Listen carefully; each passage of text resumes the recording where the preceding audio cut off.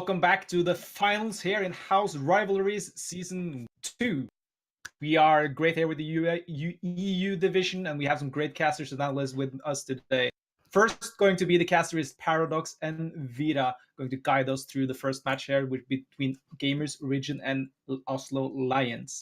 And we have on our analyst decks, we have Dolla, Bills, and Faloir.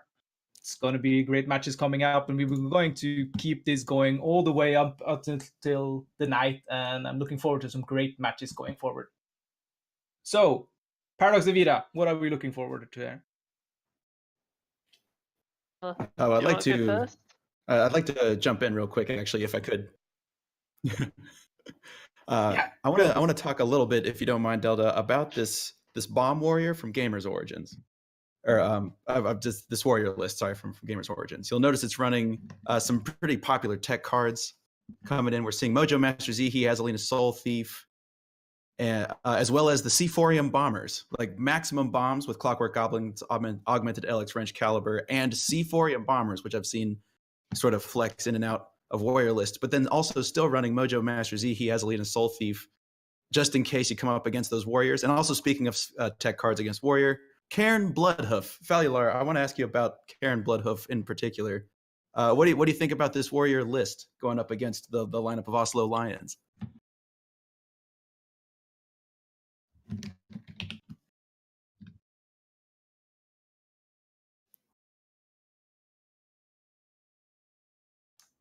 Sorry, I think it's a really good tech against that lineup, specifically banning Murloc Shaman. The warrior is less in the control side and more on the mid-range side, and thus the ban makes a lot of sense. I would question the ban from Oslo Lions, though. I would suggest that the token druid might give them some problems, but we'll have to wait and see. But Cairn is definitely going to play a big role playing against the warrior if it's in the mirror, and I think it's probably less impactful against the mage. But against the hunter, it should also be quite a good card. That hunter is way slower than usual hunters. Yeah, and I wanted to jump off that comment on the druid. We actually see this druid playing double Explodinator as well. I mean, we've seen Microtech Controller come in a little while ago, but Explodinator and Replicating Menace, sort of giving it a little bit more, what would you say, a little bit more maybe mid-range punch, a little bit more, just more bodies to be able to tag Souls of the Forest onto, stuff like that. Yeah, I think the main thing that this thing does is basically make the token druid way better against warrior, and thus allowing them to go for different bans. I do think that they're quite favored against Murloc Shaman, but the deck became so explosive after the nerfs, and people can see or are seeing now what it can do. And maybe they're just fearful that the Murloc Shaman can sweep them if they don't snipe it with that druid. So, token druid with the max is a really good choice when you're trying to have a shot against warrior. I don't think it makes them favored. I just think it gets them closer to that 50% mark.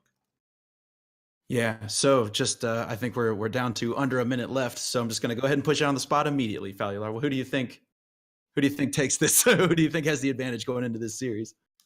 I think Gamers Origin have the edge here. I think their lineup is probably too aggressive for that hunter to deal with consistently, and I think they're better geared towards the warrior matchup, and that mage can get a win. Also the Lions mage can get a win against their lineups, but apart from that, I think they're pretty favored. Yeah, we actually see I am nervous. I'm a little nervous for Oslo Lions, especially with that shaman being banned. Just so we don't end up caster cursing anybody. I think I see a path for Oslo Lions to win. Right? They find their warrior is a much more controlling warrior with Archivist Elysiana at the very top. One mana nerf notwithstanding. If that warrior can find its legs, like Control Warrior, I feel like just always has a chance. So if they can successfully match up, if they can clear this mage, then I think there's a path. There's a path for them to get there. There's always a path. That hunter can do a lot. We've played that kind of hunter in previous 2 weeks, and it's been doing a lot of work.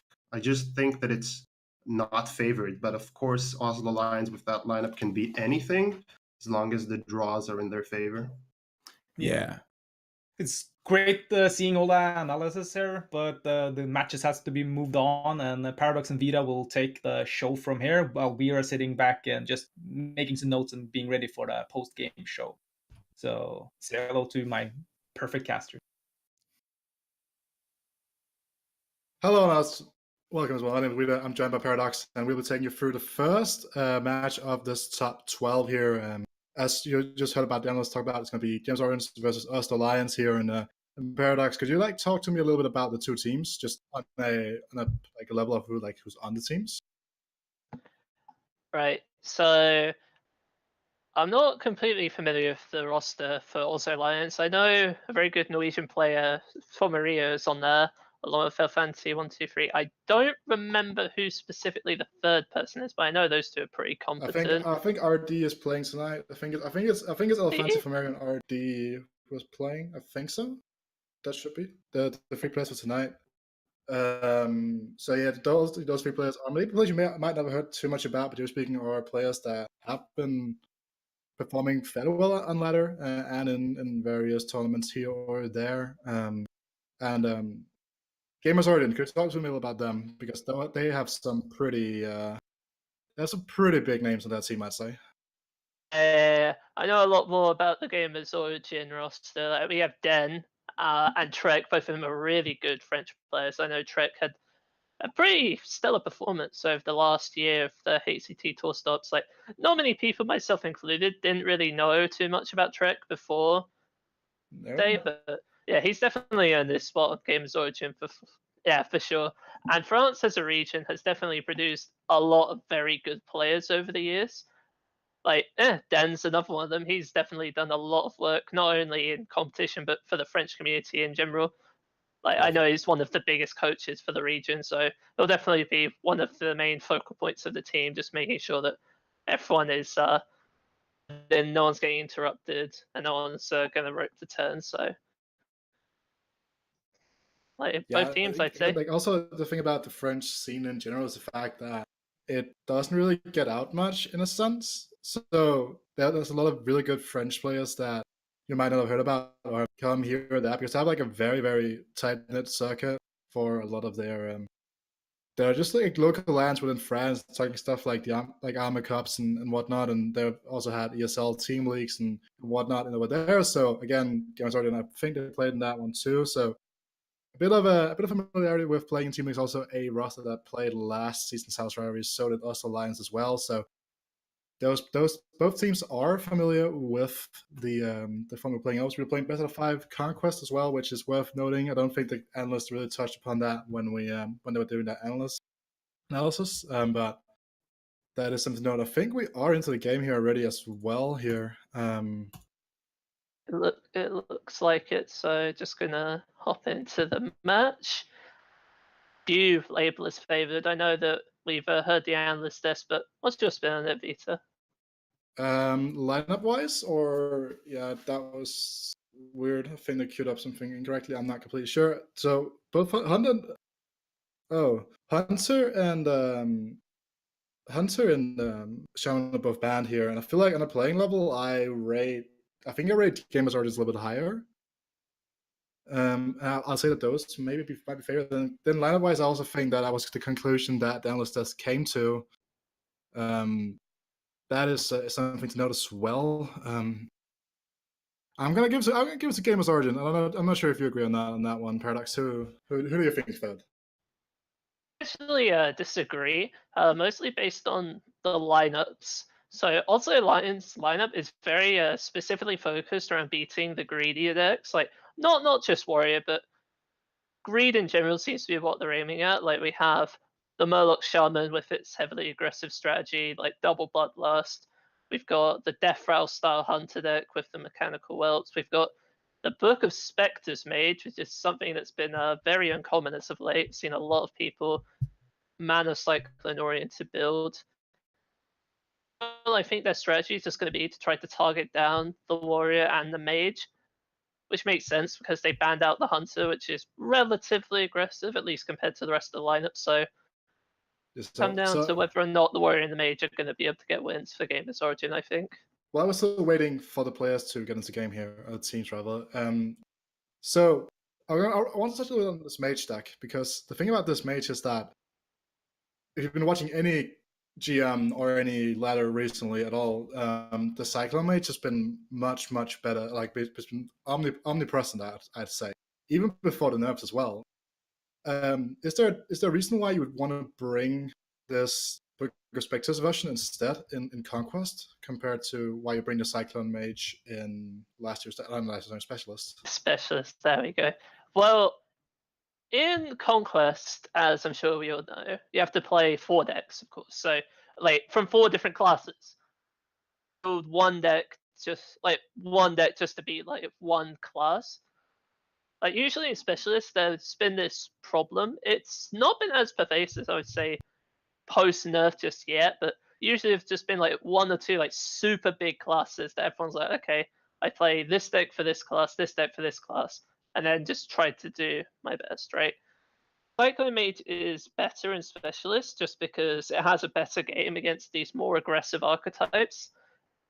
Like, even in the Open Cups, we've been seeing a lot of Shaman and a lot of Hunter popping up, which are very aggressive archetypes, which could definitely blow this Book of Spectres Mage like right out of the water. But you can just ban those aggressive decks right out of the gate, and then when there's only big late game decks left, and Conjurer's Calling off on Mountain Giants, that's pretty good. And we are into game now, at least now. I'm not sure if you guys at home are with it just yet, but we can see right now opening hand here for games starting equals Dreamway Guardian, Silix, and Replicating Menace. Opening hand right now for us Alliance is obviously pre-mulligan. Is Book of Spectres, Alex, Jurassic, Skyrim, and MCT. So look at these mulligans, Paradox. What are we keeping? What are we mulling away? I would definitely put the Druid as the more aggressive matchup. As long as they can stick a board and then just throw a Savage Roar out, that's just the end of the line. It's going to come down to how fast of a start Gamers Origin can get with this Token Druid deck. And with all of this new mech synergy, pull the board, but not as much of the wider one if you're going for like on 10-4, for example. But yeah, a start like this is definitely not what they're looking for. Like, they've got Solve the Forest and Forest Aid, which are definitely good cards, but you don't want to see them on turn 1.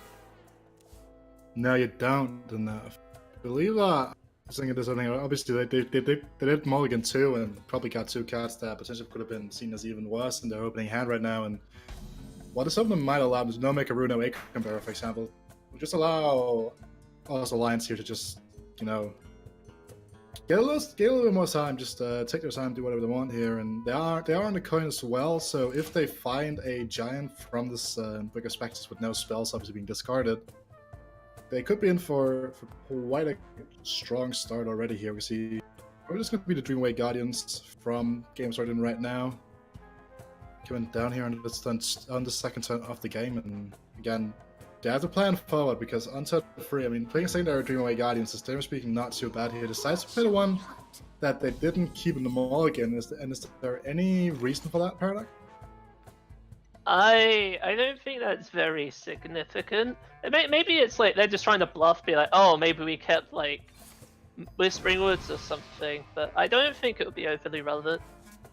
I think what will be relevant in this early game is, like you said, the possibility of that early giant, but we also do see the mind control tech in the hand, so if the Dreamway Guardians again, the mind control tech is 4-5 in stats on turn 3, which is pretty good. I mean, that's a turn 3 Yeti, as people would claim here, and obviously, again, it does really removes 1 minion from the board, but I mean, even then, they have the ability to just trade off afterwards, them being Game of Origins right now. I'm just trying to figure out how to go from here, because if you are the Us Alliance right here, you have this Dragon Mask Gotcha that you're going to be trying to see if you can find any way of getting value from probably on turn 4, if that's going to be a possibility, because once, like, Dragon Mask Gotcha is never going to be a bad card in this matchup, but how does sometimes these matchups can progress is that if, like, the second that one buff just hits the board, Dragon Ball Sculpture just goes down in value significantly here. At least that's my experience. Yeah, I would say that's accurate. Control to into Dragon Ball Sculpture is a very good curve. So to trade the 1-2s into the opposing 1-2 there. Or also lands on the backswing to be able to just immediately clear 2 of the 1-2s and just basically wrest control of the board from to at least like turn 6 or 7 looking at their hand. Like, they've got the scribe, they've got, so they can definitely play the later game. It's just enough to make that matter or not. That's the question here. I mean, there's potential of just jamming down the Vakov and saying that you don't have removal. The mage list as well from Oslo only includes 1 copy of Voodoo Doll. It includes double Voodoo Doll here, but just taking out the straight here and just saying that I can potentially get down a massively strong solo first turn on the follow-up if there is not that, there's no Dragon Ball Sculpture or anything of that nature. It's probably going to be pretty huge here, and you can see here. Do you want to go for the Sculpture right now? Like how afraid are you of this Vakov if you're also Lions? Like, what the good outcomes of Vakov are. So it's all the forest, like you just said. I just need to be sure that they're actually running it. I'm pretty sure they are. Yeah, Blessing of the Ancients, that's another good one. Kind of average. Wrath is pretty underwhelming. Savage Roar doesn't really do anything. They don't even play Wrath, my apologies. But yeah, I honestly think that this position for also Lions is probably not even that bad. The board. I think if you go for Scorcher here and you leave just Vargoth in play, you'd honestly feel very satisfied with that because there's that bad that can happen by Vargoth sticking this turn, in my opinion at least. So I go for the Scorcher here and just clear the board. They decide to go for the skill one instead, just to get rid of that Vargoth, and quite funnily, I'd say, interestingly, this actually opens up for the Solar Force to be stronger than it would have been with just the Vargoth in play, and that could come back to bite them here. This Blessing of the Ancient draw is fairly interesting though, because it could mean that they're just gonna be going for that instead with the Mekaru. Just take back the board control and just go from there with 2 creatures in play, but even then, like, the Solar Force just seems super strong, because with the Scribe and the First Aid in hand, you know that you're going to get value from the Blessing of the Ancients more or less regardless for the rest of the game. That's not what you're afraid of right now, right? I'm just trying to fight for the board control, just to hopefully take it back. But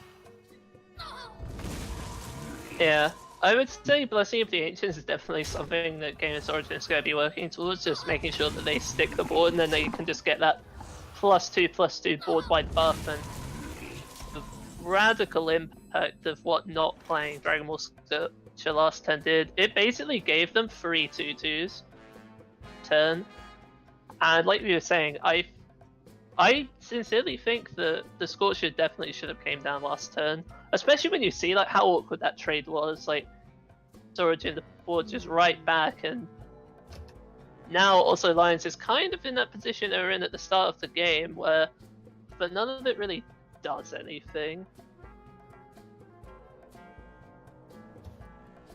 so going for the hand right here, they did chop the Gasiliacs, Oslo Lions that is. They do have the Harrison as well. They can potentially do something like Twilight Ray and just clean out the Sun Fury Protector. Those are options that are definitely worth considering right now, because the Twilight Drake would considerably slow down this push from us Alliance, from James Origins, fairly effectively here. So this is far from an easy turn here, but it looks like the Twilight Drake into Protector might be the play here. I'm just going to play hold on to the Twilight Drake without the Protector here, and just say we're probably going to ring out this copy of Ashramance the next turn, and just hope to find something good from it. This does, however, mean that if Gamers Origin feels like they can push 15 damage through, I'm not sure they will. The Scribe might possibly be better, but I mean, again, like a deck such as the Mage, it doesn't include Flame Strikes, so you won't really necessarily get punished for going massively wide. Obviously, the Twilight Drake will be able to take the trade into any of the minions that's buffed up regardless. a play that's potentially interesting here would be to pop open the Mekaru and then go for the Blessed Angels, because that would put one extra body in play and would set up the 2-turn lethal push, which the 2 extra damage would more than be reimbursed. I like that as well, because with the Mekaru out there, the Scribe is likely not going to put that many bodies on board this turn, so better to put it down later when you're guaranteed to get those 4/1/1s. And yeah, like, as you said, this is a tremendous amount of damage being pushed forward right now. And realistically speaking, to deal with 30, but... what outcome from the Astromancers here would be enough for Oslo to really come back to the game here? I'm trying to think that play an Astromancer would put them at 8, which would then allow the Walking Fountain to potentially be a thing. Walking Fountain right here would obviously be incredibly strong, but it's generally speaking down to that, I believe, from this Astromancer to really swing back the sport. I think there are other options that wouldn't be bad.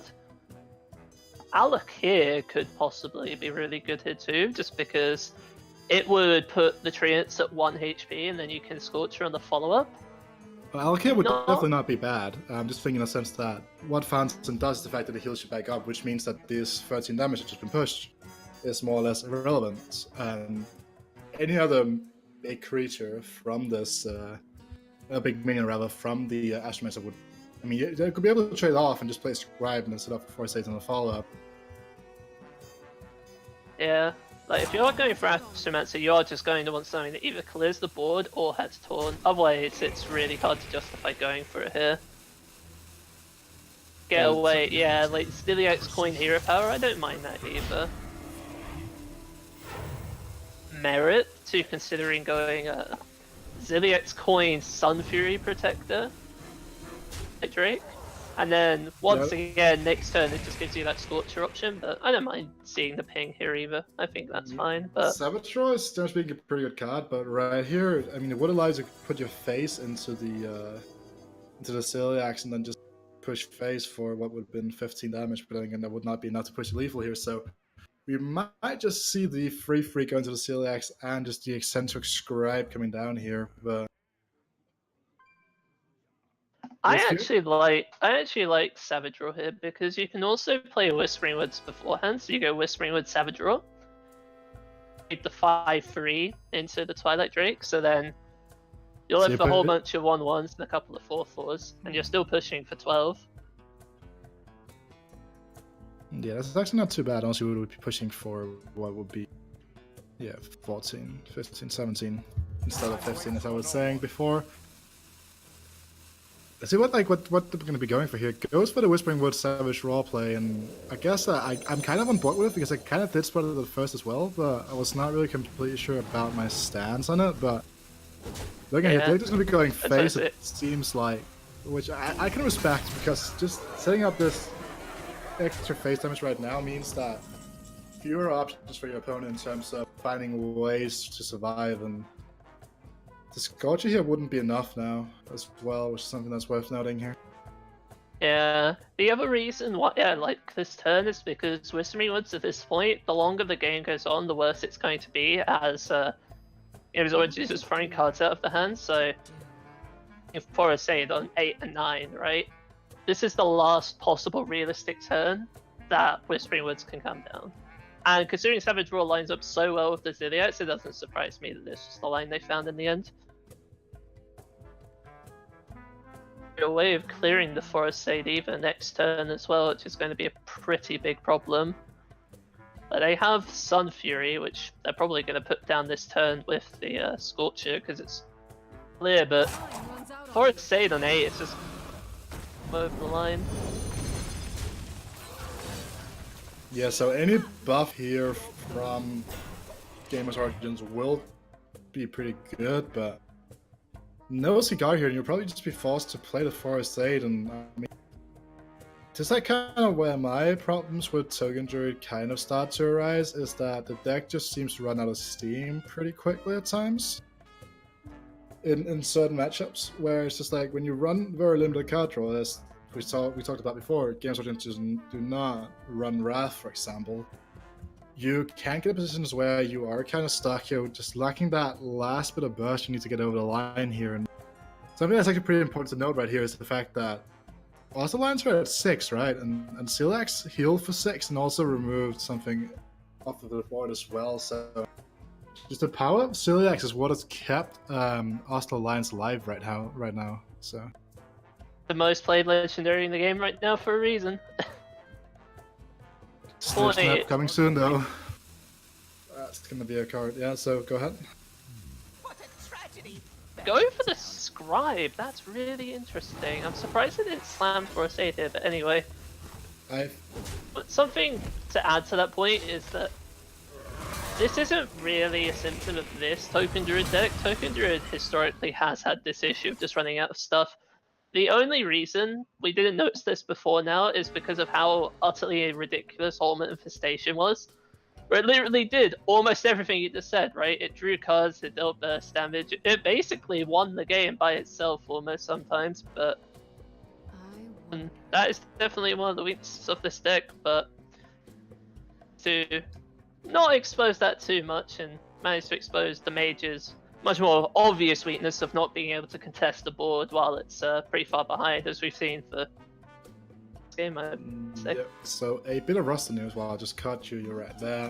The Lost Alliance will be playing with Alex now instead of Famario. He's subbing in for tonight.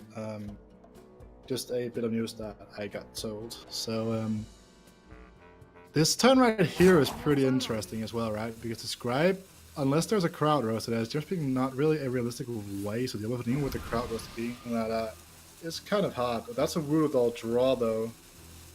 And that Rudolph draw is pretty damn strong, but didn't the crowd roaster just do the exact same thing as this Rudolph accomplishes? Oh, no, there is something the Voodoo does do. It cycles through cards. Getting into cards like Conjurer's Calling, which we just sort of rolled off from the Book of Spectres. The second Sun Fury Protector, which I believe is in there. Yeah, the second Sun Fury Protector and Alexstrasza, right? The way that you're realistically going to beat the Token Druid if they have the Forest save. You can read that it's not there, but those two cards are really the only things that are going to get them through this game at this point. They have to play the long game in order to win here.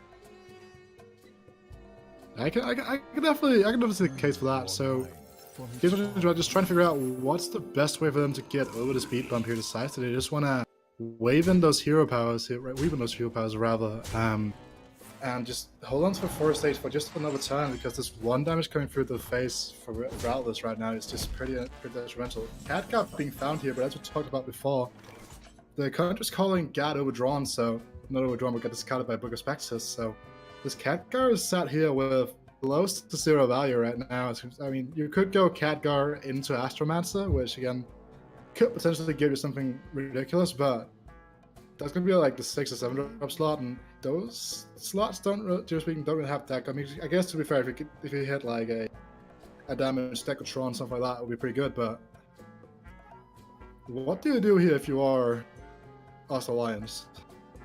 I think you go for the option that you just described.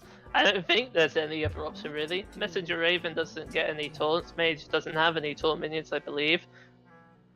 Harrison, like Mountain Giants, they don't clear the board. I mean, So I think you have to go get a taunt. The best minions to get right now from the Messenger Raven would have been like a Meteorologist, and I wouldn't even deal with the board here. So Rope starts burning, Esmeralda comes down, and that's not a taunt or a rush or anything of that nature. Not a taunt. Just like that, Gamer's Ordinance goes up 1-0 against Lost Alliance here in the initial top 12 playoff match of HouseRivalries Season 2, and just like that, you were talking about how Lost Alliance might, I mean, the analyst test is talking about how the Lions might struggle a little bit against the Origins right now, and that was a pretty rough game, I'd say. I'd say so, but there is something to take note of, which is, first of all, that Token Druid is favored against the Mage. I wouldn't call that an upset, really. Like I've been saying, the Mage just can't really deal with these aggressive strategies in the early game. It is why the Cyclone Mage has seen so much more play, just because you have all of these cheap spells that allow you to take control of the board. And then most importantly of all, is that Gamers Origins still has their mage and the warrior still left to win the games, right? That's the most important factor. They can afford to take a loss or two. It doesn't matter. What matters is getting that warrior mage over the line. Decks Oz Alliance have brought quite as easy, I think, to get those other decks through, but maybe Gamers Origin will prove me wrong. I believe that we are currently on our way into the game number 2 right here in the... What do you think you queue up here? Obviously, we're going to see that right now, but besides that, the Hunter is going to be queued up here from the Lions, and obviously, the Hunter was banned for Gamers Origins, which this is like completely different. This is like a mech hunter with 9 lives, so again, I've seen 9 lives, like obviously it was in the initial list, then we stopped playing in the mech hunter, so is it just in here because we are just trying to beat out the greediest decks possible? 9 lives in general also has some utility. I've played a little bit of this hunter deck in my own spare time. The main utility of it is that in this matchup, for example, you can get Spider Bomb recursion, which is very useful when your opponent is trying to put down like early mountain giants and such. Or later on in the game, it allows you to get like 3 mana 7/7s, and we all know the Shaman meme of 4 mana 7/7, but 3 mana 7/7 is pretty good too. Especially when it puts a cat into hand, right? And also something to notice the fact that they are running Archmage Varkov and are running a list that have a few more spells in there as well as the max shots as well. So interesting. Also running Oblivitron. So, you know, a list that, generally speaking, is pretty much about some of that, that value raising here. Track going to come down here from the Lions. I'll make a Rune of Fireworks tech. What's the pick? I'm leaning towards the tech just because you can help us draw through our deck with the Earthatron coming up, but the Mega Rules also don't go into a Death Rattle pool, which is probably pretty good in this matchup, I'd say, as well. Like, preferable, for sure. You don't really want to be getting 3 mana for a 1/1. That's a pretty bad deal as far as I'm concerned. The only thing that's unfortunate about rolling the Mechas over with tracking is it means that you're less likely to be able to have a good play on turn 2. It means you're basically surrendering the board to the mage if, as we see here, they do have a 2-drop that they can use. If they want to commit the Flash Witch Doctor, that is, though, if they feel like they need to spell in the matchup because they need to find more ways of dealing with the onslaught here from the Hunter, because again, this mage stack compared to the Cyclone version is a lot less heavy on answers, right? There are just way fewer tools for them to handle any sort of aggression coming in their own face. And I was playing against the Hunter. Obviously, it was the more aggressive version on Lava just earlier, and I was playing the Cyclone version of the stack, of the mage stack, that is. And I was just struggling to find my feet against that deck, just because it just goes so it just goes in at times, and it's just super hard to really do a whole lot against. We see right now the Oz Alliance are kind of just taking the time right now. Obviously, do have a set amount of time per turn. You use that time plan ahead, because then on more complicated turns you don't have to debate things you don't have to debate with things in the past. That's the thing about like playing the team dynamic, and I don't know if it's something that you have experience with at all, Paradox, but there are a lot of more like there's a lot of things you have to consider, that's for sure. So right now, this turn, here's what we're talking about. Are they going to commit the Fire to Witch Doctor just to take back the board here? It wouldn't surprise me if they do. It depends on what Gamers Origin view their role in the matchup has, whether or not they think that they're the aggressor or they're the control deck.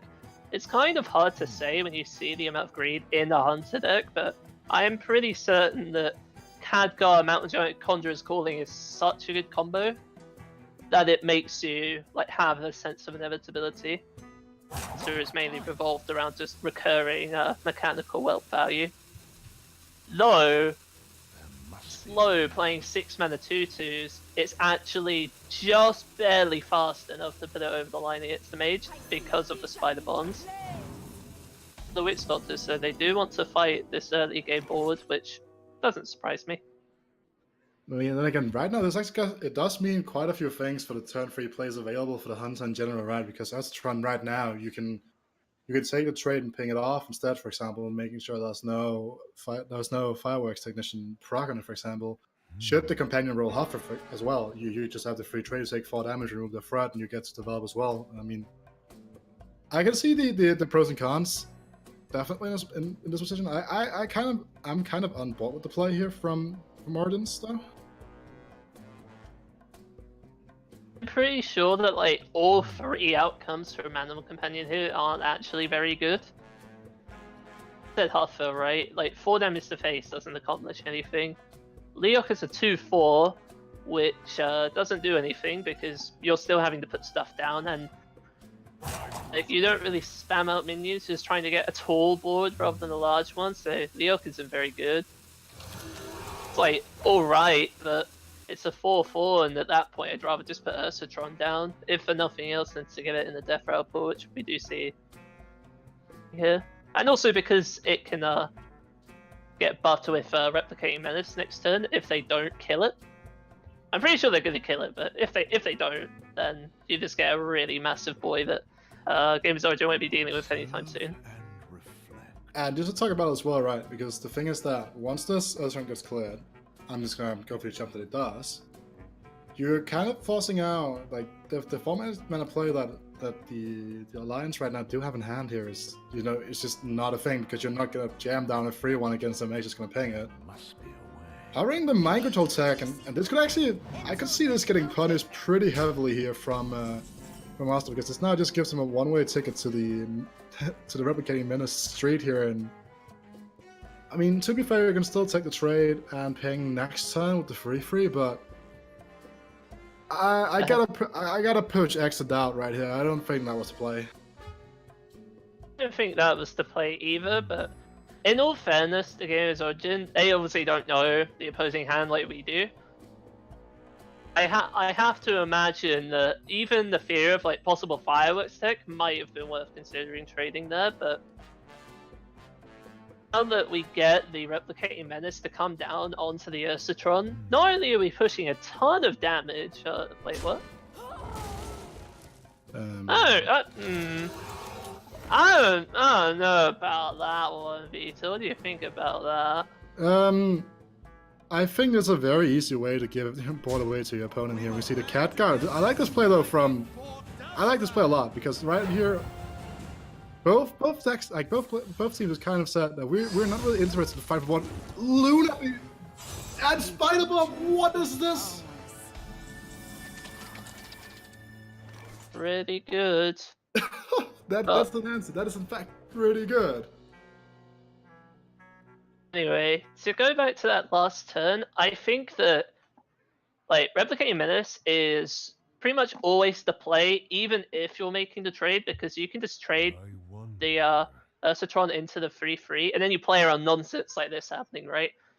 Khadgar Conjurer's Calling, as crazy powerful as a combo as it is obviously way worse on a 2/2, like on a 2-drop, than it is on a 3-drop. Like, so really powerful to get duplicated right now. Nature, right? That's not just about the stats, because this stat, the border stats right here could just have well been a suitor, right? But the thing is that once you start going to that 3-mana slot, those effects start coming in, like the Spider Bombs, the Lunas, etc. They just start coming in. So this is, to me, pretty weird to take a look at, and I feel like you just have to kill off either of those Lunas and the cat guy right now. But the problem is that then the Spider Bombs just get to do so much work on the board as well, should they want to take it. I mean,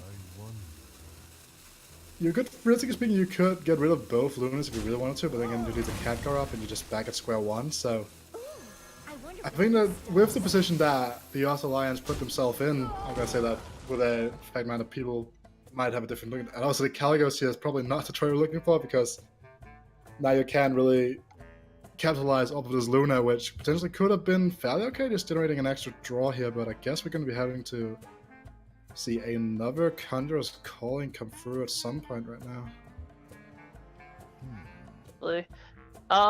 Okay. So last turn we saw that Oblivitron was just added to Ozoline's hand, and getting Oblivitron down on 6 with the hand that we have right now is incredibly huge. All of the mechs that Ozoline's have in the hand, right? Mechanical Well, Replicating Menace, Spider Bomb, all 3 of them are incredibly good cards to get for 0 mana. The Death Rattle as well. So where does Conjurer's Calling hit Or because considering that they're kind of, it looks like they're going to use this on the opposing minion right here. Okay, they decided against that. Go ahead, put your point. Yeah. Oh, that's on the Ursatron. That's good.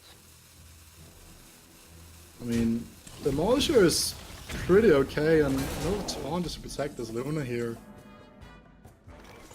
Unleash the Beast picked up, but yeah, as I was saying, like Oblivitron here. They both have Tron.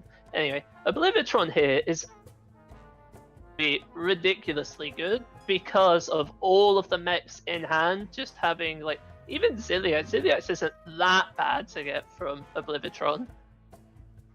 I mean, it's somehow not. sticks. It's going to do a lot of work. I mean, it's not. I don't know. I think also Lions can pull this one back.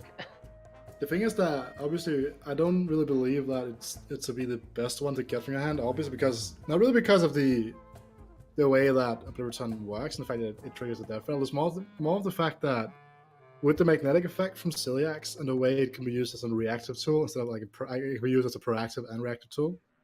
I believe that just having the control to play Celiax from hand is a lot stronger in my opinion at least. See right now with the minimal amount of pressure on the board right here right now for Gamer's Origin, they're just gonna be able to stand down the Oblivitron and just take it from there. And if you are GO right here, you have the potential to just go curve on curve, right? And that's, generally speaking, not bad. But then there's also the potential just like jamming down a giant and just having that ready for the follow-up as well. I mean, if this giant sticks with a hand that consists of double Conjurer's Calling, you're probably going to take over the board quite dramatically, even if this Oblivitron decides to just go ham. But it all depends on how much value this Spider Bomb is about to get.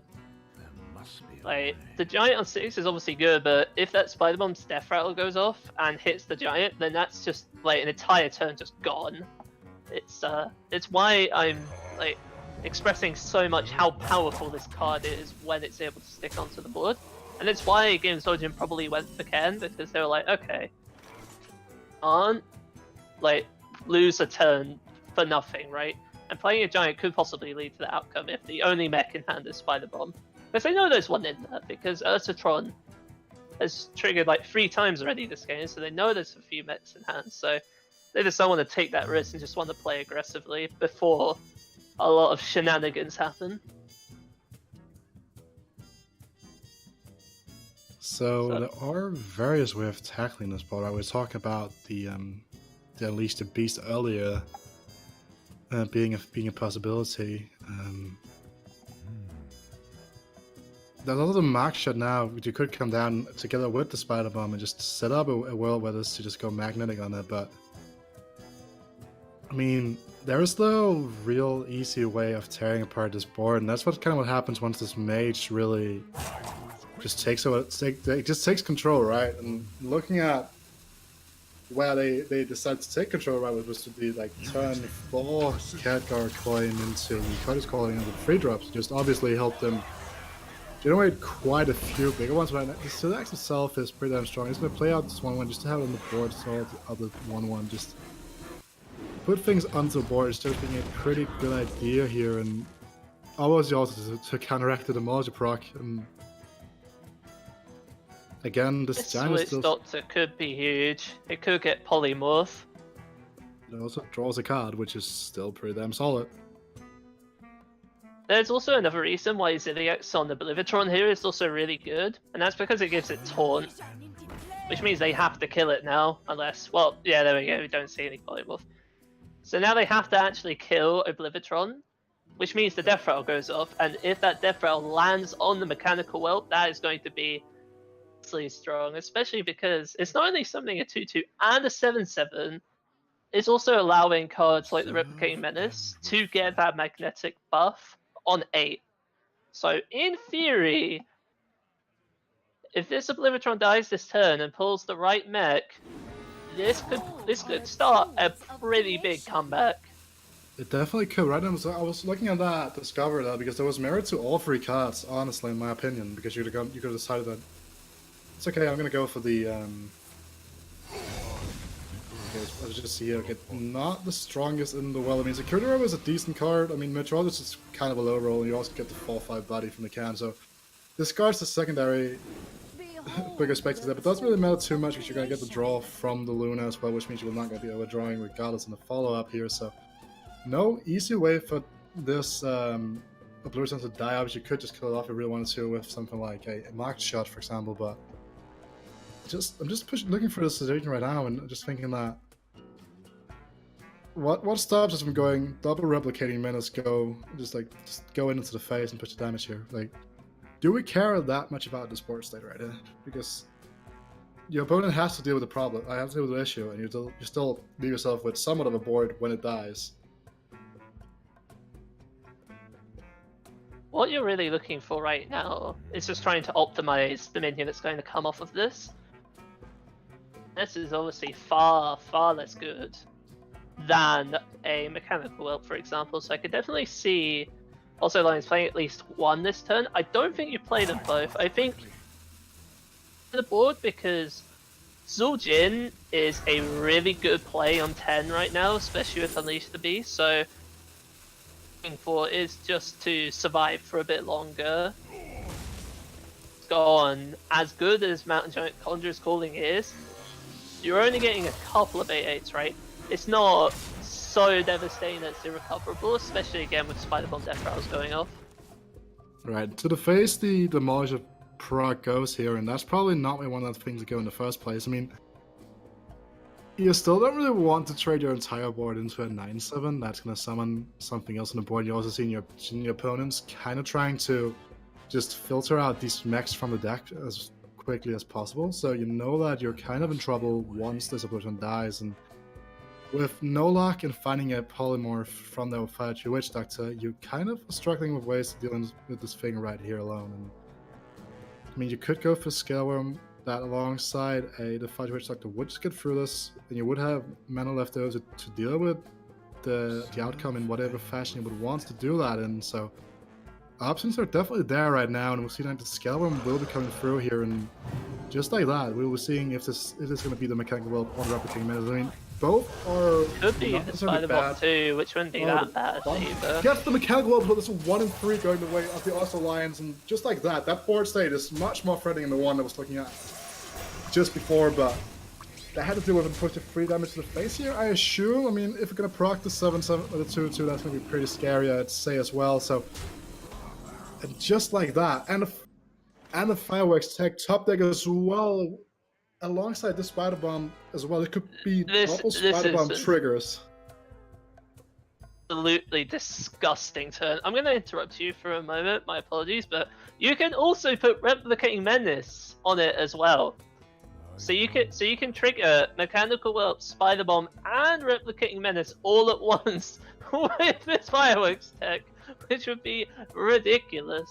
I'm not sure they're going to do that though. That feels a little bit ambitious, but they could. I mean, that would be hilarious. So there is a world here where I don't think this makes any sense, honestly, what I was trying to do here. But I was thinking about a world where we might just weave in the Unleash the Beast, but I think this is just probably better straight out with nothing else here. I'm gonna see the Fireworks that coming down here is not gonna try to minimize or maximize the chance of this hitting the 8/8 rather, because what they can do is that if this doesn't hit the way they want it to hit, they can buff with Replicating Menace and take the trade into the 8/8 if they want to respect that, because they probably would know that there might be a Conjurer's Calling in this still. So this game has been absolutely going back and forth. You can also go face and threaten the lethal here. But what I'm noting about this game is the fact that this is like turn 9, and this game has been absolutely wild so far. So much action.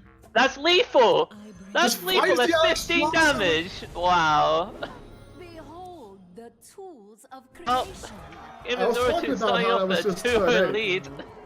I was talking about how it's like turn 8 and turn 9, and like Alex costs 9. I mean, can you really fault them for not thinking that through? I mean, so many cards have been drawn, obviously, right? You've seen with the Luna as well during some extra card draw here or there. Like, they are felt like to have that. You had to trade, but if you take that trade, do you ever win the game? Obviously, they decided to sell the 2-turn lethal. They thought that they might not have the ability to go that long because some of that bigger plays that they had left was the Soul Jin, right? And that wasn't really buffed up in any sense. You know, they had used like a mark shot. They haven't used anything else really, and the Soljin would not have come down with the Empower, and if you start giving so much time back to the mage, the game might have just been over. So I can respect the play. I mean, obviously it's very unfortunate that a singular card in the deck ended up taking it for Gamers Origin, and right now this is just going to be Warrior Central here for Gamers Origin. They have to win 1 in 3 games. I mean, is there any world where Us Alliance come back and take this 1-3-2? Oh, absolutely. Like, Warrior has typically, it's typically had a lot of trouble dealing with this Hunter deck. And as I say, so what else is there? Like, they banned the Shaman, right? Yeah, they banned the Shaman, I believe. So we've got, the Conjurer, like, we've got the Dragon Star Maze there, which is also like fine against Warrior. And then I'm pretty sure they banned Shaman, so they've got the Mirror Match, which I believe the Mirror Match would be Gamers Origin favored. I'm not 100% on that. It might be the Shaman. I mean, like, the Shaman is banned, so the Shaman doesn't really matter right here. The Mirror Match would be Warrior versus Warrior. I'm just looking at it, I think, like, the Origin, the Gamers Origin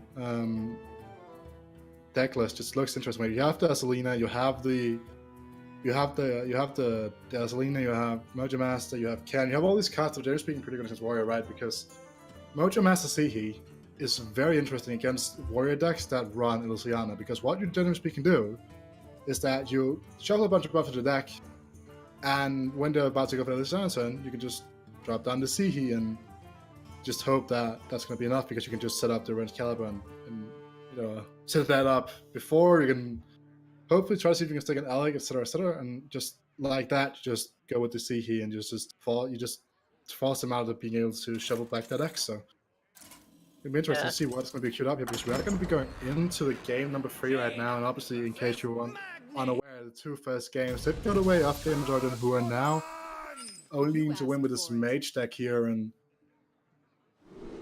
I need to win for Warrior, you mean? Yeah, did I say mage? What did I say? The mage. I said mage. I mean, obviously, they have to win this Warrior deck. Obviously, the mage being queued here from Us Alliance, and this mage deck. This mage deck came into fruition as a Warrior count in the first place once the meta really started to settle. So, I mean, I assume that the Lions will be taking this one, and then we'll see though. Yeah. The bombs typically aren't as effective against the Dragon version of Mage as they have been against other decks like Nomi Priest, Nomi, and obviously what Rogue did with like Myra's and Chef Nomi of Shadow Steps is why this bomb version of the deck gained so much prominence over its typical control counterpart.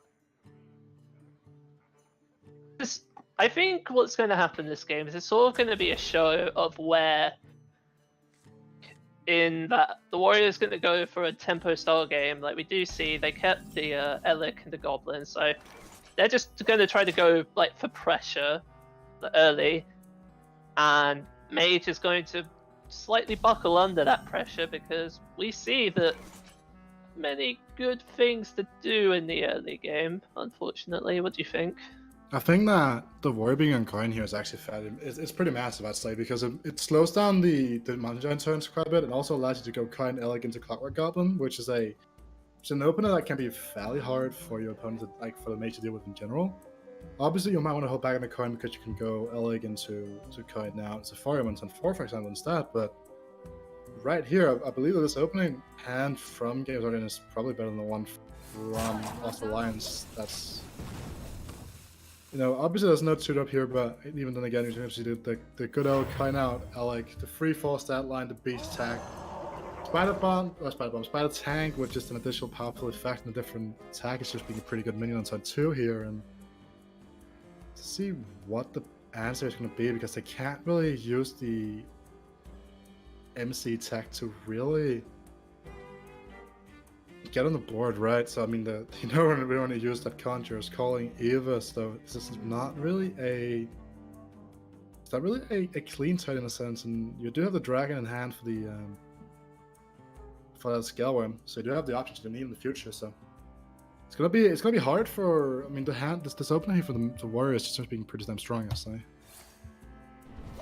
So they go for the ping, and I frankly I disagree with the idea that Mind Control Tech on 3 was a bad play. because they can play MC Tech on 3, and if the Elec trades, then you can just ping in response, lightly playing from behind. You're probably going to scale him here, clear a guy, and then position where they get like one minion over you. I'd argue it would be better to put the minion down earlier so that you're at least able to fight this negative board battle earlier on in the game. Isn't really a very good card in this matchup. Warrior usually isn't going to be putting 4 minions in play, so saving it feels very debatable. And especially if also Lions was to use the scale 1-4, then pinging the free fall there feels very suspect to me. Obviously, they're doing it for expecting a Zilliot, different card to come down and turn free, right? Maybe an Acolyte Paint or something like that would require that hit as well, but I don't know. That play felt like a little bit in two minds, and maybe that had that one of the players been playing on their own, for example, they would have gone for a different line, just playing out the tempo MCC. But again, when you're communicating, you end up having to go back and place because the other players say that it's the better one, and if you can't argue why it's the better one, we see here. I was considering this, looking at it, armor up shield time, just to preserve the tempo, right? Because if you're in a position where you're gonna have to use the shield time to deal with a bigger threat, you probably weren't gonna win this game in the first place here. So, I mean, Silex right now takes back the board, and you're still allowed to play the Giant next turn. Having just seen that shield time, you know that there's one less answer for the Giant already. So playing a Simba Giant probably won't be as risky. What do you think about that? Just like jamming on the Silex there. Zilliot in general, like the way that this game is sequencing out so far, like we saw the scale 1-1-4. Like if it were me, I would have saved it for a bit later because we do see the C4 Bomber hand. So what happens now is that Zilliot comes down, clears the guy, and then C4 Bomber comes down on 5. An answer to it, and you won't really have an answer to it for quite a while. So. Like even if you go Zilliot on 5, Giant on 6, you're basically hoping that the Giant sticks past the C4 Bomber, which is unrealistic. But again, that's just my opinion, and I'm not going to drag on it for too much longer. Record. No, I think that just go with the C4 Bomber here. If you are against Origins, you're just going to be the play because it's just turn 5, you shuffle another bomb, and just like that, there's the fact 15 damage is looming in there, could come anytime at all. Like it's very interesting, and right now with the 5 choice that we draw, there might be an argument to make something else, but there's like selection to go face, and we're going to be seeing this Giant here, and the only answer to this would be a brawl. I don't believe that there is a big game hunter in the deck for Gamers Origins, so finds a shield block here, but I guess if you don't want to tank the 8 damage here, brawling might be what you want to see. Yes. And essentially, this looks like this has worked out relatively well for also Lions. Though, so now the Bomber trades, and then Ken comes down, and then the Giant's kind of sitting here, and you're kind of forced into playing Conjurer's Calling next turn, or else your Giant just... At that point, you are basically playing into Brawl, which is what you really want to avoid when playing this matchup. You want to try to make the Brawl like have as little value as possible, so that eventually you just get this giant Khadgar turn, and then the Warrior just can't deal with it and just dies. Because of how much early game like removal also Lions had to do for the board, like they had to play from behind for so many turns. In this position where they are forced to Conjurer's Calling, and they're almost giving the Warrior a free reign to Brawl, like almost. I don't know if they'll Brawl next turn, but to be so much better now that Gamers Origin have been able to fight for this board like so well in the early game. Yeah, we still know the traits they're going to be taking here are... Gotta go for the Conjurer's Calling here. Let's just see if they're going to commit for the second one. I don't believe that they will. Just going to play the drag as well. Maybe they had to read that there was no brawl because they feel like the Giant itself sticking around. Might have been enough pressure here, but Dr. Boom on the 7 here is just being a pretty strong play. And I recall that during one of the last weeks, I heard Sokta talk about how they, in a game, them being Nodawin, had to tank, I feel like 40 damage or something like that just to get down the Boom, and it is still won from that position. That's just how strong of a card like the Boom is, and these mechs that are going to come through here for the French side here for coming up in the future is going to be pretty interesting. I guess the hero power as well. The Blaster one on this. And right now, this is just right back at the situation we're looking at before. If we were Alliance, so they could trade out the carry if they really wanted to. That feels very, very, very non-value at least a bit. But then again, do you really want to commit more to the board? I mean, to be fair, you could just hold off and then like for one more turn and just go face and push the 18 damage here. Yeah. This sort of comes back to what I was saying earlier about making Brawl just a good card, which is what you want to avoid. Like now, also Alliance is just putting stuff on the table. Insane. And because Ken is here, like now there's like a 1 in 5 chance that Ken just wins the Brawl. And even if Ken doesn't win the Brawl, they still get a 4-5 off of it, so... really awkward position, and yeah, I absolutely agree with you on the whole playing Dr. Boom and just winning the game off of it is the most powerful warrior card in the meta, and dare I say... sorry for interrupting you, because now it's my turn to just point out something about this game. Those two Fire Witch Doctors were absolutely hot fire. Power of Creation and Pyroblast are pretty damn strong options here. Now this board we're talking about is going to come down. Let's see who's going to win it. Well, if it's Ken, it's going to be pretty bad. It's Karen! Wow. Karen actually won this! That's insane! That's really bad for also Alliance. Like, again, now they're stuck playing from behind. It's super, super unfortunate. And something that's worth noting, I'm just going to bring up the lists here. This is the only copy of Brawl in the deck from the French side as well. They're heavily debating not clicking that button. And if they don't click that button, which it looks like they're not going to, yeah, Pyroblast just became a lot better for the Norwegians here. Even with the double shield block in play in hand as well, that button was probably still the play, and I actually think that's in fact due to it, because the cut you're going to be getting from that Acolyte of Pain you would have gotten from the shield blocks regardless. So just taking it, like just banking that 7 armor extra already, because you just saw 2 cards being discovered for your opponent, and 2 spells that is, and given the current state of the game, they were going to be the most greedy options possible, I believe, at least. But then again, there's also the option, like the value to the shield blocks being that you don't want to use them for draw. You want to use them to power up your shields. Coelp with Conjurer's Calling. It's pretty interesting. It doesn't put on a lot of pressure immediately, but given the nature of the game, those are pretty interesting cards to have, though. Frankly, one of the this will give an extra draw over to this Acolyte of Pain, so the attrition game will change a little bit in terms of who's like has the most resources in hand. But even with like a Conjurer's Calling, that could be extra 6 drops. And as I said before, the one copy of Brawl in the deck for Gamer's Origin, it's gone. It's been used. They won it. They got their value for it, at least. They got value for money. Unbelievable payback, but damn, I mean, if one of these mechanical wolves stick, this Conjurer's Calling is going to hurt. That's all I'm going to say. Something else too.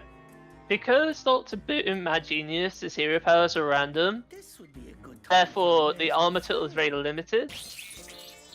Well, and Conjurer's Calling for some reason just wasn't in hand, right? They could continually push 4 damage until Pyroblast was lethal. That would be an entirely justifiable line of play. I really like this play here from Gamer's Origin. Just finding a line that makes just so that you deal with one of them and just have the secondary in play. And you can see here this lineup play might get punished in a sense, but no value trades, nothing else on board here. And even if a board were to be developed right here from us Alliance, it is gonna be interesting. It's gonna be different. So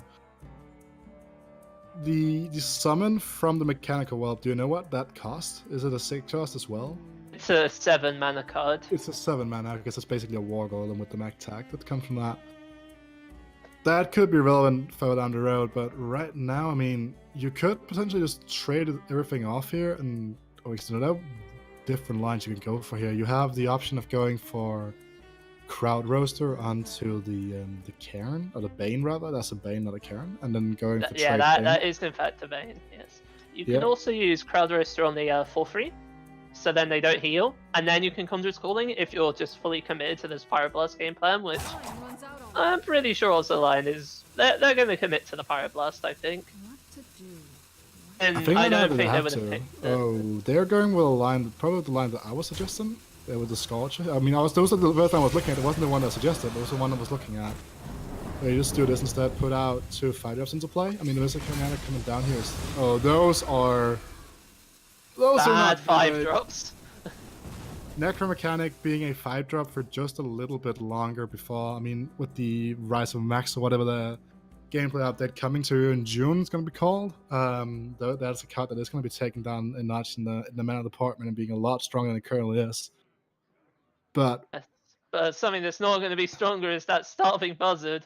That thing is still 5 mana, unfortunately, and yeah, that is not what they wanted to see at all. I mean, Starving Buzzard is a card that still triggers PTSD for some of the most old school players of this game to this day. So, I mean, it's a fall from grace, right? I mean, right now, Starving Buzzard is just kind of living off his days in the MLS and just, stealing a living.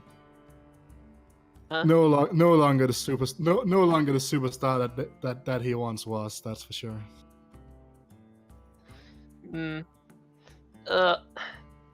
Something else too.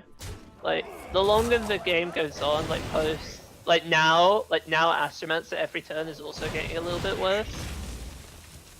Anything else they could have done last turn, like Astromancer Conjurer's Calling, just to try to capitalize on the lack of brawl, but I think they're still going to be fine, just because now finally, also Lions finally, is to rest the board from the warrior, and once the mage has the board properly, it's going to be very hard to stop them. Yeah, but I'm just looking at these double Mystic Commanders as well. Those are going to be very, those are going to be immaculate ways of just tearing this board apart. Something to notice as well that there are in fact still 10 damage left in the deck. I believe 2 bombs that being, and should a Blastmaster Boom come flying at the top here, that would be pretty damn extreme. So this is so there are 2 plays in my mind right now. I'm looking at something like Messenger Raven into Astromancer, and I'm looking at Alex Strasser to the face. Both of those lines have upsides and downsides, and I believe that the Alex play is that if my Alex sticks, I'm just gonna hit you in the face and you're gonna die to the Pyroblast. And it looks like that's a line that they are favoring on the side of us, the Lions. Decides to go against that for a while now instead, and says maybe that's not the line here. The road I was going to say, I don't think that's the line here. I think there's an extra step, which is what they're taking, which is, well, if Alex sticks, then we're dealing a lot of damage to face, but it's a stick, Toki and is then pretty Alex, damn yeah.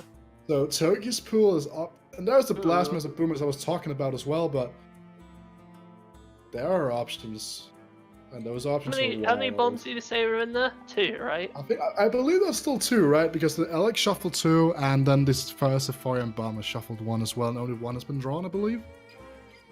So that would summon 4 Boombots, and unfortunately this hero power from Dr. B Mad Genius is not very good. It's actually really good. It's decent dealing with the Messenger Raven, but not much else. Yeah, but it does do that, but then it allows much more centered triggers from the Boombots, and Boombots Unless always the deal Boombots 4, go face. deal 3, deals 2, and this is where things start to become dicey because you want to commit the Boombot. Gets the swing as well, and just like that, you're talking about how the board was taken back. The board is now very much in favor of the warrior, and we were talking about how this warrior deck just does things, and I mean the build here, which is just how sticky the board has been with the care and stuff like that. It's just been unbelievable. I mean, to be fair, we have quite a few low rolls on the Ost Alliance side of things as well.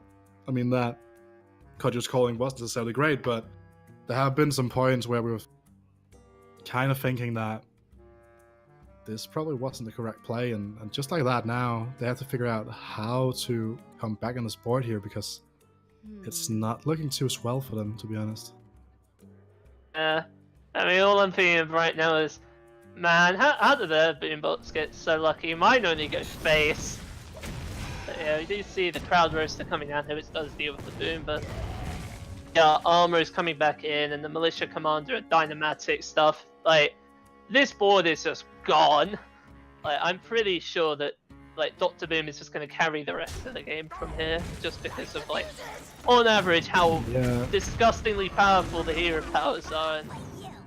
And now there Mage should is be always 4 just in the running out of deck, so resources. this could just be a chain. It's probably not going to be a chain, but even then, you know, just taking the 5, it gives you much less to work with in terms of HP, and just gives you much less flexibility in in the place that you have available. And right now, even just playing the Togi to see if you can find a high roll legendary became a lot harder to do. So, I mean, this is hard. This is tough. This is really tough for the Norwegian side right here, because they are struggling quite a bit. You know what's even worse for them, by the way, too? Because Game of the Origins hand isn't looking that great, and take their Pyroblast and kill them with their own Pyroblast in 2 turns. They can actually do that as a legitimate play. That would be pretty damn sweet, I'm not gonna lie. Looks like that might be what's about to happen. Like, I don't mind them going Brasilina here. I don't think they'll do it. They value like the opposing hand that much, but they might do it if they go for it. I bet they'll love to once they see what their hand is. They know that there have been quite a few very heavy cards in deck, so and a hand rather. So I don't think it's too out there, but I mean, this board situation right here is going to be incredibly hard to deal with unless another Dragon Ball Scorch is found. And even then, you're still committed to taking 3 here, so yeah, it's interesting because obviously the Missile Commanders, they do still have the rush. It's only the +5 or +3 attack bonus roll that they lose. So these Missile Commanders could help also Alliance take back the board should they get stolen from these mind control attacks. That is something that is worth noting. Yeah, 5 out of 6 minions on this board have rush, because it's not only the mechs, right? The militia commanders too, they also have rush. Like, they're holding on, but for how much longer? That's the question. Like, you go MC Tech Sun Fury, but that Dr. Boom hero power, it's gonna catch up to them. Oh, they steal the Dynamatic! That is pretty good, but I would say like the positioning is kind of unfortunate, because I feel like in that position you probably would have wanted to steal the Dynamatic first just to set up for a better Sunfire Protector. Right now you're going to be forced to put them onto 3/3 and just but with the trade here from the double Missile Commander rather, that's just going to be the like just the hero power, just making sure that more damage is pushed in the face. So I mean, the Warpath here as well is a card that can help just tear apart this board, but if you're committing to Warpath in this board, I don't believe that you're doing anything meaningful with your turn regardless. So it might be favorable for you to take back, like just sit back and play a shield breakers to find something of much more use to you here. I don't know. Regard, I just don't believe this Warpath to be the play right now. I don't think Warpath is the play either. They might be ballsy, they might go for Azalina, they might go for it. I don't think they will, but they might go. Looks like they are going for the Warpath here. I mean, I guess it does give them the just to get the elixir up. Yeah, it makes sense. Which is pretty hard to remove, but right now, just like that, if no bomb is drawn here, which is not, this could just very well be a Toki turn. You say you don't have 6 damage to put into this, so as long as I don't draw a bomb, we don't draw the bomb, we're pretty safe. So I mean, just going for the Toki and the Messenger right now might not be that bad of a play. Just develop those threats. I mean, even doing something like Alex Strassering offensively here, just to put your opponent onto the back foot, might be a line to use. I'm not saying it's going to be. I believe that's a necessarily good play, but let's see here: Khadgar, Arcanosaur, and Magic Dart Frog. I mean, not the greatest options, right? No elementals to really use for the Arcanosaur left in the deck, I believe. So Khadgar might give you some value further down the road. So, I mean, Token the Time Tinker is probably the play right now. I don't really see anything else. So, Let's see what this token is going to generate, though, because this could be huge. This could be game swinging. Oh, that is poetic justice. Juggernaut. That is poetic. That's all I'm going to say about that. That could be decent. The original bomb card. I mean, And it doesn't even shuffle a bomb in either. It shuffles an explosive mine. Which does Call it a bomb. They called it a mine. So you can't even play Bomb Warrior of Juggernaut in Wild. It doesn't work. F in the chat for all my wild homies out there.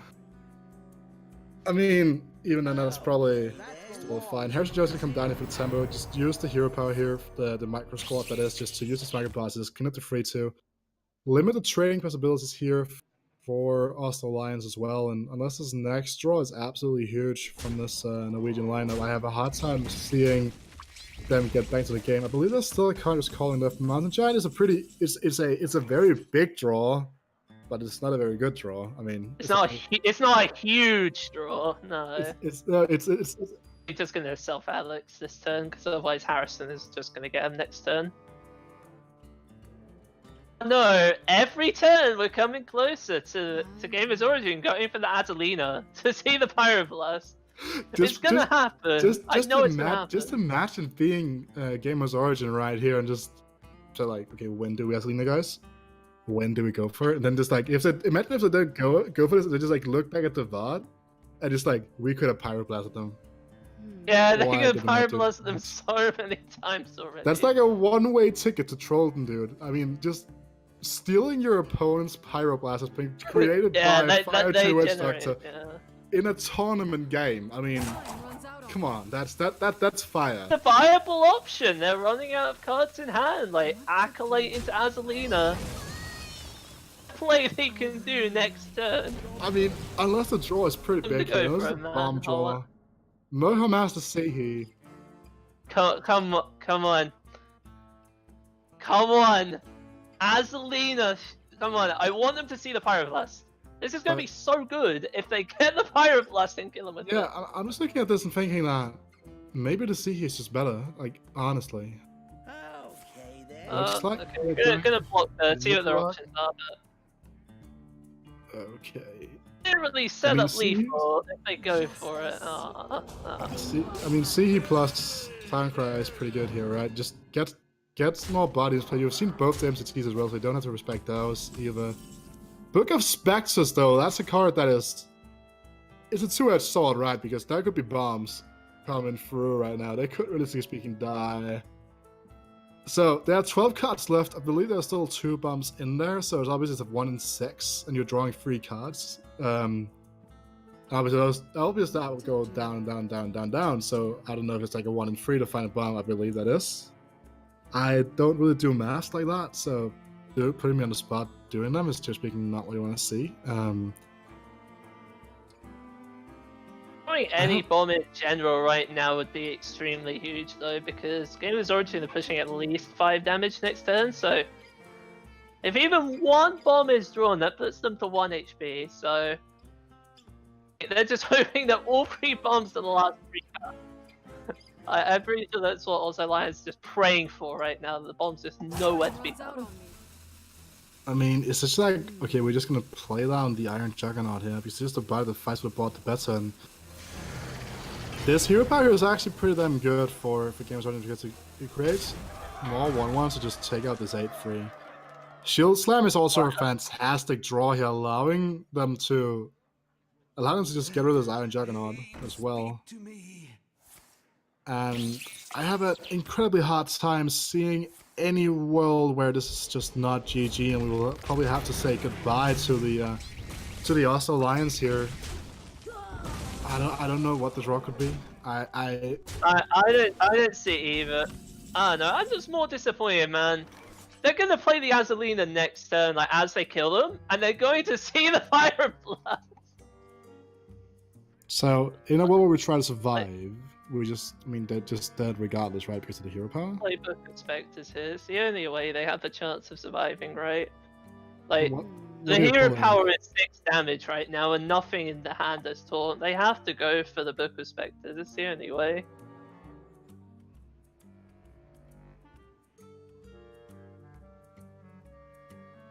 like Harrison Ping doesn't do it, Catguff Ping doesn't do it. Like, oh, I'll go for the book.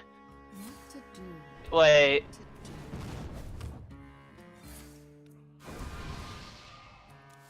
do? Oh, that's disappointing. Oh, they didn't draw the bomb?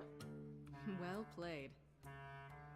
You Oh. win this. That's disappointing. I wanted to see the Pirate Blood.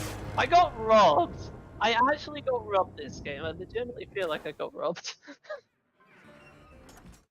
We were so close to having a legendary end to that game, but played it safe. And like, in all seriousness, they really shouldn't have gone for the Azaleen at any point there, but it would have been incredible. They're into top 8, and hopefully they'll be able to carry the momentum from here. We're about to pass it back over to the desk. Making sure. Going to pass it back over to. That's what I say. I'm going to go and pass it back over to the analyst desk, and I'm sure they're going to have a lot of fun stories about what they think about their game. So take it away, guys. Yeah, that was. Series took some time, but it was a 3-0 over to Gamers Origin here. But what do you think about the match, Bills and Falloar? Oh man, I actually some of my favorite stuff to talk about, and I'm going to throw it straight to you, Fallular, because in that second game, Mage versus Hunter, we were talking about how what an awkward draw for the Mage in like the very early turns, and they just found ways. They kept finding ways to successfully not be dead over and over again, and finally were able to turn it around into a win, which when I was watching, especially in those early like first 4 or 5 turns, I was like, oh, this is awkward. Yeah. Exactly. When I saw the lists, you could tell that Gamers Origin did not plan for this kind of Hunter, and this Hunter targets Mage so well. We brought it ourselves in attack mode last weeks, and it performed so well against Mage. And when the Hunter drew the way that they drew these Ursatrons, and the Mage drew pretty much air, I was really grim about Gamers Origin prospects, but they just spotted how badly they were situated, laid their cards right, took advantage of a small mistake from Oslo, and just took the win. So kind of blew my mind. I think that's the game that sealed this series. I think they were favored, but this unfavored match that they won just completely made it their game, their series. Yeah, and then the very first game, all that time ago, like Delta was saying, that Druid versus Mage game, we saw Druid just able to just never really run out of stuff. We made some comments over the course of the game, like, oh, they cut all the stuff that synergizes with Keeper Steladris. There's no rats, there's no. The only choose one spell in the entire list is 2 copies of Power of the Wild. But man, those eccentric scribes just keep making stuff awkward for these big kind of controlling or like sort of the Conjure Mage deck and all these control wars, just really awkward to deal with a bunch of scrolls all of a sudden. Yeah, I think it's very difficult for Oslo Lions Mage to actually beat on that on Token Druid. Although they have these MC decks, they don't have Rabble Bouncers, which are huge cards in that matchup. So not having these massive taunts in the early game to play against white boards is something that definitely punished them. But yeah, we indeed saw the greedy techs in the Druid really overperform and carry this deck against Mage, which is not really a very good matchup. It's an okay matchup. Yeah, and it just... we were talking, and I don't want the audience to miss out on this particular delightful possibility. We were talking a little bit about when do you play this Alexstrasza? And it just, turn after turn, the Bomb Warrior was able to develop just enough mid-rangey kind of, it's like, I don't have time to spend 9 mana on a giant dragon. Turn after turn. This Mage just never had the opportunity. Yeah, we saw that Pyroblast, and immediately we thought, okay, this Alexstrasza is gonna win this game. And the Bomb Warrior just went for that turn. I think it was turn 7 exactly. Doctor Boom. The Doctor Boom, yeah, into that and huge we board. thought, yeah, we were like, that's so risky, but then they had all this armor gain and the scrappiness that the Dr. Boom allows them, and just crawled their way back in 1 or 2 turns and completely swung this around, making the Alexstrasza and Pyroblast completely useless. And I was mind blown. I thought the mage had all the tools to beat that warrior. I thought Dr. Boom should be on the waiting list for 1-2 more turns, and they just proved me wrong. So I enjoyed this game as well, although the Bomb Warrior is way better in pressuring than Control Warriors. So I guess we can't be too surprised, but it's still a tough matchup, the mage, and I thought the mage had the tools. Yeah, it's so strange to see a situation where you play Messenger Raven and it offers you Khadgar. It's like, right. That was disappointing. We were like talking about Peacemist for armor. Maybe they'll get the meteorologist that snipes forward. Yeah. These were bad picks, man. Right, Arcanosaur, of course, is kind of a notorious but then it's really just no help off that Messenger Raven. And yeah. And we got to see some of the fun tech cards actually come into play. We talked a little bit at the top, Gamers Origins, of course, playing 2 copies of Cairn, playing 2 copies of Mojo Master Zihi. Obviously, sorry, two copies across their lineups. You can't play 2. Yeah, I praised that. But yeah, 2 decks, each featuring Cairn and Mojo Master Zihi. And we saw Cairn pulling off major feats, actually. It survived a brawl. Oh my gosh, it wasn't respected with trades. It's way stickier than a giant, and was actually very overperforming against the Hunter, which is a bad matchup for the Mage. And it was also overperforming in the Warrior vs Mage matchup, which is again an unfavorable matchup. So that Cairn tech really boosted their win percentages here. And we are seeing that in Specialist as well. So I think Cairn is a good card. Yeah, Cairn is a good card. I think that's probably my takeaway thesis, Delta, is that Cairn's a good card. Yeah, it's a little bit reminiscent of like old Hearthstone before Nax, and also old guys has been playing since start, has been having fun with these old cards getting resurgence in the meta at the moment. But that was it for us for the first game. We will have a short break before we will come up with the next. The next match will be versus MCon Esports versus Samsung Morningstar. So stay tuned for more Hearthstone House Rivalry.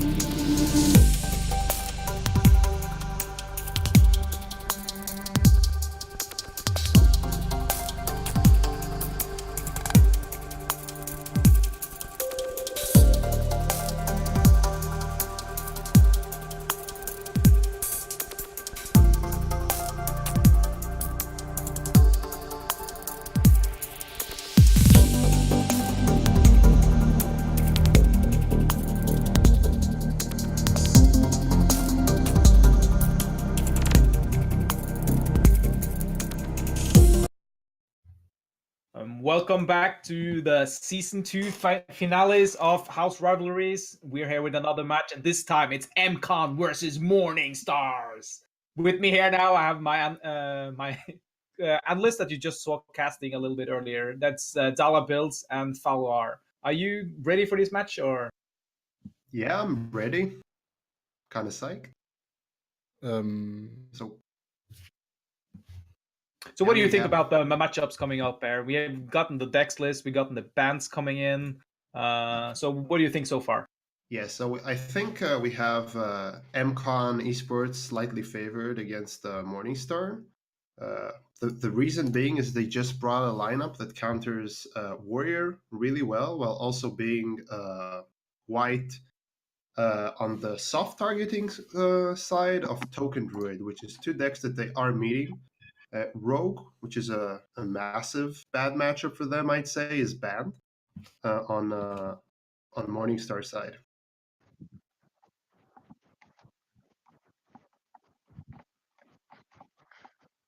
So there's going to be a difference. So one of these days, Dollar will get the right pair at some point. Yeah. But that is true, though. So while you called the other guys, Dollar Bills and Fela, for Weed and Paradox last time around, we just did the other way around this time around. It's cool. So what was the question again, Dollar? So what do you think about the matchups going into this exciting match? I think there's a lot of interesting points here, because with the Warrior being banned from MCon, they have to win with Sue, they have to win with Mage, and they have to win with Hunter. And I think that they're playing the more aggressive, the Bomb Hunter is what it's been called. And it's a lot more aggressive than the Hunter that we saw last game. And just speaking, it runs over decks much, much faster while maintaining a decent matchup against the Warrior from like where I'm standing. So I think that's going to be interesting to see, like this more aggressive strategy. I think it's going to be very interesting to watch unfold. Yeah, it's going to be interesting to see, and we will see. Like, this Sue is a bit different to what we saw at Worlds and everything. There's no rough farm. What's your take on this strategy on Sue? Let's see. Like, I don't think Rafam was overly necessary to begin with, to be perfectly honest. Like, even though we saw that incredible finals game at Worlds where Rafam just pulled like some of the craziest legendaries ever right at the end, it feels like it's more of a win more. Like, if I get to turn 7 and he's not dead, I guess I'm going to do some fancy, colorful things, but nah, Zoo's strategy is fairly consistent still. Like, regardless of the list change, it's just I get a load of guys on board, I buff them with Grim Rally, I go face. It's very simple and to the point, and this shows that with only like 3 cards above the 3 mana slot, so it's definitely going to be doing a very consistent job. That good against Morningstar's lineup? I think he has a shot against Token Druid and Thor Hunter. I'm not entirely convinced on the Warrior matchup, but yeah, Stu can just do Sue stuff basically and just have the nut start and everything like that. So who would you put your coin on here, Vita? It's interesting, right? Because you have the Hunter mirror as well, which I believe will be a little bit determining of who's gonna. And obviously not going to be a guaranteed Hunter mirror, but you have more or less mirrored list than that with a few tech cards off. I am gonna go with the Samsung Morningstars, and that is just mainly because their roster is so incredibly stacked. We have some of the strongest players from Italy, as well as Bunny Hopper representing them. So I believe that Let's Emulator and Bunny Hopper is gonna trump MCOM Esports. So what about you, Paradox? Who would you put coins on? Agree with Vita. Like, Morningstar's roster is definitely far more well known than MCon Esports has been, but they've managed to get all the way to the top 12, so I wouldn't be surprised if they were able to take it out in the end. I know my match predictions have not exactly been the most accurate, so I think I'm going to take a safe bet and put it on Morningstar this time, but I could be wrong. I have faith in my Dutch friend, Captain K here. Yeah, so that's 2-0 for the Morningstar by the analysts here, but we will hear more about this from our great caster, Falwar Dollar Bills. Now it's your turn. Yay. All right, thank you, Delta. Yeah, this is a fun, and we actually get to see some different lineups here, Falular. They were talking about the Zoo Warlock. Someone actually brought Rogue in spite of the just nerf bat beating that Rogue took over the past couple of days. Yep, I think Rogue is a really good choice. We are seeing here Zoo Warlock, a pretty aggressive deck with Cyclone Mage and Warrior. If you ban Warrior, Lackey Rogue is the name I'd give it. Doesn't have waggle picks. It's pretty good against those. You bounce a lot of lackeys. You fight the board. You have a lot of tempo. It's really good against hunters. I think it's a good choice, and it got banned, right? Yeah, it got banned even. Can we talk a second about this Druid list? Not playing any copies of the Forest Aid. It actually tops out at Ziliax. I like it. Yeah, I've never seen. It's a good call. Look at the decks they're facing. They're facing really aggressive tempo decks. They're facing Bomb Warrior. They're facing which they banned. Sorry, facing Bomb Hunter, and they're facing Zoo Warlock, which are two matchups where an 8-mana spell is not very effective, right? They wanna start on the board earlier, so they have more 1-drops, and they have Ziliax, which is always good in these kind of matchups. So I think that's a very good read. Yeah, and it just the synergies that you get along with all those. We actually saw several of these mech cards in the Druid list from the previous series. Ziliax can attach to Explodinator bombs. It can attach to Replicating Menace, little token dudes. Yeah, and heal for a lot. In matchups where it matters. I think both teams brought really good. They both read each other well, but I think lineup-wise, MCon is slightly on top. I think they have two decks that are good against Warrior, and then they have the Zoo, which is good against the aggressive decks. So it's just a matter of queue order. They can mess up a little there. But they have a little bit more room to maneuver with the only game that's bad for them is basically... Yeah, and speaking of queue order, we actually have the Zoo Warlock going up against the Token Druid right off the bat, game 1. Very good job with the queue order. I was just gonna say that if they queue that Zoo into Warrior, they lost their edge, but they won the coin toss. Yeah, and we've seen just throughout the history of the Token Druid deck, it always, it varies a little bit as people become used to it and as different tech choices rotate in and out. But Token Druid is another one that you just can never. It doesn't have just atrocious matchups, generally speaking. Yeah, and I think these matchups who are never atrocious are slightly better with these techs that we've been talking about. It has a lower curve. It has Rafts, which are crucial in these kind of games. And if a Token Druid is going to beat a Zoo, it's this Token Druid.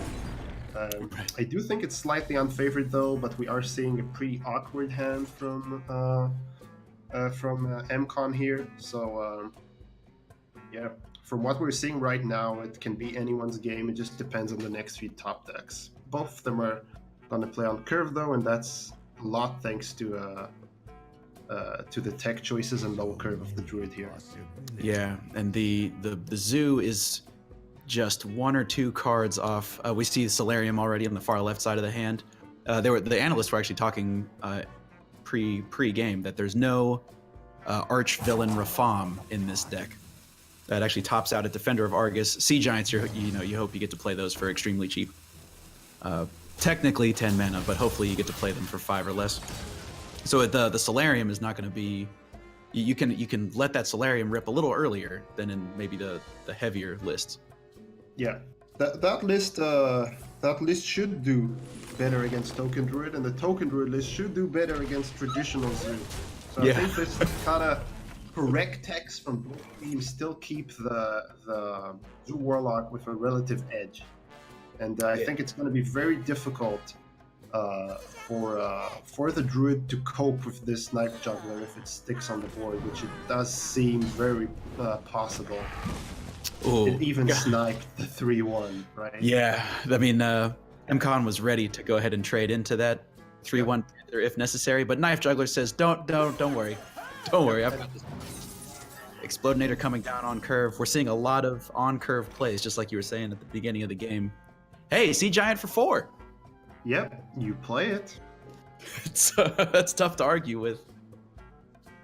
And there's another question though. You do know that druids have buffs. You want to keep that. Knife juggler, do you double trade into the bombs to maximize the chances it will snipe the explodinator? So you can trade in the 1/2 into it, because if the explodinator doesn't get sniped, you have to trade a valuable minion into it.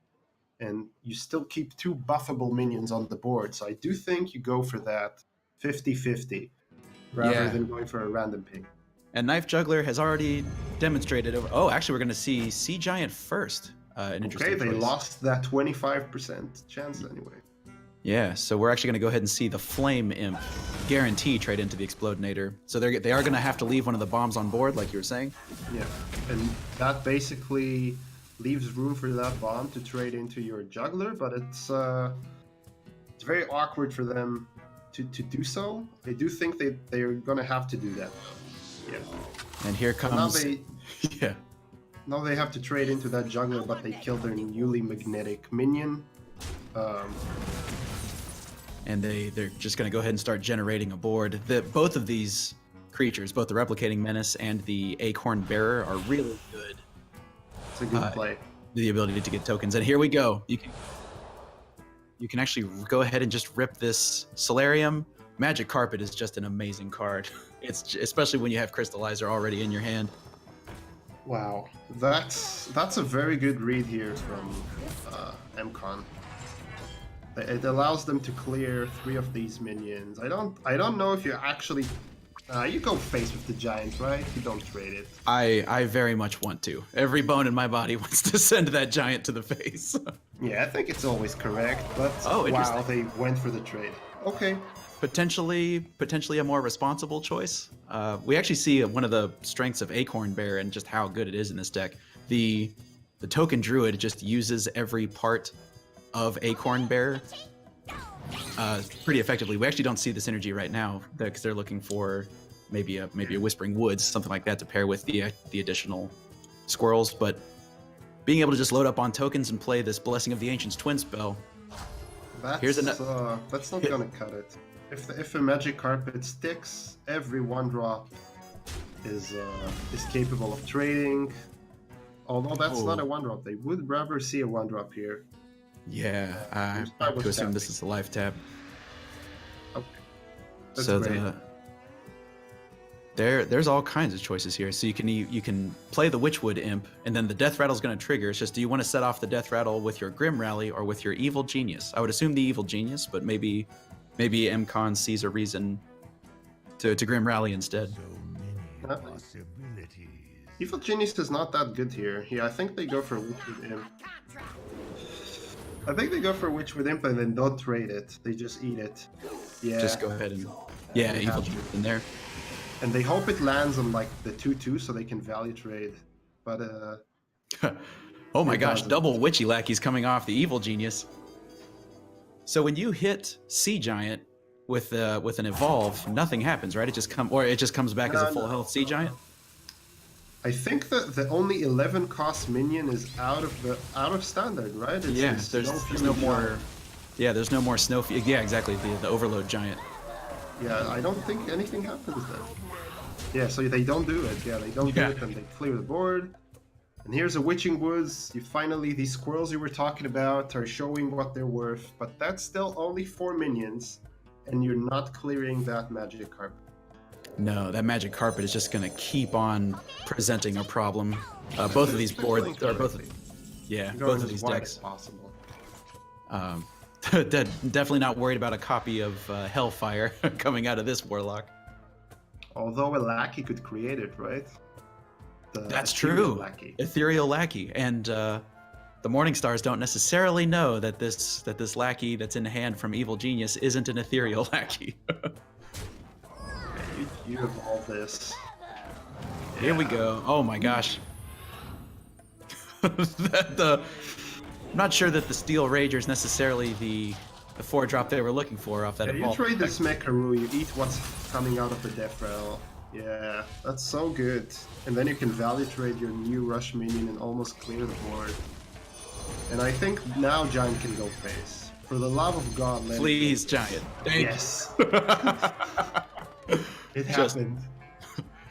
And so here's we get. We're actually going to go ahead and see the second Grim Rally come out and buff this board up even further. That's a very correct play because they know a swipe can not wreck this board, but it can heavily damage it. So that's a very correct play by MCon here, utilizing direct- all of their mana. Yeah. Oh, they're going to go ahead and scoop it up. Morning Stars is not interested in being hit to death by a giant that has 10 attack. Yep, and that's what we're talking about with Zeus still being favored against Token Druid. So the Token Druid can do everything correctly. It can read the meta correctly. It can tech towards earlier curves so it can beat up on these aggro decks. But if the Warlock does the same and gets a carpet that you can't clear, it's game over. And that's pretty much what happens. We had a correct read by MCon. They drew the carpet and the game was over. Yeah, So- it's interesting to see two decks tech against each other and then play against each other, and they end up kind of in the same spot. Now we're seeing. Actually, I don't know if it's a snipe by Morningstar. I think the Hunter is slightly favored against Cyclone Mage, but it's way more favored when the Mage doesn't go second with the coin, which is very crucial for mages if you haven't noticed. Yes. I think that matchup should be favored towards the Hunter. Yeah. I'm actually really interested to see how this, I've just started seeing this sort of hybrid. It's like a tempo cyclone that you were talking about, the ability to just generate a bunch of cards using mana cyclone and cheap spells. We see Magic Trick in the hand already, Ray of Frost. Yeah, But they'll then have it to actually- go yeah. off with that. Right, but it actually generates enough cards that you can still play Mountain Giants, which is Mountain Giants are just tough to deal with for a lot of classes. I actually go for Arcane Missiles. As much as Arcane Explosion is good against the 1/1 Vex that you can expect from the Death Rattle of that 3/1 Death Rattle that I always forget his name. The Replicating Menace. Replicating. Oh God. Yeah.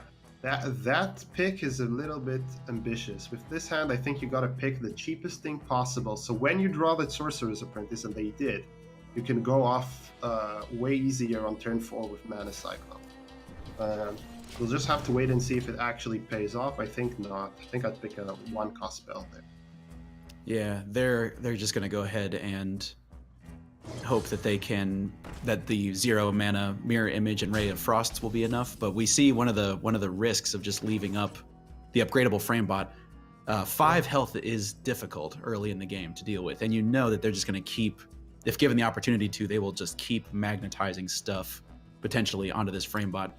They're not playing the Book of Specters Giants list, so there's more concerns about stuff like Polymorph, which we actually just saw come into the hand. So Actually, going super Polymorph is big, not included in Cyclone Mage list, so they also have MC Tech, which are 2 nods at these aggressive hunters that they're going to face. So Polymorph is a really good tool against what you were talking about just now, against these big magnetic minions that can happen for Hunter. And then you also have MC Tech, which we aren't seeing this far, but we will see maybe in the future. And that also punishes these whiteboards that hunters can create. So really good techs again by MCon. Both, I can't stress this enough, both teams have read their opponent correctly. Yeah, both teams very prepared, and we're starting to see with the side effect of that very thing you were talking about at the beginning of the game, because they don't have magic missiles. Cyclone was able to generate one fewer cards. Yeah, and Arcane Explosion is not doing anything anytime soon. I'm not seeing anything with 1 HP. They could trade it next turn, but do you want to trade your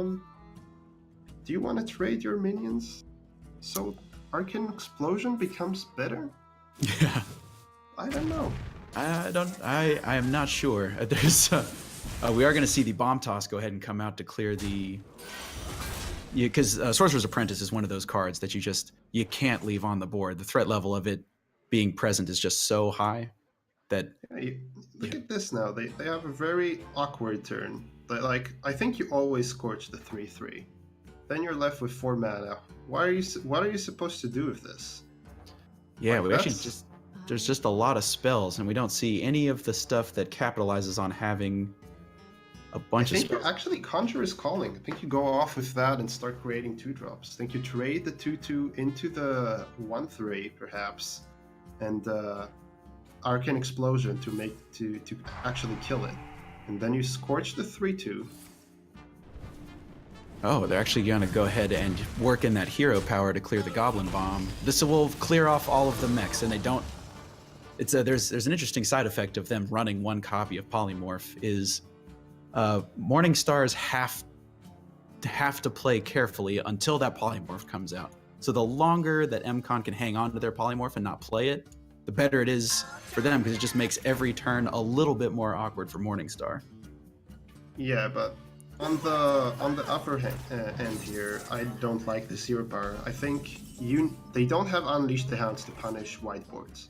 They don't have MC Techs because they're aggressive hunter. Why not start creating tempo with Conjurer's Calling when you have the mana, when you have the turn where you're not being pushed, instead of pinging here a minion that can't attack you unless it gets magnetized, because you have the polymorph for these magnetized minions and you have a 0/1 taunt in its way. So I really liked going off with Conjurer's Calling last turn, but we'll have to wait and see if it actually cost them the game or not. Yeah, and we actually see one of the potential rewards of hanging on to their Conjurer's Calling, in that the Sandbinder is guaranteed to fetch either Mountain Giant or Mana Cyclone.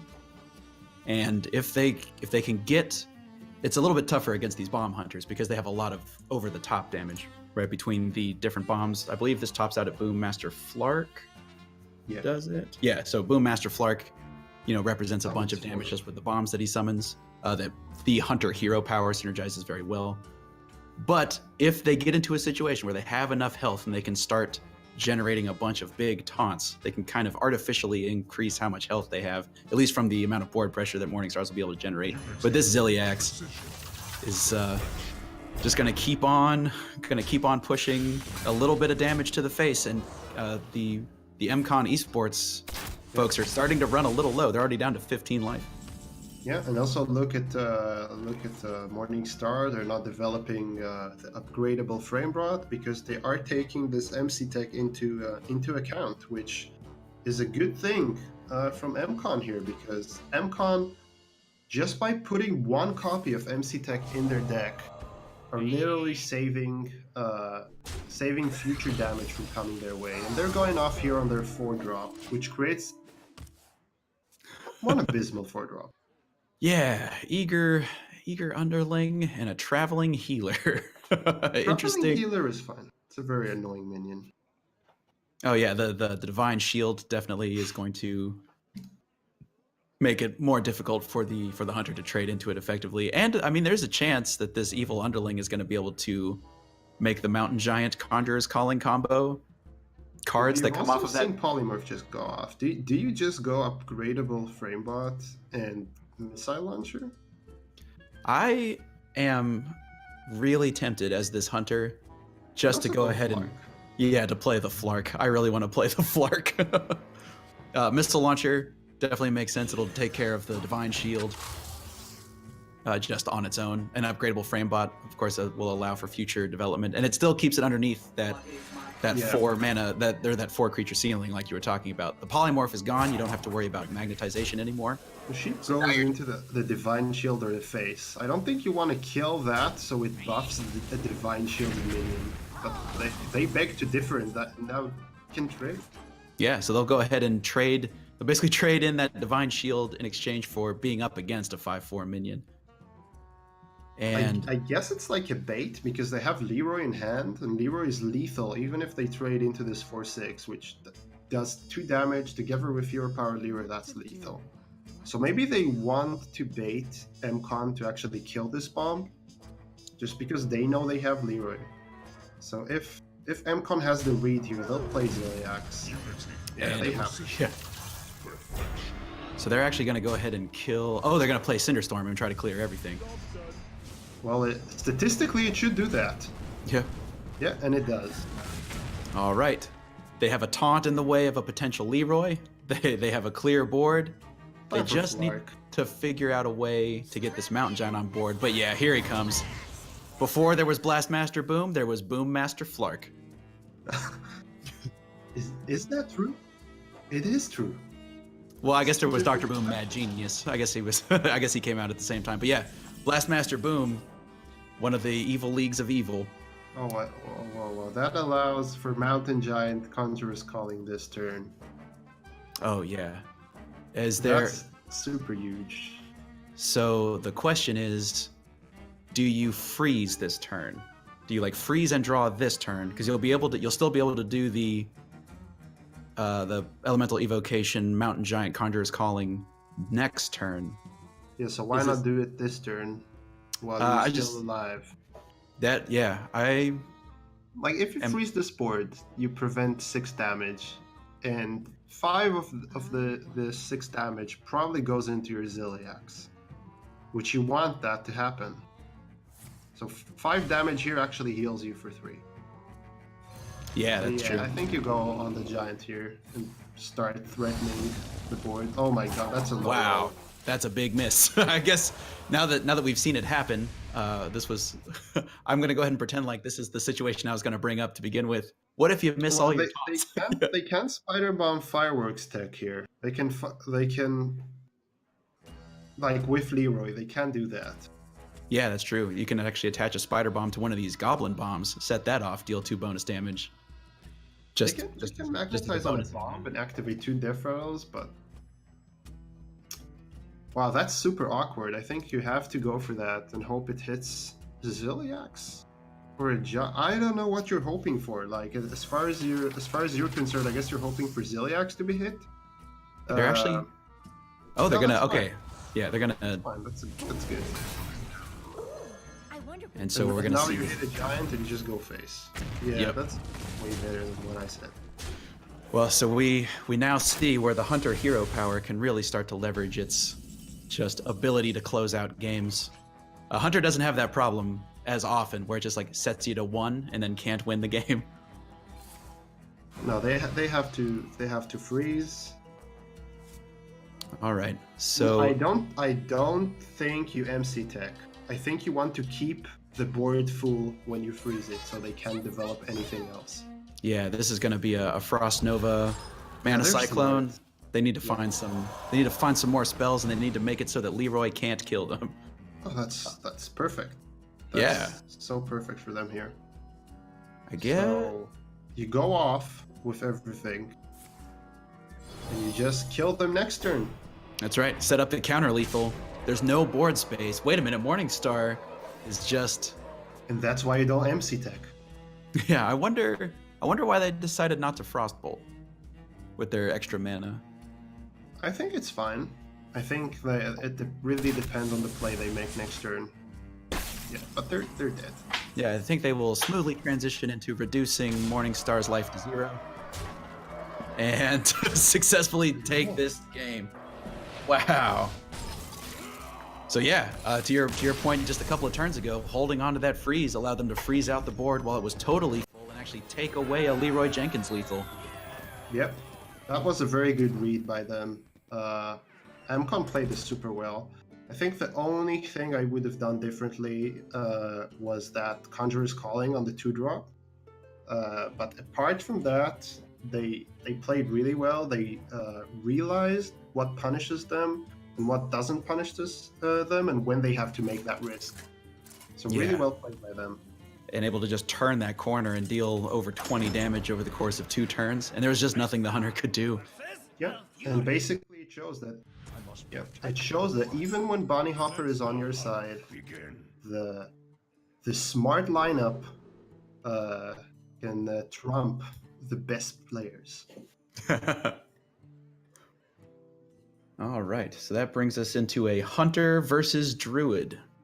We're gonna Yes. see the mech hunter for MCon esports go up against Samsung Morningstar's extremely low curve. Well, I say extremely, pretty low curve druid. Yeah. And then they draw just 4 cost cards. Yikes! The upside down draw. The upside down draw, exactly. But Token Druid should be a big favorite against Mech Hunter. And spotting that, I think MCon know they have to go for maximum tempo, so they go ahead and coin this Galvanizer so they can start having minions to contest ASAP. And that's such a big relief for them to see that the team going first doesn't have a 1-drop and then doesn't have a decent 2-drop as well. Yeah, and we see the power of that Galvanizer coming out early. All of these magnetic minions are actually buffs that they can just load up on this Galvanizer and start really making it awkward for the Druid. This list of Druid is playing a pair of swipes, but they don't have any silences. Yeah, that's a 3-2 that's going here. So now we're gonna see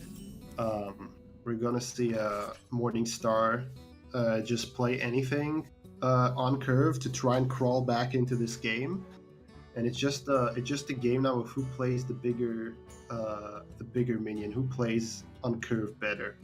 And I think it's gonna be on MCon's side until, and that's an if, Morningstars draw something that floods the board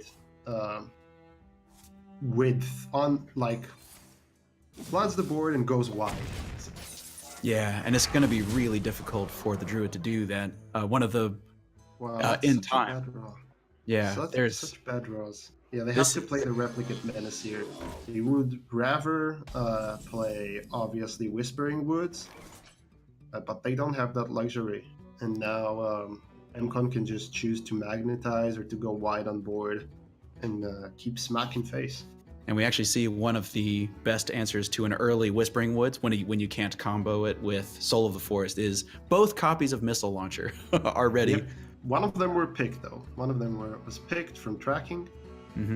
Was the correct choice, by the way. That Boomaster Flark, which is too expensive, doesn't do too much, and Direwolf Alpha, which is very decent, but they don't have a wide board yet. Yeah, and they don't really need. They've been able to pretty much enforce board control thus far, and so just having the Missile Launcher ready in case of a Whispering Woods. Yeah, you just I don't know what you're doing here. Now you have a choice. You can play the Replicant Menace #2, which is created by Floop, or you can trade and give Soul of the Forest to your 1/1s. But that's only 3 1/1s. Yeah, and you can also buff and hero power. I don't think that's what you do. I think you either do Replicating Menace or Soul of the Forest here. It's really difficult. They could attach their Floop Menace. I would assume they're not going to magnetize it because it's a 3/4 Replicating Menace. Yeah, they want to go wide as well. They don't want to go tall. And here we're going to see you have all kinds of interesting choices. You have the Magnetic Replicating Menace if you feel like you need to start hitting that hero power button, but War Gear on 5 when you can magnetize it to something. I think you have to start hitting things. So I think you go with War Gear just because it fits the curve a little bit better, and you trade and value trade against the 1/1s because you're afraid of buffs. I don't think you go face here. You don't have that luxury. They are going face. They're going to go face. They see the Leroy draw, and they think, you know what? I don't think they don't think that this Druid is going to be able to deal with the board fast enough, because we actually see 6 damage worth of bombs just sitting on the board. Bad. You know what? I'm taking it back. Going face here is good. They just drew Leroy. I didn't see that Leroy. They drew Leroy. Basically, it's Golden Leroy as well. But yeah, if this board gets destroyed, if these bombs die, that's 6 damage that goes to their face just from their death rattles. And so actually, this Leroy is pretty much lethal. Yeah, Leroy hero power. And the missile launcher even is able to deal a little bit of face damage in the interim if needed. Yeah, I think it's definitely the correct play. I did not see this Leroy drawn. And so now, oh my gosh, there's so many. I would assume we're going to see a missile launcher just get magnetized, just to go ahead and allow that 4 damage to go face immediately. And then, there's going to be the missile launcher will be present. Druid feels uncomfortable again.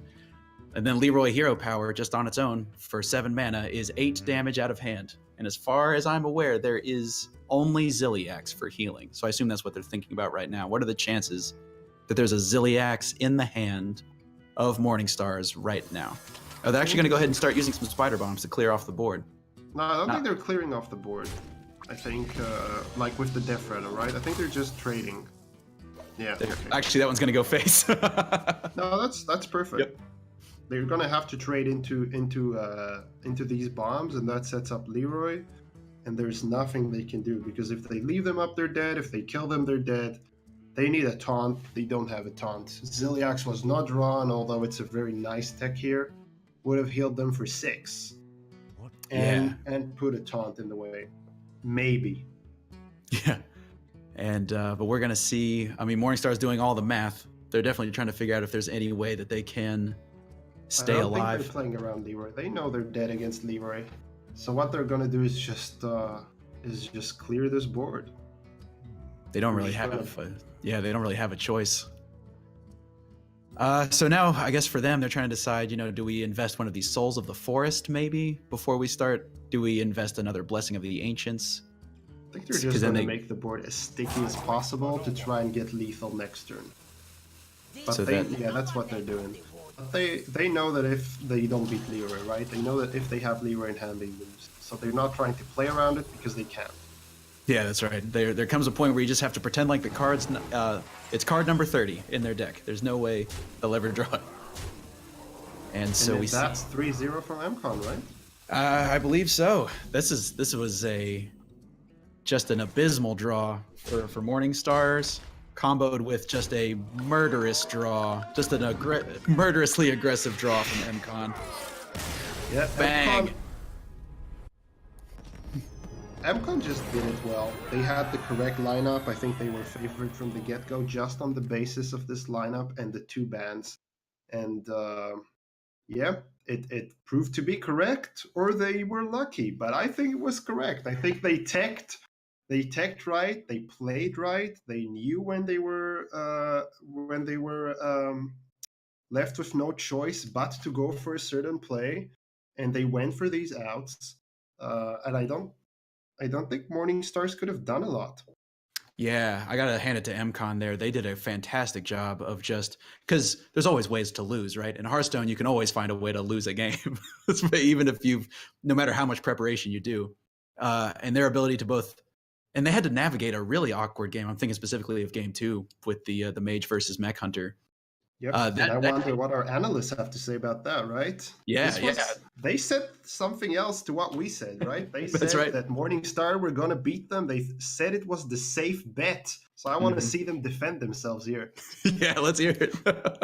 So from one kind of slow 3-0 to a blazing fast 3-0. Us analysts didn't have much time to get anything watched or done. It's just over before it even started. So what do you think, Paradox and Vita? How did your predictions go?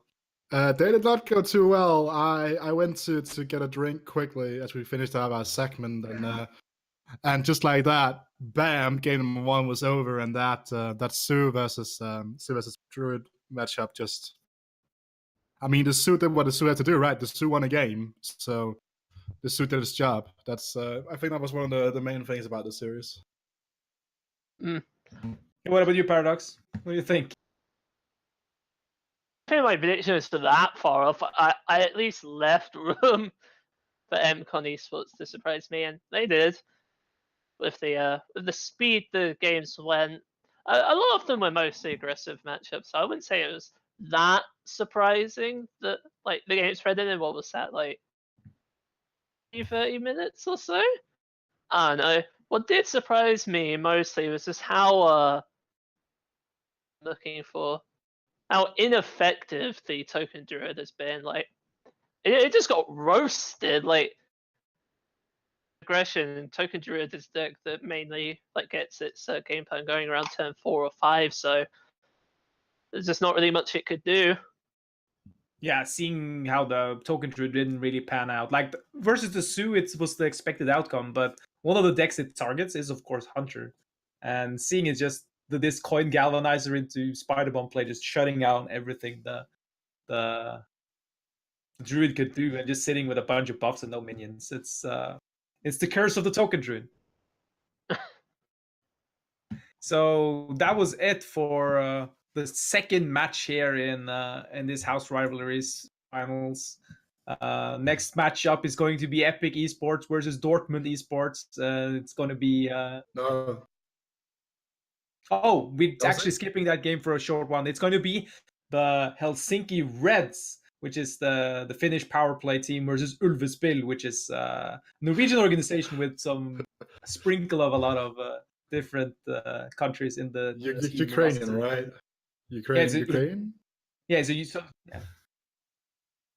so it's going to be great to see them battle it out to see who can get one step closer to this grand victory here in House Rivalries. But we will be back after a short break, and I catch you on the other side.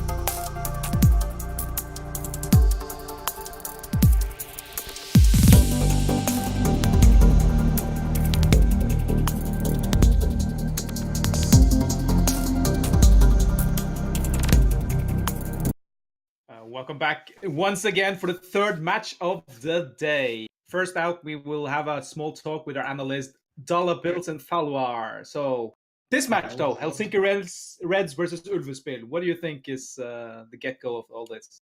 Yeah, so we actually saw both hunters get banned right off the bat. So we're not going to see any Masters calling, any mid-range hunter, any Zul'jin stuff going on, which means we have Mage Druid Warrior up against a Paladin Mage and Warrior. Can we please, Falular, just talk about this Paladin for a second?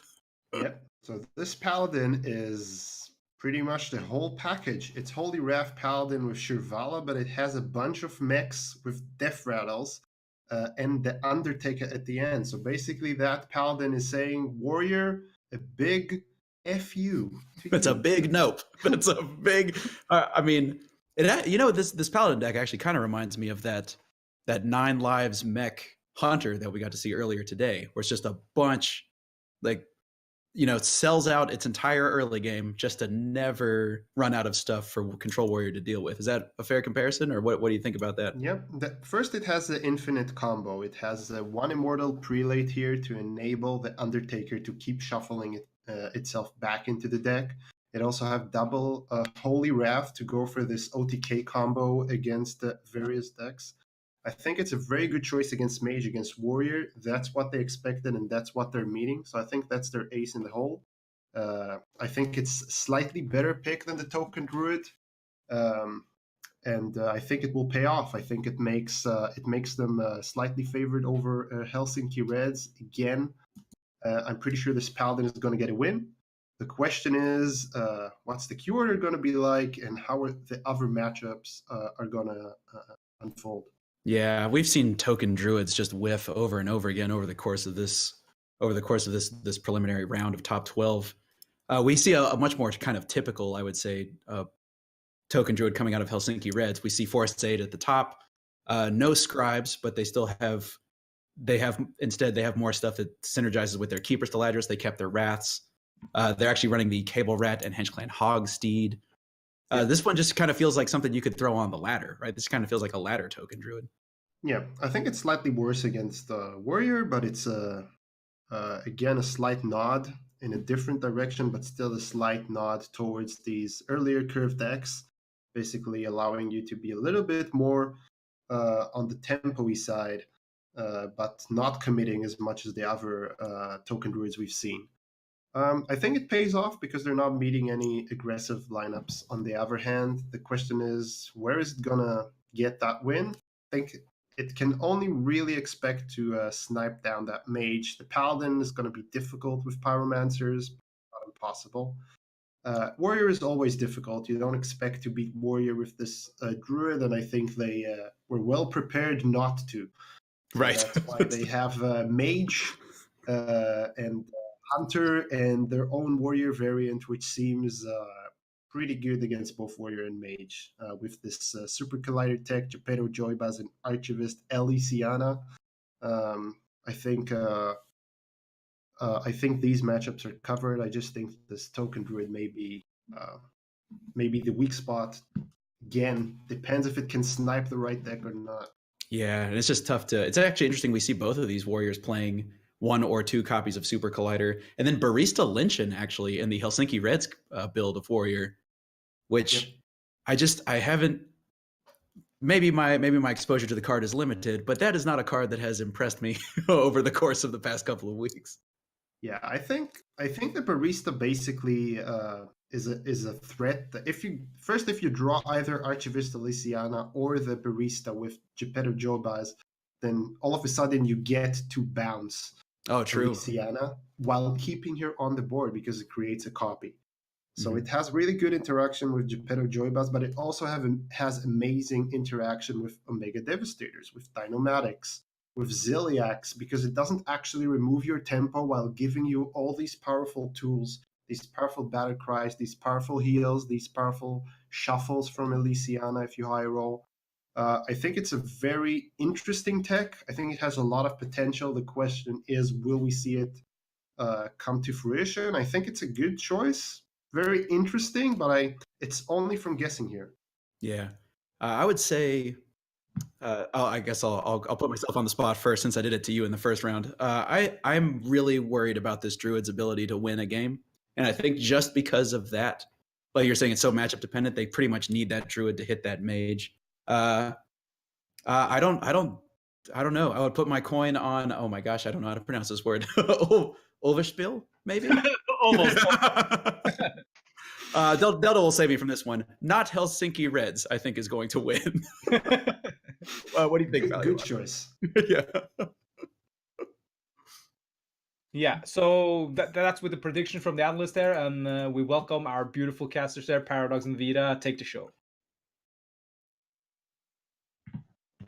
So Let's try this again without being muted. I have a tendency to forget. there we go. myself Yeah, the second time almost tonight. had me start without you. Yeah, I mean, I mean, that's kind of like family dinners, right? They always start without you, so I'm used to that, you know. So that's fine. But on a more serious note, obviously we have Ulvespill versus Helsinki Reds here, and obviously I have a bit of a personal stake in Helsinki Reds. I used to be the manager of one of their players way back in 2017 and 16. So about that, I mean, Kinetsky.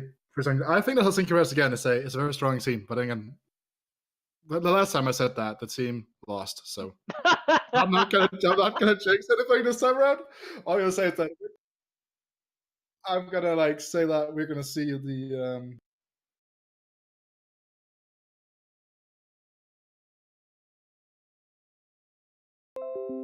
3-0 will last a little bit longer than the previous one, Paradox.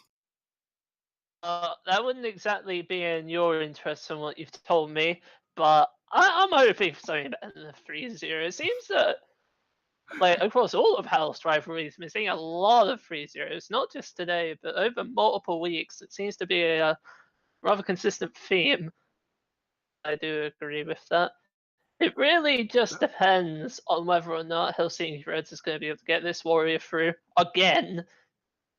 Like quite a few other teams we've seen so far today, quite a few of these decks are designed to counter warrior, especially as you said, the paladin deck, because it has So quick question, the Undertaker for infinite value.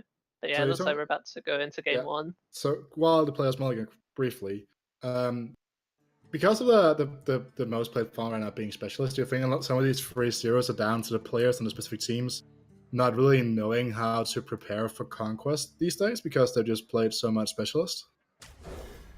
Well, Conquest has been a format in place for literal years now, and a lot of these players have been playing this game for quite a long time. I would for them to not prepare optimally for specialists when they've done it for so long already. Conquest, that is. Sorry, for Conquest, my bad. But Yeah. I think it's more because it's like Warrior is such a good class, but Warrior is also easy to counter. That makes these lineups that are so designed to beat the late game decks so popular in comparison to other strategies. All right, so interesting turn one here for Helsinki Reds, right? You have potential to go in double Aiken Barrow, which, again, I don't know how much value you're going to be putting having the coin in this matchup is, because, again, obviously you probably would have liked to just go first, but I think that just opening up with some sort of multiple minion being played here. Okay, so it's time to go with the Dreamaway Guardians here, which is, I guess it's better because 2 1/1s or 2 1-cost cards are a lot more flexible. And in our hand, this card is going to cost 1 in about 2-3 weeks' time, right? That's just ridiculous. Yes. There is one other reason why you wouldn't go for the 2 1-drops on turn 1, and that's because Hero Power, from the paladin, gets rid of one of the 2-1s. That's true, just with the Hero Power as well, because you couldn't take that rate. I was not thinking that far. That's actually a very good point there, and now they're able to just completely defend their board. And what I'm looking at in this matchup is that we are running Consecration, we're running Shrink Ray, we're running Wild Pyromancer. Does the Druid ever get through here? Oh, absolutely. The biggest weaknesses of this paladin is, ironically enough, the lack of ability to clear the board. Even though you just said it, there is not that many reliable ways of clearing a board. Shrink Ray, for example, shrinks the board down into a whole bunch of 1/1s, but they then get rebuffed by cards like Blessing in the Ancients, Power of the Wild, Savage Draw, etc. and then just kill you anyway. So, like that Really requires heads another up card play. to go off. Pyromancer does. So Jesus, really heads up play here Consecration. around Consecration from Helsinki Red, realizing that the 1 damage, extra damage will be pushing by sending the 2-3 into the 1-1 instead of going with the free attack to the face here, just means that this Consecration now is a lot worse than it would have been. So just see whether this is going to be a prismatic lens turn just to try to hopefully make a card like Shrink Ray or anything of that nature a lot cheaper than it is right now. You could also just see the Consecration here is not too bad. I suppose it does take off 6 power, and right now you are staring down 10. So theoretically speaking, you are dead within 2 turns. So you have to figure out what's the best way of surviving right now. I mean, again, you have 2 Pyromancers in hand, so they do have the cards to combo out with Shrink Ray and Consecrations and whatnot. We will see like is that like the emotes or is that I'm thinking. Well, I can never remember. I think that was them actually emoting. No, I don't think that's the case at all, really. So, Keeper's Salatris here is actually pretty good too, right? I mean, Salatris as a card is just super good when you're trying to just generate that extra amount of value. Also, the False Squirrels could prove interesting because you're just seeing the Consecration. The chance of that being a second copy of that card was probably fairly low, I'd say.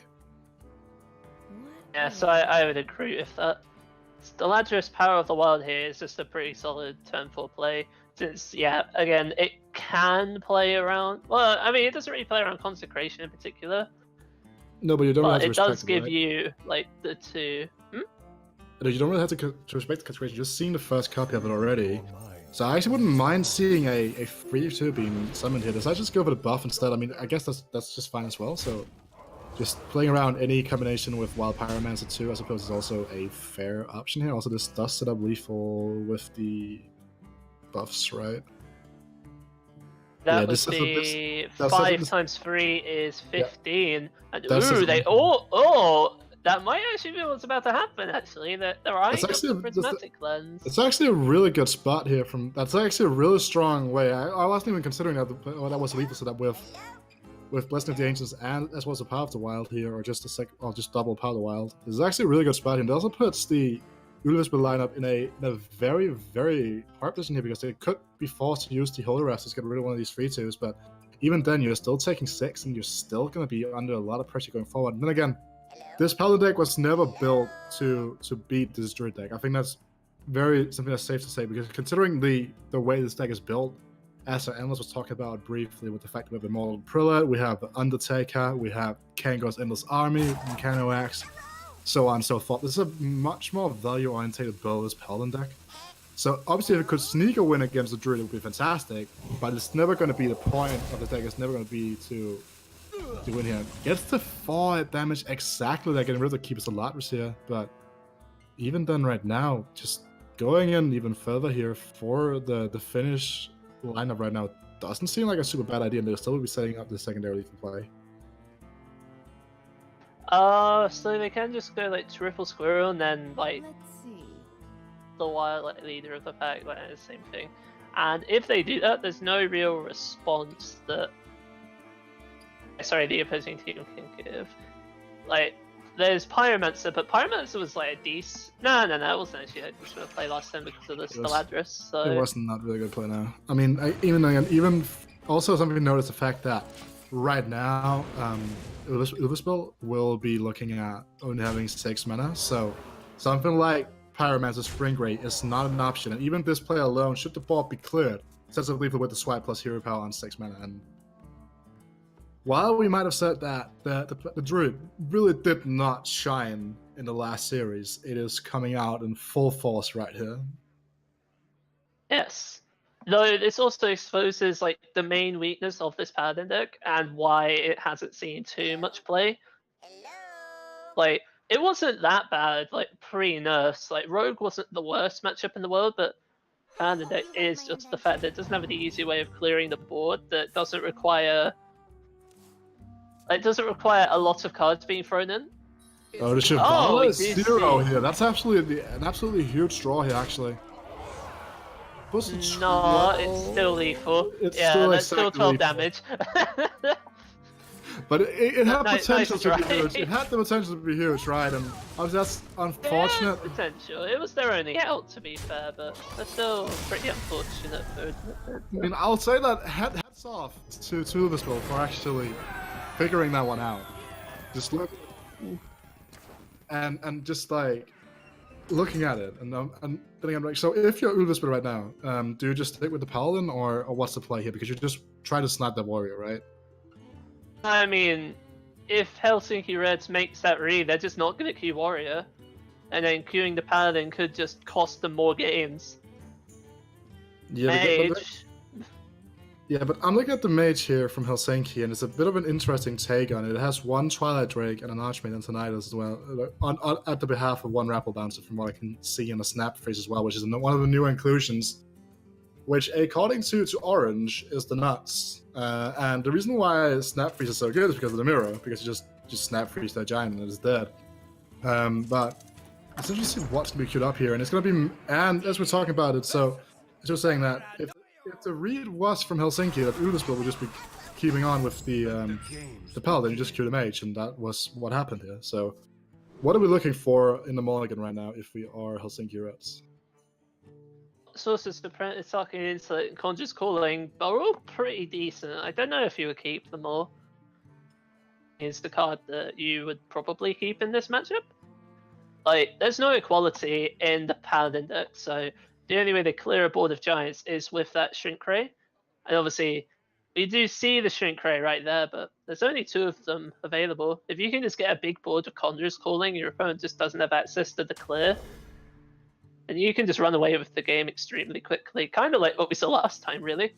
Yeah, and something to note about Shrink Ray as a card, right? It doesn't remove or alter the cost of the cards. So even if you are just forced to Shrink Ray the board of Conjurer's Content with Mountain whatever, the card still costs the 10 or 12, the 12 mana, right? So it's still, if there was the bag of Conjurer's Calling, you still just, deal 12. Like you just summon 2 12 again, and you just go again. So while Shrink Ray is a nice buffer to just generate an extra turn or 2 for you, in case you need to find a timeout, whatever, just to get your combo assembled, it's not as an effective removal card as it is against other decks where the mana cost doesn't matter. That's something to note as well. Yes. So we do see that they're going to put down the Arcane Insight. Could have went for the Luna with those mirror images to draw a few cards, but they're probably trying to save the Luna for like a bigger turn when Sorcerer's Apprentice is also available.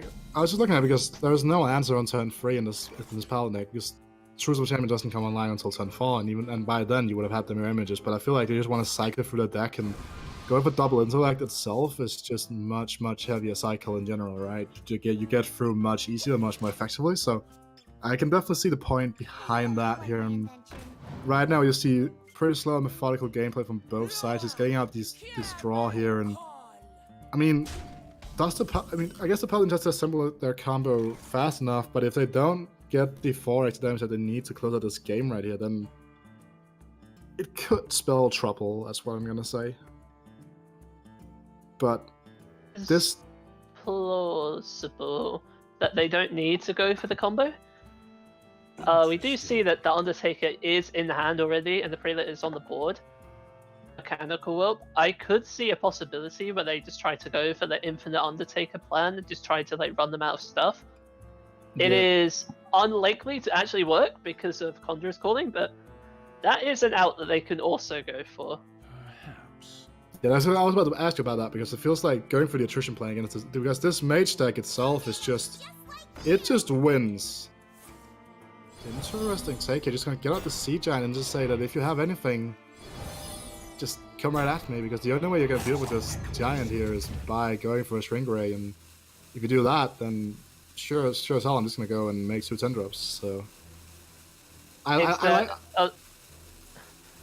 was about to say, Shrink Ray doesn't clear the giant, so the only way you're dealing with the giant is by clearing off the tokens first and then going for Shrink Ray, which is quite a difficult proposition. I mean, you could Kong, right? You don't run equality, so Consecration as a card in general doesn't have that much impact in this matchup, right? Are you realistically speaking going to get a strong Consecration on this? You Well, get rid of yeah? here's another way to think about it. Could you get a possibly stronger shrink ray than this, and with the mechano egg picked up off the top? See that? Like, you clear one of the images, put the other one to 1 health, play the egg, which is pretty realistic, I would say. Then you can shrink ray next turn, and if they don't clear too many of these 1/1s off the board, then you have a pretty reasonable clear. Yeah, I Your believe life that. total, I would say, adds the paladin in the early game. I mean, to be fair, there's also double Flash of Light. You also do have the freedom to play down a Shivala once you find it, if it's low cost enough, and then you can just do whatever you want with that afterwards, instead of just using it to maintain the board. And we can see this turn is actually quite hard, and honestly, we just like sort of wrote out ourselves trying to figure out what the play here is. Looks like the Uberspill will be looking at this consecration here and just saying this puts you down to 24, which again means that any healing now needs to come into like the counter default at some point, which is inevitable. I'm not saying that's going to happen, but it's definitely inevitable. However you say that. I don't know why I. That was a mouthful, wasn't it? It is really. It really is, man. You should be surprised. You would be surprised about how often I mess up words when I'm not casting. It's actually interesting, but. Something that's very easy to mess up, though, is this game, because looking at this hand here for Helsinki Reds, this hand doesn't do a whole lot outside of that. Well, this Conjurer's Calling, and the problem is that if you go for Calling here, right, I shouldn't even agree with this, is that you have not seen a shrink where you've seen your opponent keep 2 cards that have yet to be played, or at least have 2 cards in mulligan that's yet to be played. If you pop open this Sea Giant, to say it like that, and there's the Shrink Ray, how do you ever come back on board? Yeah. No, I agree. I don't think you go for... Oh, it looks like they are going to go for it. Just going to try to call... Caligos and Deathwing is pretty huge, but the problem is that Shrink Ray is just going to do its thing here. I guess you could go for double Ray of Frost. Yeah, you can Ray of Frost to freeze the 1/3 and the 1/1, so you're still left for 10 drop after all is said and done. Yeah, I guess this works. But even then, just getting rid of one of these big dragons is pretty huge. I mean, the second Pyrans are now in hand to be ready to be coupled up once on the follow up. So obviously, Helsinki Reds do not know this, so they obviously cannot take double String Ray into consideration. Their play right here is just playing around 1 copy of String Ray. So I mean, whichever shoe's gonna come down, it seems like that would probably be the thing, because you're not gonna either take 12 or leave up the Caligos effect, because Caligos as a card is just ridiculous with the ongoing effects.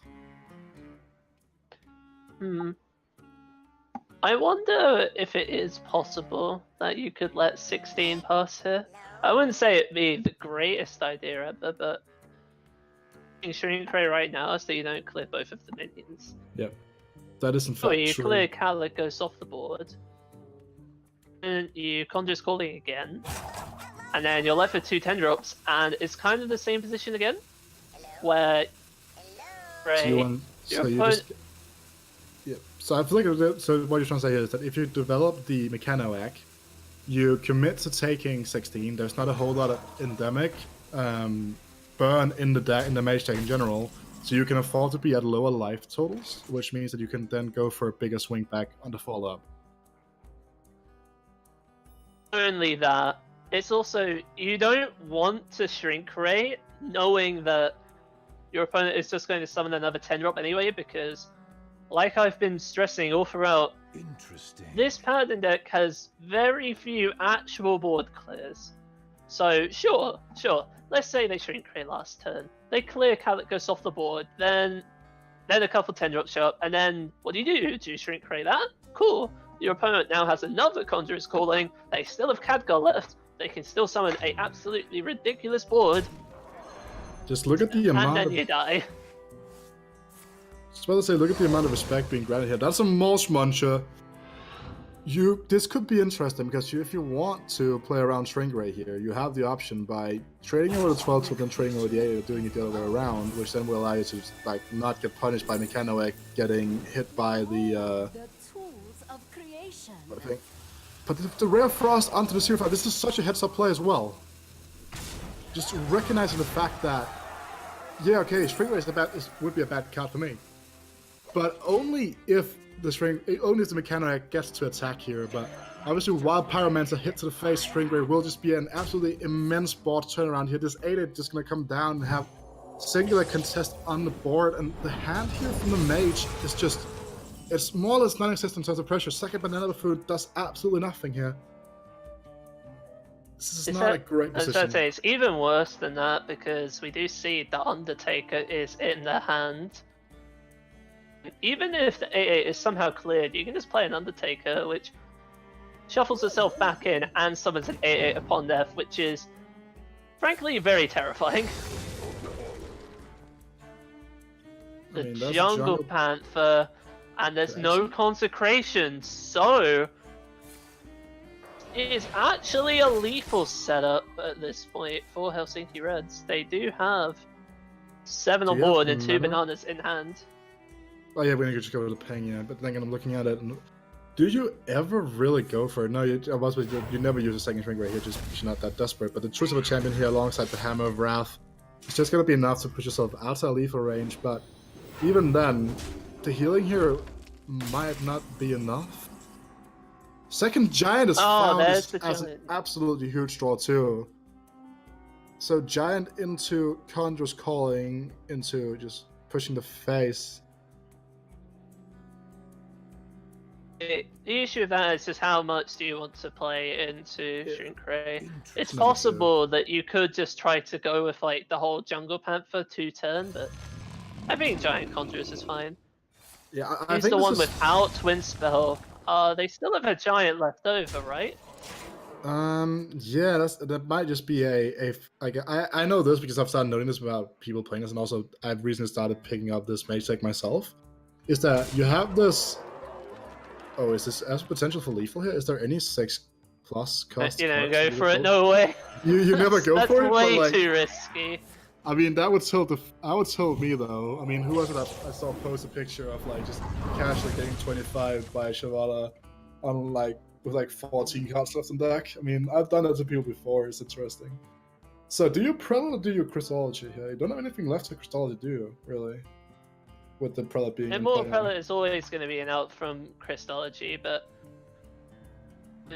I don't know if they have any other one-attack minions left in their deck. I haven't paid too much attention. They use both Novice Engineers already, so just going through the deck list quickly. I mean, it doesn't seem like they it. use both Novice Engineers. Oh, they still have Crystal Smith Kangor, actually, don't they? Pretty relevant, right? Yeah, Kangor's still in there.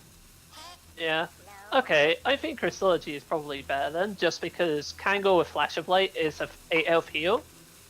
Or with 2 Silver next turn is a 4 health heal. But you can Prelate and it dies, you would get 2 cards anyway, so yeah, I guess it's fine. I don't know. They just decided to just go for the swing. I'm not sure what they're really that afraid of. I mean, I guess there's also some more lights to finally finds the second Giant. That's a massive draw. Absolutely. I mean, if I was going to do my admirable impression, that's a huge draw. I mean, I can't really go. I'm still trying out the best. You're not wrong. This is a huge Shavala's draw. as well. I found it's kind of a problem. They would have liked that in the deck for the Holy Wrap out, but they would. But you can go Kangor plus Shavala plus Baleful Banker and shuffle it straight back in there. Obviously, they can't guarantee the draw, but they can still life one more turn. And that might just be enough. That's not winning the game, though. It's not winning the game, though, but it's a way of survival, right? Nah. I think you go for it.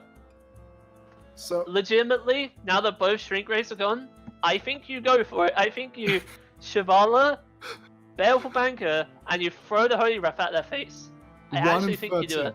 Okay, so there's a mechanical whelp. Because they're at 6 health, right? So they've also got cards like the Mech Whelp and Kangor's Endless Army. Yeah, that's a free. Which also deal 6 damage, so it's not that unlikely. 3 and 13. 3 and 13 is the out of them winning the game right here. Have to go for the Holy Wrath with the Shavala's Shuffle. Looks like they will be going for the. Nah, they're gonna go for the play that I was talking about, just trying to stay alive, getting themselves an extra turn. Which I've seen. I mean, I'm obviously a little bit on board with this. I'm not saying it's a better play overall. I mean, they could go for the Prelate as well. Wait, hold the phone. 24, 15, 19. Okay, yeah, it's not lethal anyway. Yeah, just had to be sure. Sea Giant 2 coming through here. I'm just trying to figure out. what's the best line of action here? Because obviously right here, right now, you're never going to be going for the you're never going to go for the aggressive plan, because just having Kangar and Shivala down is just too much in terms of healing. The amount of healing that's going to come through from that is just it's unbearable. Obviously, you can just generate another route. You can go for another round of 12 reps here or 10 reps, whatever you would like from the Conjurer's Calling. So, I mean, that's a rough spot. I obviously we were talking about how the Shivala draw was kind of not really what you want to see, but I feel like that was actually a pretty huge draw in terms of just like just turning it all back. So And they're gonna go, yeah. Ooh, they get the 7-8. Nice. So they don't just die immediately. That's good. That is really, really good. I do agree with that, but isn't that way like guaranteeing lethal almost? I mean, actually no, it's still like 6 damage. Just to say, they trade out with the Shivala. Okay, that makes sense then. And then pinging the 1/1, yeah. Yep. 30. Let's see, Double on board. double Holy Ref has to be it, right? It just has to be it. Yeah. Number 1. Number 1. Deals 2. This could could just not be it. Oh, 25! And just like that, the series is now tied up 1-1. The Paladin finding a way off of some absolutely explosive back ends of those game. Some just huge, like massive draws coming back to back, and just both the players turn just absolutely mental game so far. So that means that there's a mage and a warrior left here for Ulvespill, and the mage list that they're running includes a Vax Crow and a Questing Adventurer. So, and double estimate that list is actually pretty interesting. No Snap Freeze, though, which might make it worse in the mirror. It does include a copy of Polymorph instead, though. I'm just to see where that takes us. So, Paradox, obviously, I know we've been talking about Conquest, Pick Order, and what matters and what doesn't matter, because everything has to win. But where do you see the rest of the series go? Oh, I can see the rest of the series not being a 3-0 for the first time today, so that's always a wonderful start. It is just getting that warrior through. Like, we do see the warrior is being queued up to win, and I think Helsinki Reds has a pretty decent chance of still taking the series home. So Cyclone Mage being on the coin here is pretty big, right? I mean, it helps you get Giant Early if you draw into it. It just helps you allow for cards like Cyclone just to generate that extra spell. I mean, so the warrior list that they're running, so we heard the analysts talk very briefly about Geppetto and Barista, but like, what is the idea behind Geppetto in this list? Because I know that Sirius has been absolutely huge in this one. Tic Tac. In general, like, this list and like a lot of warrior lists right now are playing a lot of minions that you don't really care about their stats. Like, there's some Helsinki Reds. Like, let's run down the cards. We got Town Cry, Battle Cry minion, has irrelevant stats. You don't really care about the stats. You're using it shuffling bombs. Clockwork Goblin shuffles in bombs. Militia Commander, that's a minion that cares about stats. We'll ignore that one. Devastator doesn't care about stats. You care about the Battle Cry. Barista, you obviously care about the Battle Cry in that one. Dynamatic, Blastmaster Boom, kind of the same thing there. It's just that all of your minions are like so good from Geppetto that 8 mana draw 2 with a 6/6 is just really good. And then obviously in the mirror match, it means that if you're able to get either the Banker or Lysiana hit with the Geppetto, if your opponent just doesn't do that, it's a pretty unique innovation on a deck that's been relatively stagnant, I would say, over the past couple of weeks in terms of its development. Yeah, worth noting though, no Banker or Brewmaster in the warrior deck from evil team actually, but the point still stands, right? Especially post nerf Elysiana. If you hit that on Elysiana, you're just pretty golden, right? But right here, this list is a lot heavier. Like, this mage list is pretty heavy. From Ulvespill, we're looking at Antonidas, we're looking at double Astromancer, double Sea Giant, double Mountain Giant, the Quest Adventure that I was talking about earlier. So a lot of very big threats. We also see right now that I think you Red's realizing that they win this matchup through pressure, just going to throw down to a Mega Devastator just for the tempo itself, just be able to contest and just starting to bring the pressure to the mage, because as we're talking about before, the mage can sometimes have a very hard time with withstanding the pressure. So very interesting to see here. Just turn 4 and just have to go for a ping. That just seems super slow.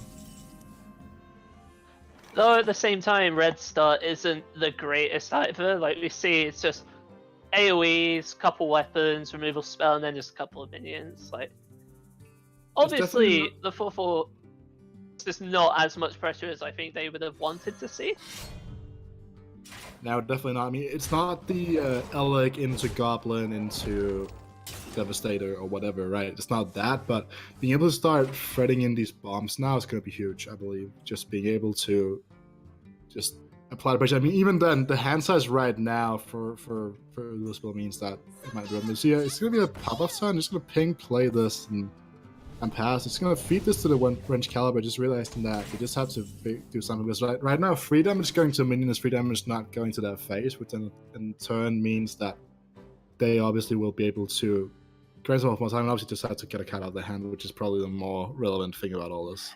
Yeah, I was going to say, a lot of their hand is honestly not doing all that much. It's like, these are good cards that you want to see in the matchup. You just don't. You want to see some spells.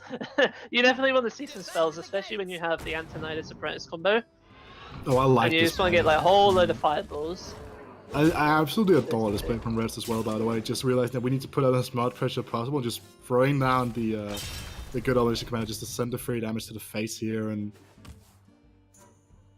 with that the draw of the Ray of Frost, they might be able to get something going. You might also just see Coin Astromancer here instead, just to get something on the board. I wouldn't be too opposed to that. Obviously, you might want to hold on for the Antonidas with the coin, but I feel like at this point right now, the coin with Antonidas is not going to be relevant. Looks like we are going to be seeing Ray of Frost come down here as well. Are we going to see the Mana Cyclone? Yeah, I was going to say, it looks like a Cyclone turn. We're going to go double Cyclone? You don't have enough cards in hand to do that. I think you're just going to play the one and then see what spells you get from it. Oh, yeah, that makes sense at first. Gets a Pyroblast, your best friend. Counter spell, huh? Maybe we'll finally. That's pretty good. We'll finally see that Pyroblast we've been upping up. We've been talking up so much for like the first. Yeah, season. there's no what's it called? There's no 7 drop. No, there's no there's no what's the name of the card again? The Steals the Head. Azalina Soul. Yeah, that's it. Azalina. Yeah, there's no Azalina this time, so unfortunately we can't get it to be quite as perfect. As another thing time. there's nothing off is weapon removal in this deck. The attacks that have been made over this mages for Louisville is just there's just no room for any of these weapon removals. It means that the Super Collider can just come down and be a menace to any white play that they want to make here from the Louisville. Like that, Astromancer now becomes much more risky and much more likely to get cleared off at the board just because of the Collider swing as well. So that's something that's very worth noting here. So just not gonna have to go for it. Just gets to need to take the back the board somehow. It gets a Splinter Grasp. That is, I'm pretty sure that's the name of that card, right? That is in fact a yeah, Splinter good Grasp. job.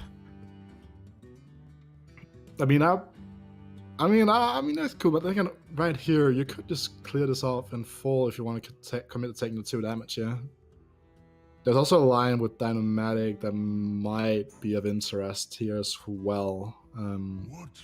Obviously, Helsinki Rats are not aware right now what that secret is, so they also have to take that into consideration, because if that's a splitting image, then this Collider swing is probably not the way. I mean, it's still the way to go, but it's a lot worse. So, or it could be a lot better, I suppose, if you like take out the 8.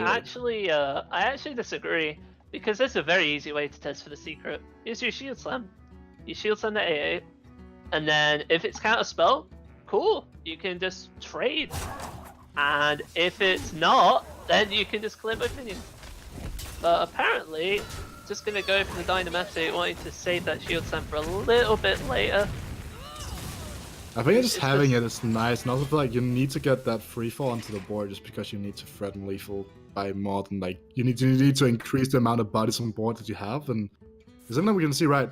It's not always that this mage can just survive long enough, because sometimes the warrior can just be the aggressor, and I feel like that's this one right here is just gonna have to realize that this mage already probably did not work out the way they intended to work here. They obviously can still find ways of surviving right here from the Cyclone.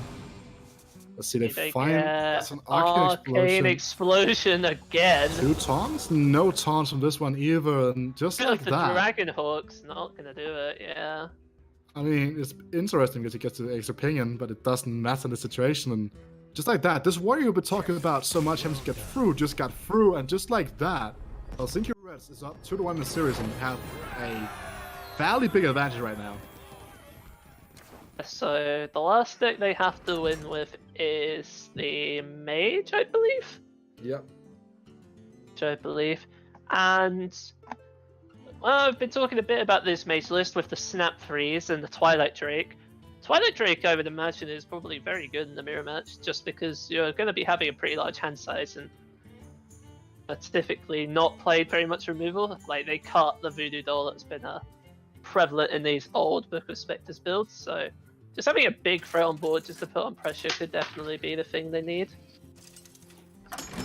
And just like that, we'll be going into the Mage Mirror here, which is the one that's being queued up from realizing that they probably don't want to, that they want to have the highest chance of winning, so they don't want to put in the warrior list just yet. And going for the Mages right now, full mulligan coming from the side of Helsinki Reds here, and an interesting hand to take a look at here from Ulvespill as well, with Mana Cyclone, as well as Mirror Image and Double Sea Giant. I mean, I'm expecting that to be mulliganed away, but I mean, it's not.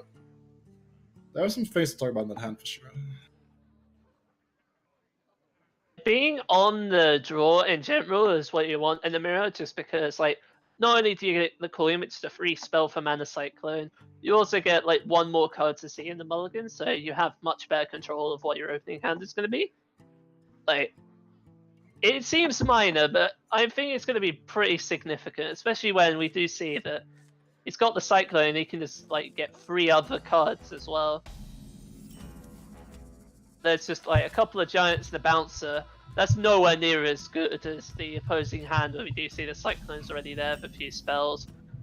We got the Giant, we got the Arcane Intellect, like, yeah, this is pretty huge.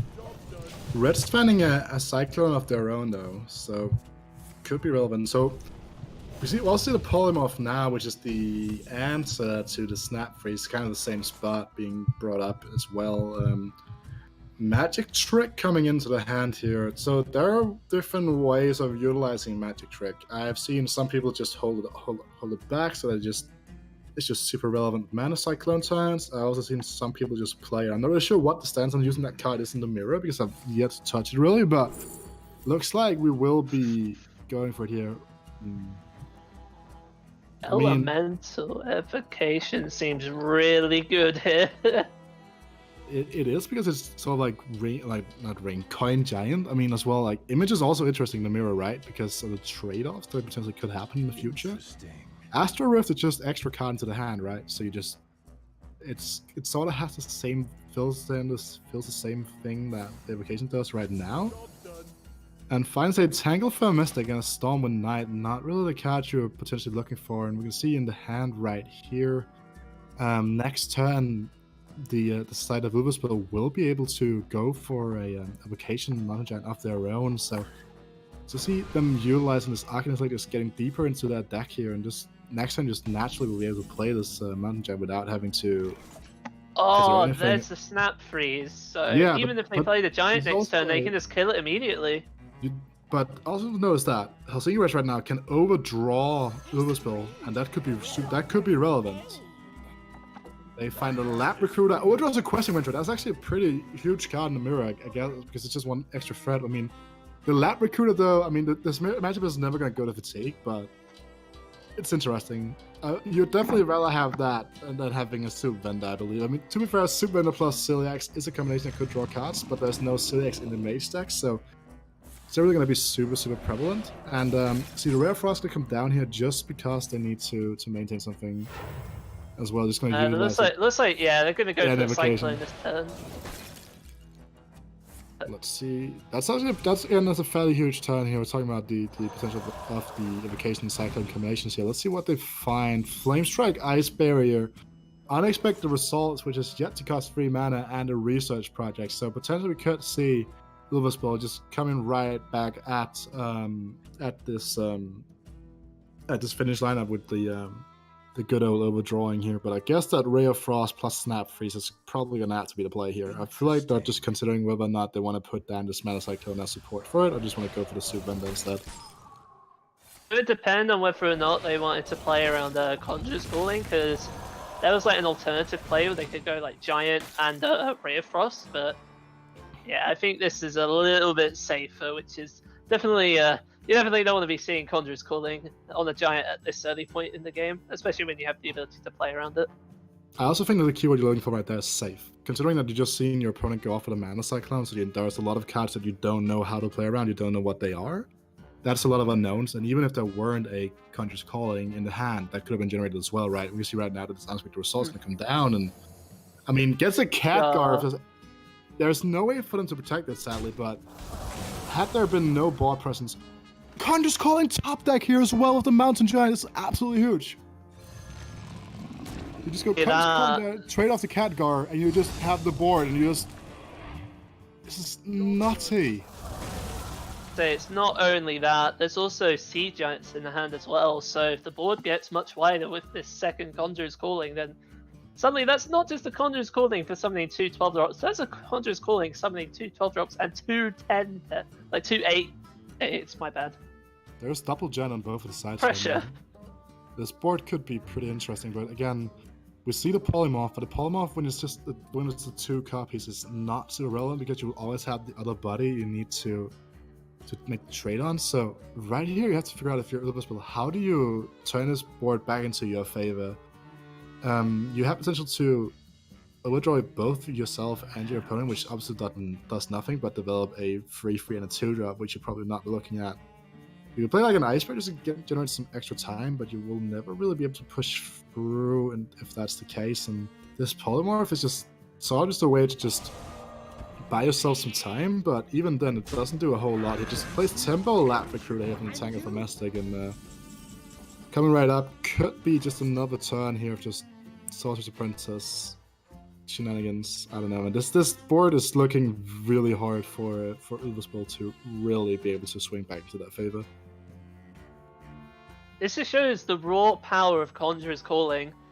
Like, on turn 6, like, Giant Conjurer's Calling, you can't answer both of the Giants with the amount of mana you have, so suddenly things just spiral very, very out of control. Like, trade into the 3/2, and then you can just Conjurer's Calling again.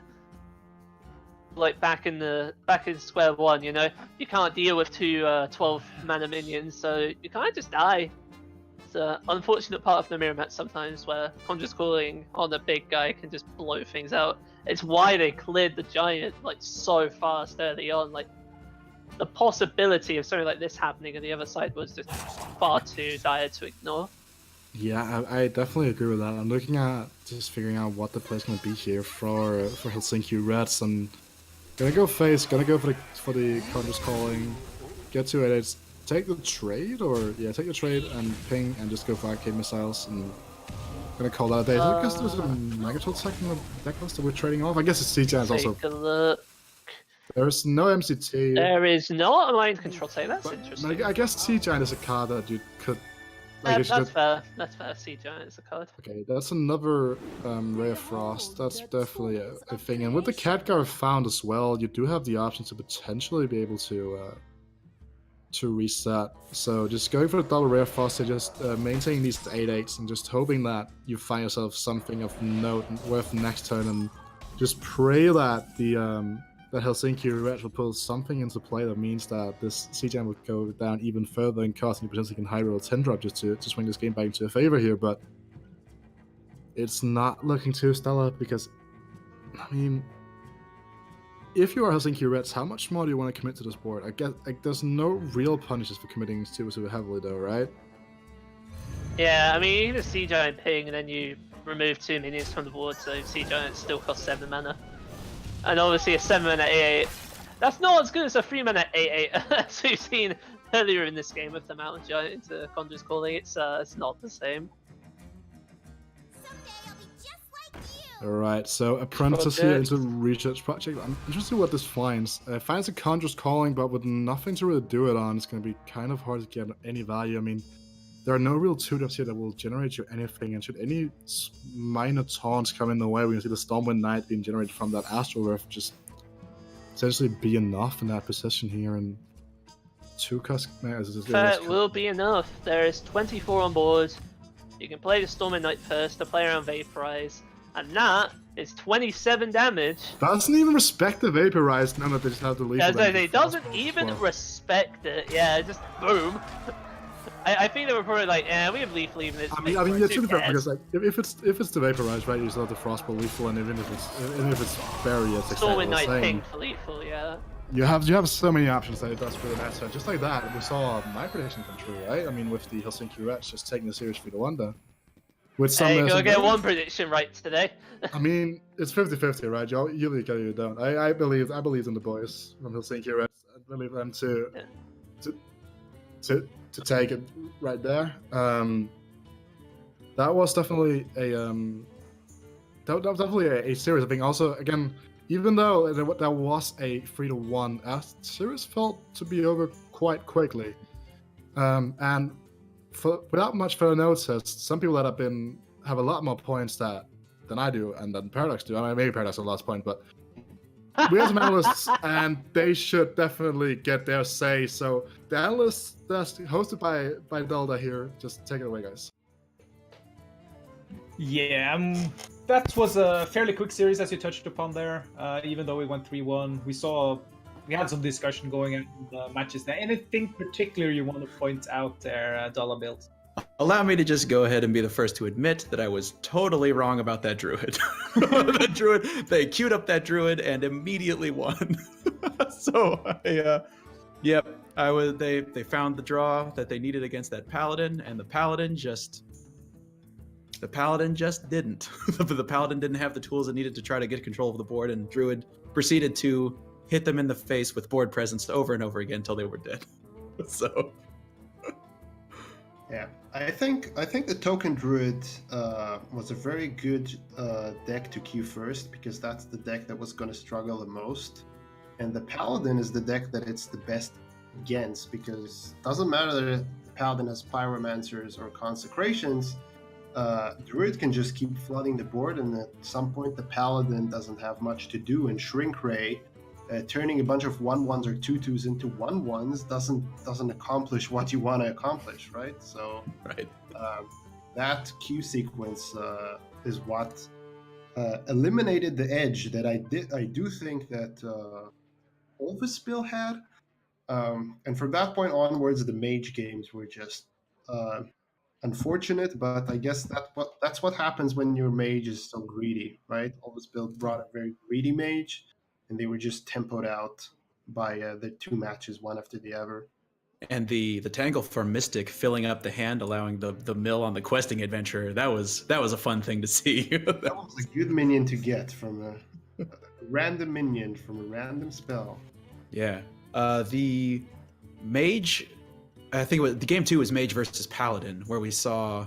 Yeah. Again, it was like, oh, this paladin's going to get swept. I remember we were talking during the game. It's like this paladin just may not get there, but they were able to Shirvala, heal for 14, and then just kind of get up and away from all the damage that mage was able to deal out. Yeah, we thought they weren't going to make it, but that Shirvala pickup was just a game breaker, and that allowed them to use their Holy Refs better, instead of just going for I think it was like they have 3 outs for lethal, and they had almost 20 cards left in their deck. So instead of going for the slim odds, it gave them the breathing space, and then they drew that second Holy Wrath, which sealed the deal. So yeah, that was very close there. I think the Paladin should still be favored against the Mage, but when you meet greedy mages or mages that stick on the board and have double Conjurer's Calling, it's very difficult to keep removing them turn after turn. So it was kind of a very interesting set of games, I'd say. Yeah, and we saw that the sort of the mid-range muscle that these bomb warriors can bring into a particular their bomb warrior actually just has enough creatures that especially if they're going to go uncontested into the early mid game, all of a sudden it's just like, oh yeah, well the all these different, the tempo Omega Devastator. Sometimes I have a tendency to get caught up in Omega Devastator is a 10 mana card. It's a Chillwind Yeti right on 4. Chillwind Yeti on 4 is not bad. Yeah, it's really not bad. And if you can attach a Ziliax or magnetize something onto it, it's even better. But yeah, a 4/5 Yeti against a deck that's super greedy and doesn't try to counter mid-range minions, I think it's even better than a Yeti, because they're not expecting you to do that. They're expecting you to have these in the late game, and you just play it on curve. They don't have the tools to cope with that, and you just hit them in the face. Right. They'll reduce their life to 0 until they are dead. And that's why we like the Bomb Warrior, right? Because Bomb Warrior can afford using this tool to hit the face, while Control Warriors would have to actually hold on to that because they know they don't have the mid-range push to actually follow through with early lethals. Yeah, I would not at all be surprised to see moving forward. I know we were talking about it a little bit, but just start taking Archivist Elysiana out of your Bomb Warrior builds. Just seeing that more, I would not at all be surprised to see. It's like, we just don't need it. We don't need that extra 10 cards. Same goes for Azalina, right? Instead of going for that late game value or anti-fatigue tech, you just go for hitting your opponent in the face and finishing the game like a mid-range deck. That's right. So how soon will we see Coldcrown Elites and stuff making its way back into these Bomb Warriors? Sorry? When will we see Coldcrown Elites and all that old good mid-range warrior stuff getting back to the Warriors? That's the good stuff. Yeah, let's Coldcrown Elite. Let's get Soul Phrase in there. So that's yeah, the 6-mana 4/4 weapon. Let's run 5 weapons. 2 super commanders also to counter maybe. Get green skin in to get some weapon buffs, and it seems like we're brewing on something here. I mean, with Rogue getting phased out a little bit, or at least the Tempo Rogue we're used to, we might change up how we build new warrior. I think we are going to see something like Coldcrown Elites. Like, I'm already trying different, more aggressive techs in the warriors I'm playing. I think it's the future. Oh man, I don't know if Coldcrown Elites, right? I don't know if going face this way, but yeah, I think we're going to see the lower curve on warriors becoming more popular. Is there enough? I'm actually afraid to just put this out into the ether. There is there a possibility of pirate warrior, some sort of like your green skin, Dread Corsair. We got no raiding party.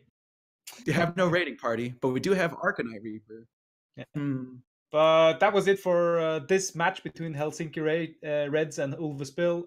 We will be back with another match after the break, and that will be Epic Esports versus Dortmund Esports, and the last one for the day.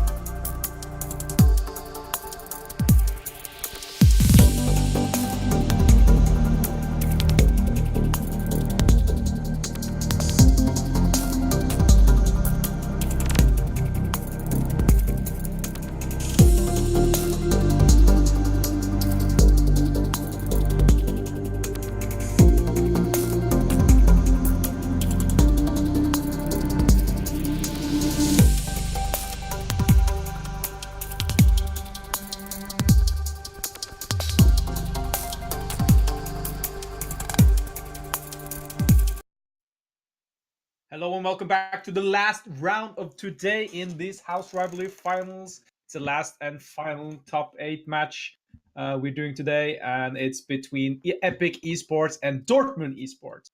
So with me on the analyst desk, I have Vida and Paradox. Are you hyped for the last match? I'm hyped for the last match of the day. We just had a pretty interesting series, some pretty interesting games as well. And looking at the lineup here, I believe that we have some very, very spicy decks as well. I mean, I'm looking at two different types of shamans, and both of them looking pretty damn nasty. Yeah, two different types of shaman, you can say the least. Paradox, what's your take on these two lineup? Well, Epic Esports happens to be the child of X-Blane, a very well-known German deck builder, and this lineup he's brought the team in with definitely reflects that. Like, we see Geppetto Joypass with double Faceless Manipulator and Barista Lynchen. Like, we got all kinds of craziness here. We've got Kragwa the Frog and Swamp Queen Hagatha and Shaman. Other than that, it's pretty standard. And we got Cyclone Mage as well. Like, nothing too out of the ordinary apart from the Warrior and the Shaman, but got that spice. I mean, I don't know. To quote Paradox, I'm American, not British, so I'm not the best hype man. You tried to hype it up. you tried. A for effort. I mean, on a more serious note, I actually do believe that there's a lot of depth to both of these lineups as well. It's. I mean, we're talking a bit earlier. There's like the classic answer is like control versus aggro. Right? I think you're talking about before we went live, right? Paradox. Like, this is just like aggro decks just trying to kill control decks. Control decks trying to survive. Yeah, it seems like a pretty stand-up way to do everything here, and just seeing the classes, we've seen some of these already with like the token druid that we've seen varying results with, the warlock that we've seen actually good results with for once, and One game. some new kind of way to do the mech country with an abomination, for instance, from Dortmund Esports. It's going to be interesting to see how they tackle this and see who takes it one step further to that final place and becoming House Rivalries champion in the second season. But that is enough from the analysts and me at the moment, and we will have two great casters in Dollar Bills and Falar to guide you through the match. Hello, people. What's up, Dola? What is up? I'm excited to see. We're actually talking about before some of the tech cards that Delta was alluding to just a second ago. We were saying before the series gets going, there are some anti-aggro tech choices in the aggressive lineup that we see from Dortmund, which could prove to make their matchups against this very controlling kind of lineup from Epic more difficult than regularly. Exactly, you got it completely right. So basically what we're seeing here is an aggressive lineup from Dortmund attempting to target other aggressive lineups. So, for example, in their Murloc Shaman, we can see Lightning Storm Jam. In their Hunter, we can see an Abomination. People who don't know what this card does, it has Death Rattle, deal 2 damage to the entire board, and that comes at the expense of things like Mechanical Whelps. And again, in Druid, we see a version without the 8-mana twin spell that summons 2/2s. Instead, we see a Ziliax as the most expensive card. So basically, very low-end aggressive decks that try to be as scrappy as possible. And that's not serving them when playing against this bizarre lineup from Epic Esports. But I think it's going to pay up and in dividends. That has so many tools against aggressive decks while being also so greedy against the longer matchups in control. I think Epic Esports may have the most interesting lineups here. Just a little anecdote. I know I'm speaking a lot, but both of them are playing for the right to play against me and my team. That's right. So I don't know how I feel about seeing Epic Esports in the quarterfinals, but gonna be as nice as possible. That's right. Gonna just play it really cool and hope that because these control decks, I would not at all be surprised to see one of these maybe either the warrior or the shaman end up getting banned, because we have like Zentimo, right, in this control shaman that's going to allow you to triple lightning bolt or triple hex or triple zap for 0. Triple zap for 0. Yeah, turn 3 Zentimo triple zap for 3 mana. Yeah, this shaman is just bonkers. It has so many tools.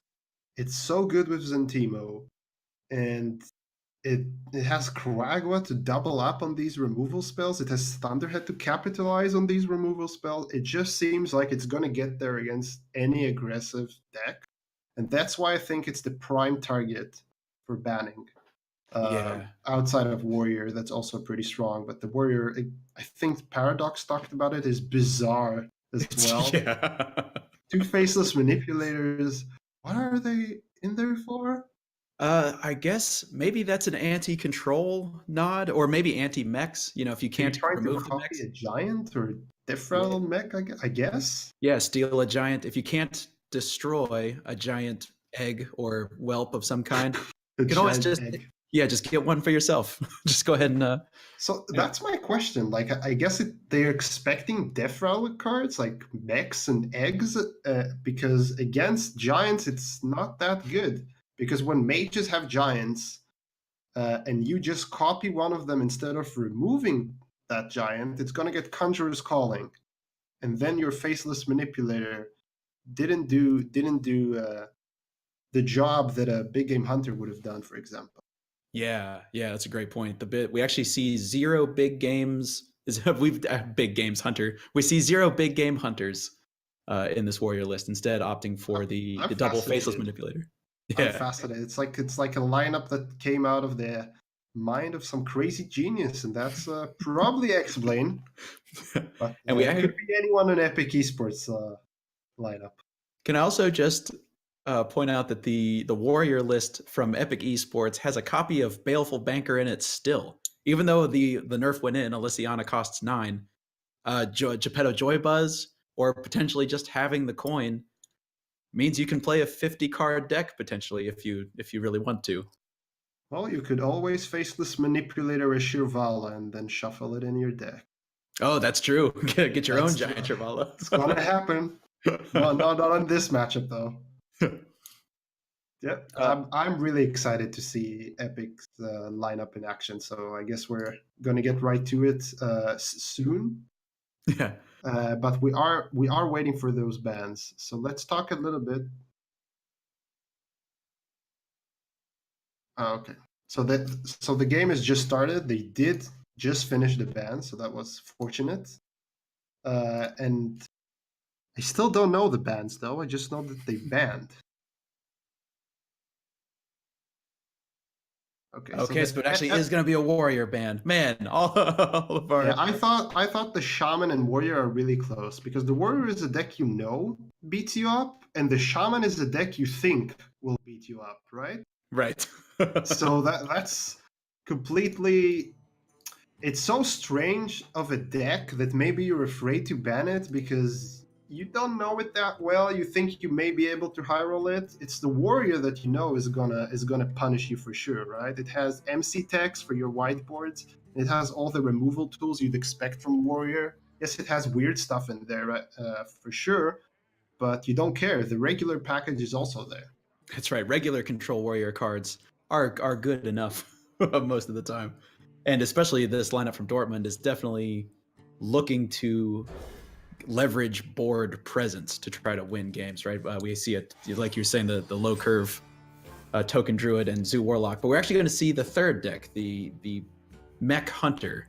Yes. But the Mech Hunter that's going to be somewhat potentially hampered by its anti-aggro techs. Yes, exactly. The Hunter, I think the Hunter is not the best deck to come up against this Shaman. I'm just trying to think about the deck that's probably the best. And the only deck I can come up with is the Druid, the Token Druid that wasn't banned. We had the Shaman banned, so I think the Token Druid would be the best deck for Dortmund to try and snipe that Shaman, just because once it gets that sticky board, the Shaman can't remove it with a single card. No, they're pretty much, they're relying on like Zentimo Hex combos or So just maybe becoming Hagatha the Witch and trying to generate more silency flavored removal, that kind of way, like transformation effects, stuff like that. Earthshock. This list is playing 2 copies of Earthshock as well as the 2 copies of Hex. Yeah, and that's triple as effective with Zentimo. But we haven't seen Zentimo drawn yet. The Hunter has missed his turn 1 and drew his 1-drop on turn 2, which is a little unfortunate. So that gives the Shaman the initiative. They did draw their 1-drop, the Sludge Slurper. And yeah, I guess the Hunter doesn't have a choice here. It will have to probably play a Galvanizer or a Mekaru into it. And I think it will be the Mekaru, just because the Mekaru stays on the board. Oh, we're actually going to see the frame bot. I was definitely expelled. I was also expecting like Galvanizer, Mekaru, maybe both. Yeah, but I think Galvanizer may be like not as effective as they'd like, because these are not high impact cards that they're cheapening. Right. But they could make a very wide board on turn 3 if they played the Galvanizer. So this is very interesting. And 1/5, we've actually talked about the 1/5 stat line quite a bit over the course of this series of games. 5 is tough to deal with, right? It's just not evolve though. Oh man. 2/1 into 2/1. Perfect. That's fine. I guess the 1/5 is not something you care about when you have Airshock in hand, because whatever magnetizes on top of it doesn't stay magnetized for long. It just returns to being a 1 attack minion. So just going face and evolving seems like pretty much the only decent play that they had here. They're just going to sit on that scheme and just try and prolong this game till they can play their high impact minions. Swamp Queen Hagatha and probably Kragwa after you played the coin and a bunch of removals. Yeah, I'm curious to see if this Hunter is going to be able to generate enough stuff, because there's so much potential for this Shaman deck to keep control of the game until it's really big. And we're talking at the top end, a pair of Walking Fountains, Swamp Queen Hagatha.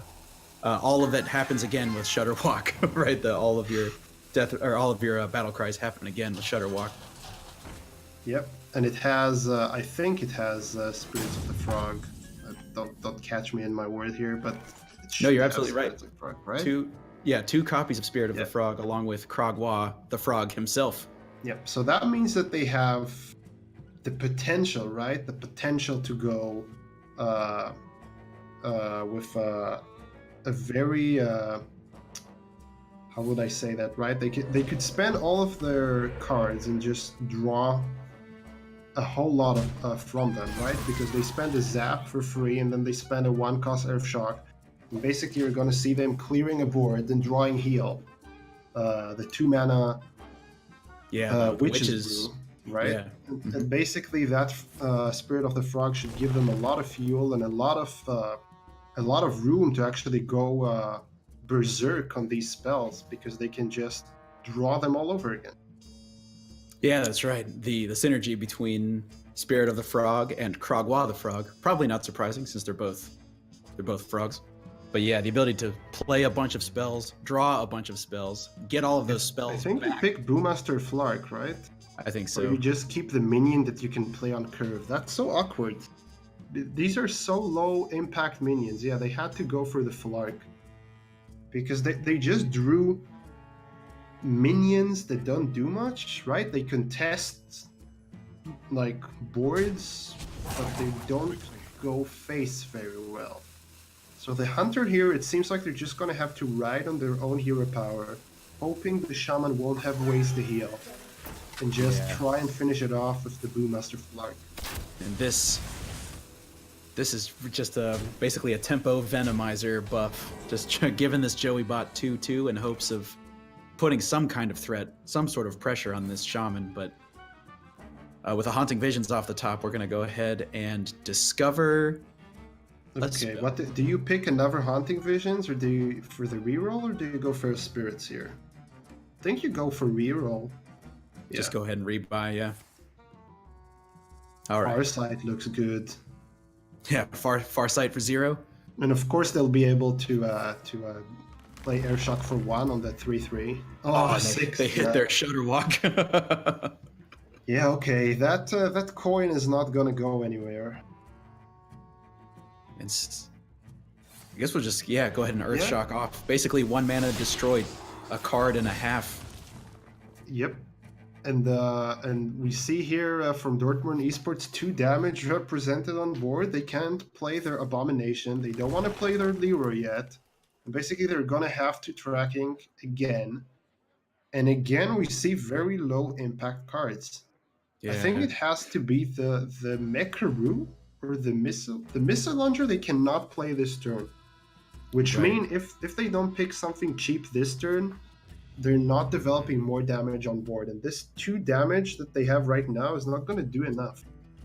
Yeah, I guess a Fireworks tech, just trying to think through all the different lines. Fireworks tech does give you +1/+1. There's no Death Rattles to trigger, but it kind of gives you a 1/1 charge effect for 2 mana. Doesn't feel great, but... Doesn't feel great at all. Also, it doesn't affect the Abomination Defra because it's not a mech, so you can't squeeze in 2 damage from that. Yeah, they picked Missile Launcher. Just gonna try to load up next turn. trying to get ready for next turn. I guess if you have a mech that stays on the board, you magnetize on top of it and give it a Blessing of Kings. It's not too bad. And we're gonna go ahead and Krogwa all of those spells from before. And now... That's insane. Yeah, epic. That's 4 spells. 3 of them discount other cards, and 1 of them is just super powerful against Mech Hunter. And you still get a 4/6. 6 mana, 4/6, draw 4. On turn 5. On turn 5. Sorry, Ancient of Lore.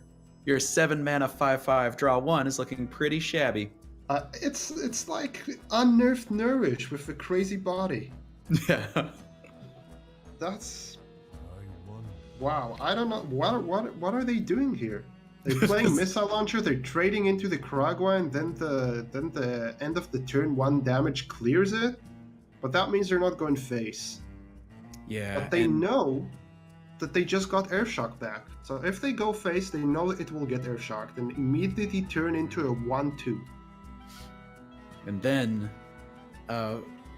Epic Esports is able to do that same turn again. They got their Shutter Walk discounted, so they can play a bunch of spells.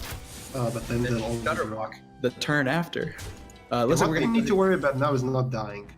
So I think what they'll do is look for something with Hunting Visions that either heals them or protects them.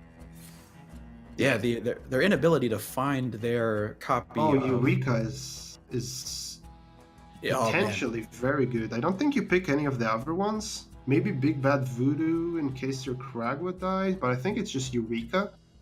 And you try and high roll the Walking Fountain, maybe? Oh, they disagree. They go for that. They're not going to play that this turn, I would assume. They're going to go ahead and see what they get off Haunting Visions. They could potentially play a 3 mana spell and still Big Bad Voodoo for 2 if they wanted to, but they would not mind. Okay, they got an Ancestral Spirit. Or they're going to keep drawing. They're really looking for that. I would imagine they're looking for that Witch's Brew. Haunting Visions for 0. I guess they're playing it, right? Or they're afraid they don't have the time, maybe. Oh, yeah. They'll just do Big Bad Voodoo. Fair enough. So basically, they have the card lead. They have crazy plays coming up from turn 7 onwards. They just need to worry about not dying, and that's what got me slightly worried and got me thinking about high rolling Eureka, because they do have that Walking Fountain in hand, and they didn't find any spell that gave them HP. Yeah, I'm actually a little. So next turn with 7 mana. They're going to have to... Oh, there's the Boom Master. So this is actually 12 damage worth of just Goblin Bombs on the board. Plus, obviously, Flark himself is a 5/5. Well, you don't have to clear them. Yeah. And here's the magic draw. Okay. That helps. Gosh, is this another situation where you just leave their board full so they can't magnetize or Leroy or anything? I think that's a very. That's probably what you do. I think you just Witch's Brew your face 3 times. Go face. You could play Swamp Queen Hagatha, but then it can be traded. Although you don't mind it traded, I suppose, because 5/5 go into a minion rather than your face. Probably okay. So it looks like Epic Esports would like to check and see what's inside the big bad voodoo box. It's a Lord Godfrey. They can't shadow step it, unfortunately. Yeah. Although that's probably killing themselves, but forget about what I say. They're not rogue, and it's not a good play. Yeah, they'll do Witch's Brew. Fair enough. Just go ahead and heal a whole lot. I wonder if they're going to go ahead and play. Okay, so it looks like they're just loading up to potentially. Okay. Obviously, Walking Fountain next turn is going to be great, but they also have the possibility of Shutter Walking as well to get all of those spells back. Again, it will completely annihilate their hand, but maybe it's the play. I think what we're gonna see now is just Missile Launcher and maybe a Fireworks deck, or Missile Launcher and Hero Power. It just seems like the Dortmund Esports wants to get rid of these bombs so they can go face now that they've seen the Witch's Brew played. Yeah, they are. So it looks like Epic is playing 2 copies of Witch's Brew, but I wonder, because as Epic, I would like to be able to play Walking Fountain, right? To just start clearing away mechs and heal for a bunch. That's the probable play, but if their face isn't damaged enough and they feel safe, I think Hagatha might be played before, so the Walking Fountain can heal them for more the following turn. Oh yeah, true. It really depends on what Dortmund does here. And the Shutterwalk right now has loaded into it several copies of Witch's Brew and an Earth Shock. So I think you Hero Power. Yep. And they trade. They're really afraid of that Shadow Step. Right. I guess maybe another big bad voodoo coming out. Maybe that would be really bad for them. So we have 12 damage. Well, Hagatha heals for 5, so it's 7 damage. So they'll be at 19 hit points. So I think you Hagatha now, and then you capitalize on Walking Fountain next turn. Yes, they agree with this, although they haven't traded me. And I guess there's no reason not to play Haunting Visions as well, but they opt not to, just to be certain at what they want to respond to, which I respect. Yeah, and they might also be saving up. Next turn they can Walking Fountain and Haunting Visions. They can Walking Fountain, Haunting Visions, and Ancestral Spirit, and then they can Shutter Walk the following turn and get all of that back potentially. So I wonder if that's a consideration. I think that's exactly what they'll do. I don't think there's a better play, and I think the Walking Fountain just gets the value it's looking for, doing exactly that. Oh man, Galvanizer for a single discount on a single copy of War Gear. Pass the turn. It's one more damage to the face. Mm-hmm. So I would respect it. Yeah. But I just feel like Dortmund is not feeling good about this game right now. Oh my god, Ancestral Healing is... Ooh. Yeah, so you play Walking Fountain, right? You clear 2 of the minions, you heal for 8, you give it Ancestral Spirit, and then you heal it to full. So basically you have fully healed double Walking Fountains on the board. And then, on the assumption that Hunter can't clear it, then you Shutter Walk, and you do it all again. Just gonna be concede. Yep, that might be a smooth transition to the bottom right. Maybe they play Shadow Walk and it does Battlecry concede. That's right. There's a weird. It just feels like they're toying with their food at this point. Here we go. Ancestral Spirit, Ancestral Healing. Yep. Trying to decide if they want to go ahead and Sludge Slurper as well. Get an extra spell. That's brutal. I think it's the concede that's gonna come here. Maybe they're gonna find like Solace and Spider Bomb that could do something, but it can't do anything right now. can't kill itself. There's no activator. Yeah, I don't think this list is running Houndmaster Shaw, so you can't. There wasn't even a chance to draw. No, it doesn't look like it. So yeah, this anything you do heals Epic, except for hero power. And the Fireworks Technician, her propensity for mechs notwithstanding, she is not a mech. You can't you can't give her a suit of Actually, war I think gear. you do anything but hurt their face right now, just because any damage you do this turn is just gonna get healed up. So you're Yeah. just giving the fountain more value. Oh my god, this Earth Shock on the. On the side. Oh wow. Wait, how much damage does? Because we have Rock Biters +3, so that's 14 from the Walking Fountain. Yes, that's not lethal yet. Not much, or it's not there yet. But Yeah, they do that. They that much they know. And then they okay. That's just the safest play. They trade and they're gonna Lightning Storm. Yeah. Oh yeah. Now they're healing for 8, which is 1 over their maximum HP. Stocking up that 1 HP on the side. Yep. Sideboarding additional health. Yep. Like a double burger with 1 HP on the side, please. Yeah. Coming right up. Well, we've been talking about how they're playing with their food, right? Yep. Just take inspiration from there. And here on out, it's just a bunch of sides coming in from here. Oh, like I'm just looking at this and I'm like, oh shit, what's gonna happen when we beat them if we beat them? Yeah, this. It's fun. It's fun. That's Hearthstone, man. Okay, so they're just going for the biggest board they can possibly get. No, it's good not magnetizing here because they're afraid of Hex. Yeah, they've seen very little. They know that they're. I guess they've played 2 Earth Shocks at this point, but one of them was generated off a frog. Yeah, that's lethal with Lightning Bolt. And Walking Fountain. Exactly. Lethal. Yeah. Walking Fountain. Walking Fountain. Walking Should right give over. it another name. Yeah. Smashing Fountain. This was a very angry fountain. Yeah, so that Shaman, which is a prime candidate for being banned. Speed Walking Fountain is another good name, but I like Smashing Fountain. It sounds more violent. It's a very, very violent fountain. Yeah, that was game 1, and we have the Shaman winning. We expected it to be very strong, and we've seen how strong it is. It has more removal and more silence than the Warrior, so we expected it to be very powerful against the Mech Hunter. The Mech Hunter does not want to meet that Shaman.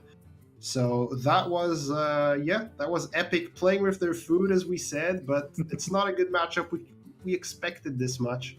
Yeah. And we have the Paladin, right? We have the Paladin and the Mage left for Epic. These are far worse against Hunter. Because, again, Paladin, we've seen that they're not very good with F-Rattles. They're not very good with coping with these sticky boards. And the Mage is just not very good against Hunter in general because it's so aggressive. So I think these 2 matchups are going to be way harder for Epic to actually get that win against the Hunter. Same goes for the Druid and the Zoo Warlock, to be honest. So, Dortmund still has a decent chance. It's just that Shaman that's so geared towards these decks. Yeah, that is super heavy control Shaman. That was always going to be an uphill battle for Dortmund, and then Epic just never gave him a chance to breathe. Yep. Felt like I was watching an episode of Man vs. Food. And winning. Wait. Who's the man and who's the food?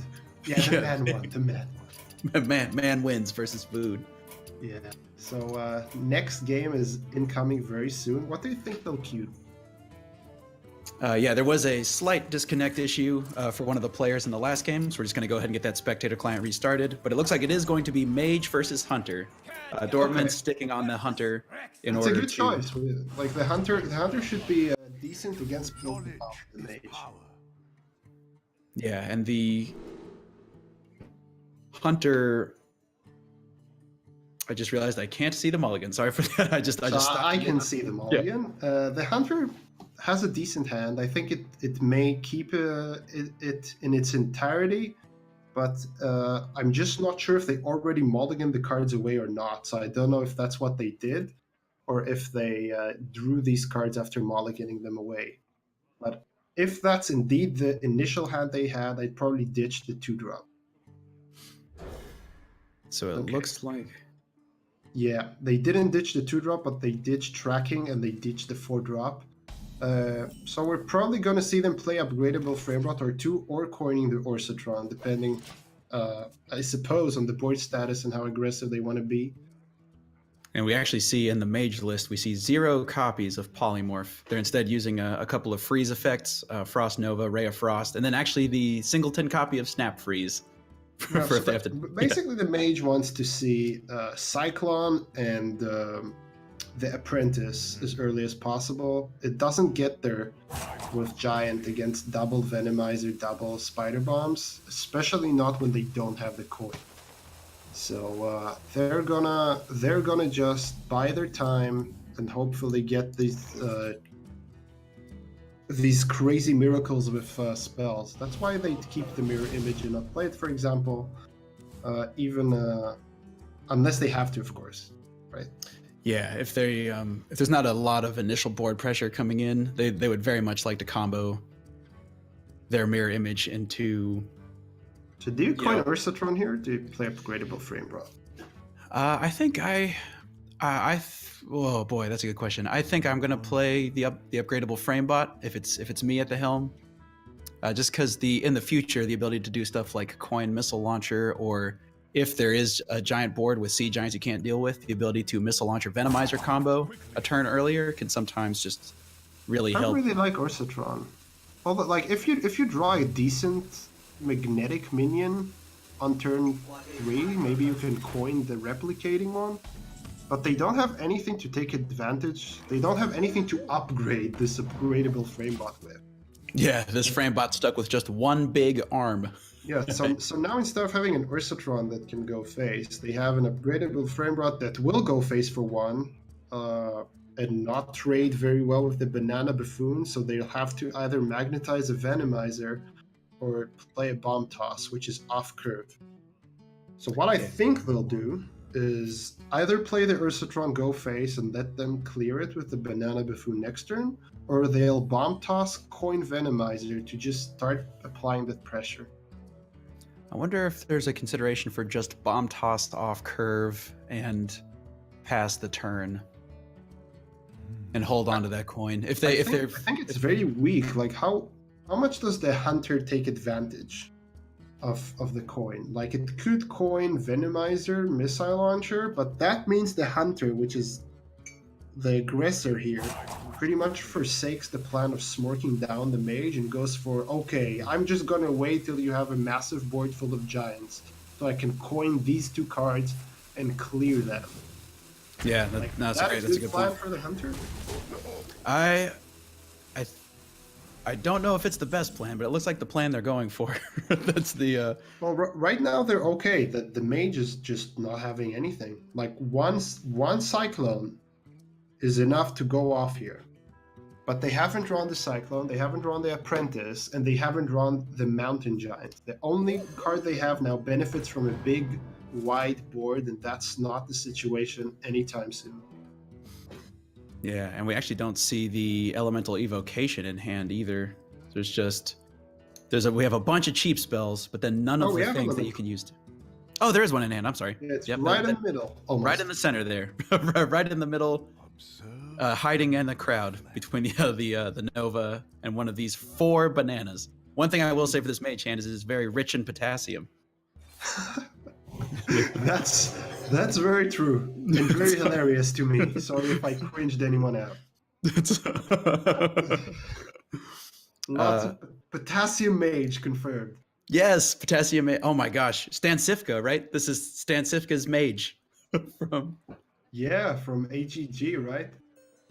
Yeah. They ate these bananas and then went to play Artifact. And then went to go play, yeah. All right, so now we have, it's interesting You just just play Ursatron. It's just if Ursatron had magnetic, it would have been so much easier.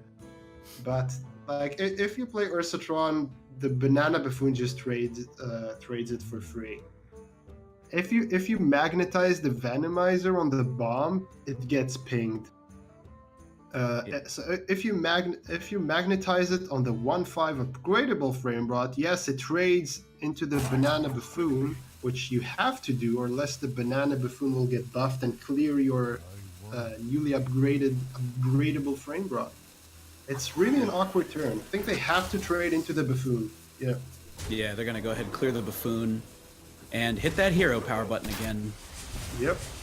That's 3 damage dealt to the mage, and we're... Oh, now it can start going off. Oh, yeah. No. Although it's interesting, now that this is a Venomizer frame bot, they have to get rid of it. They know they have the coin. They know they've been keeping it for a reason. And we know that there are 2 missile launchers there, so it doesn't matter how big or intimidated the board is from Epic here. Dortmund will be able to clear it. So I think you gotta get rid of this poisonous guy. Yeah. The question is, how the hell are you gonna do that? Like, how much are you gonna commit? Yeah, you'd have to commit Frost Nova and both Rays of Frost. And that would do it. You can just do double... No, you can't, right? You'll have to do Frost Nova, yeah. Yeah, you have to spend the Frost Nova to make both Rays of Frost do damage, which is just... Oh, they're going for it. All right, we're just going to go ahead and see the giant hit the ground, and it's going to get, just like you were saying, if this thing doesn't get coin missile launchered, I will be pretty surprised. So they have to Ray of Frost. Wait. They're just openly disrespecting the coin missile launcher possibility. That's fine. They'll just coin missile launcher. Clear this and kind of wreck their dreams and hopes. But yeah, they did have to commit a lot of cards just to get rid of this poisonous. Maybe it wasn't worth it. And now that combination of cards doesn't work. We see the Sea Giant in hand is going to rocket up to 9 mana cost. Yeah, and now they can't develop any board of giants or otherwise until they get rid of the 7/8, and they don't have the tools to do that. And this 7/8 is representing a lot of damage over the next couple of turns. Yep, it's 8 damage every turn, and if you freeze it, it's 1 damage every turn. Yeah, especially freeze ping. That's, yeah. Oof.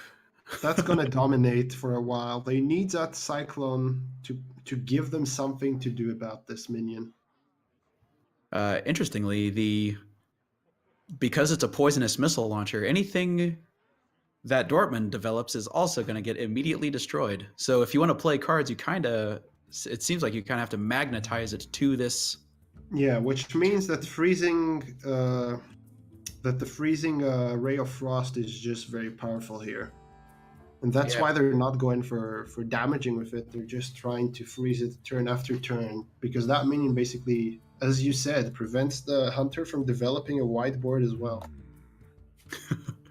That's very awkward. This is for both teams. A really awkward board state.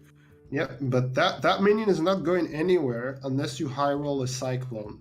You don't have a Cyclone, you're gonna run out of freezes in 2 turns. And then what? Oh man, this is just Leroy hitting the board for 6 damage. I'll take it. Yeah.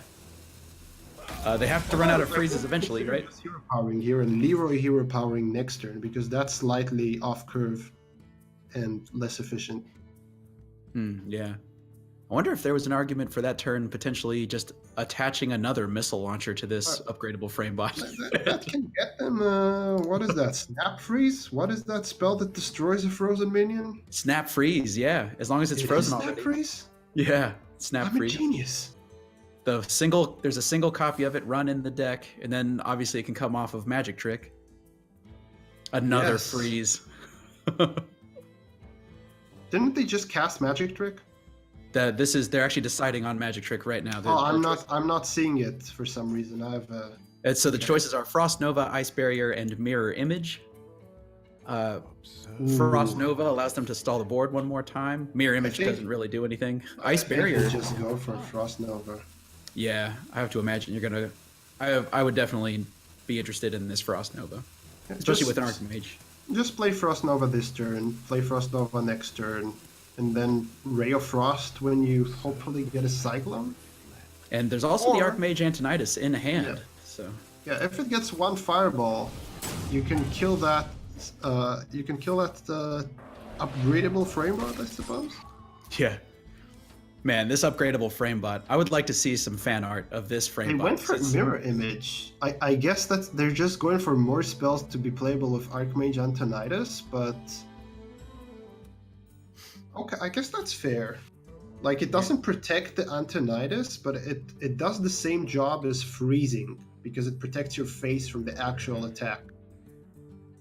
So that pretty much has the same function of Frost Nova, but it's 2 mana cheaper. So I think that's a very good choice, actually, by Epic here. Yeah, that's right, because the missile launcher effect doesn't go off until end of turn. Exactly. Yeah, so you can, on turn 10, they're going to be able to play several spells in conjunction with this Archmage Antonidas, even if they're not able to clear the Poisonous Missile Launcher Super Frame Bot in that time. They'll be able to rack up 3 fireballs. Potentially 4 if they want to basically discard their Elemental Evocation in exchange for a fireball. My, that's a weird game. Yeah. So basically the Hunter's just chipping for 3, and Epic is just waiting to draw something interesting. We're actually going to go ahead and see this Ursatron being a draw 1. That's 3 good. mana draw replicating. Magnetic Minion. Okay. We have something here for turn 9. Oh man. Yeah, Sorcerer's Apprentice off the top there allows you to, yeah, exactly, on turn 9 Archmage, Sorcerer's Apprentice, and then every spell that costs 1 or 0. Yeah, so you have to Frost Nova this turn because you want to keep the mirror image for next turn. You don't go off on Archmage Antonidas here, you just freeze and go face with hero power. Mm-hmm. To go ahead and use up that extra Frost Nova that you've been sitting on. Yeah. And now if they draw their other Ray of Frost, if they top deck it next turn, that would be very helpful to them. And then they could just start shooting fireballs at the Hunter's face without the Hunter's ability to actually hit theirs outside of the 3 damage at the end of each turn. It's interesting that even though Mage has been able to freeze the board very effectively for the past several turns, they're still down to 14 health. Well, and it's Hunter for you. Yeah. Actually going to see the mirror image committed. I don't think they'll do that. No, Yeah, okay. No, yeah. But I was going to be very surprised if that mirror image came out. Yeah. Maybe they were just teasing us. That's right. All right. War Gear. Yeah, so that now the makes question sense. is, do you Replicating Menace? Since you get a bunch of 1/1s off of it dying. Sorry? I think you just War Gear. I think you just make it as big as possible, maybe prevent it from being fireballed if you're seeing ahead. It doesn't really matter. I mean, these fireballs are going to go face. Right. I wonder if there was a consideration for actually putting the Replicating Menace non-magnetized. So even though it would be destroyed in a turn, you would still get the 3 1/1s that you could potentially attach the War Gear to and stuff like that. Because they're getting low. You know, the Mage is getting low. Okay, we're going off here. Yeah, Here the we Mage go. is getting really low. That there is some merit to it. They decided, and I think they decided like not unjustifiably going for this, which is like a compromise. Mm-hmm. Oh, mirror You image. get your play though. Yeah. I think you buff the mirror image minions as well, just because you're aware that they're running Unleash the Hounds and you don't want some extra damage to hit your face. Oh, that's a great point. And there's also there is the Joey bot, and so you want to make sure that there's Yeah, exactly. that they can't sneak and unleash the hounds like you're saying, and then get the Joey bot in with a War Gear attached to it, something like that. I wonder if they're doing it. They actually took the Book of Specters off the magic trick.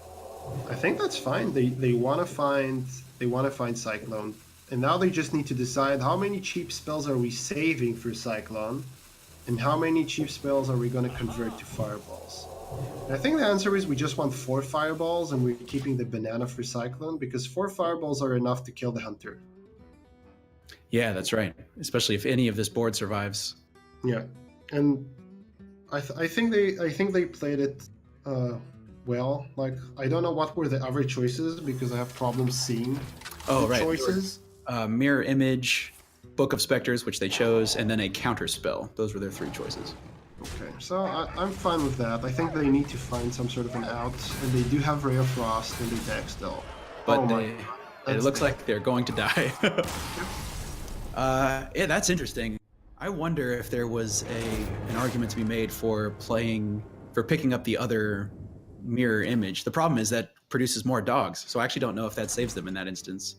Yeah, I don't think you play that. And I think it does save you because you have 2 HP per 1 damage from each hound. Mhm. But I still think you hold on to that just because you're trying to kill your opponent in 2 turns, and you're hoping that will be enough to stop them.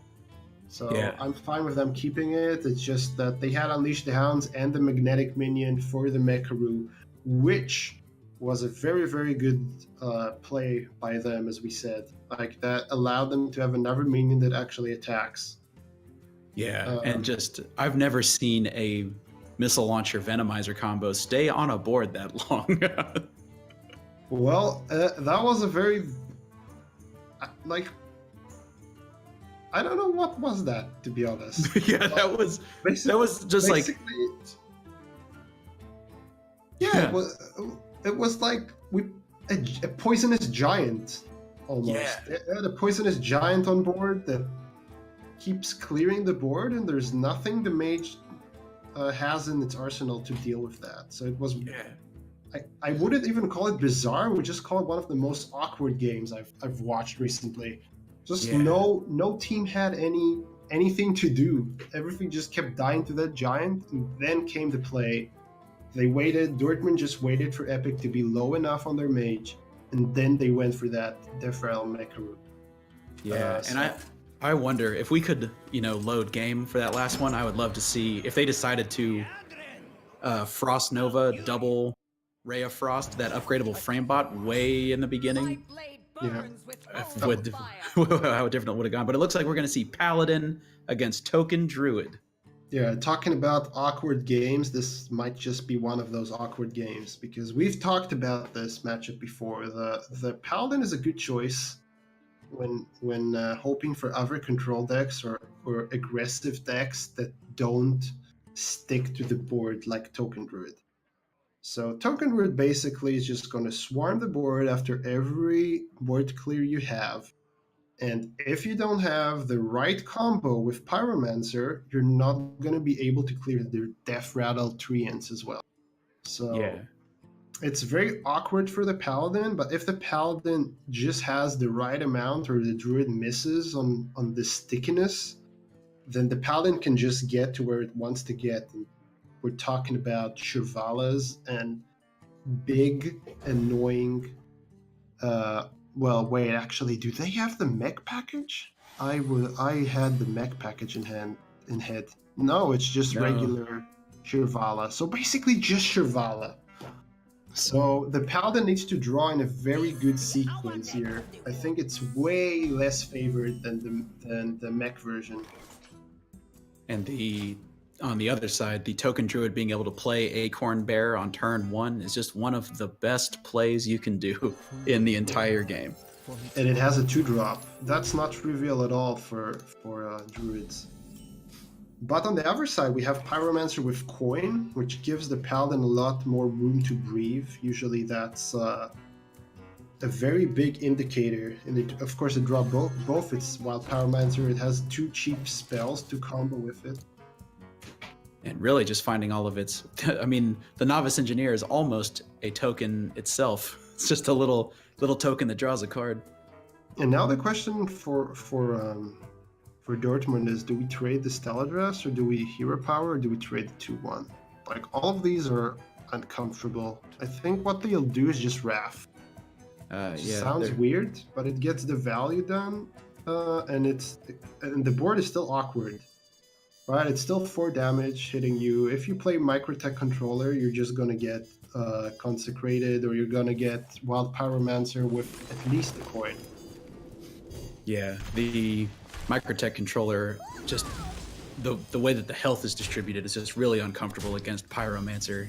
Yep, the Druid feels really comfortable here. Like, the Druid knows, or they should know, right, that if they get enough cards in hand to allow them to keep swarming, they don't mind if Epic has the answers, because they don't have infinite answers. They have like 3 or 4 board clears max. Yeah, and like you were saying at the beginning of the game, a lot of the big board clears don't work because you end up clearing a board, but if the board has Soul of the Forest attached to it, you have to be able to do it twice. It just doesn't work like the Warrior's Warpath does. Exactly. Same goes for Shaman board clears as well, but they had Earth Shocks. So I think this is even more awkward than the Shaman board clears. And so, yep, I think they just gonna draw cards, get that Soul of the Forest, and then try and set it up the best way possible. Of course, they're gonna want to keep the hand big for Whispering Woods as well, for a refloat.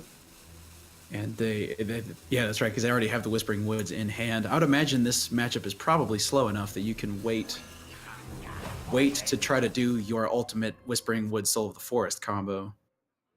What do you think about this play?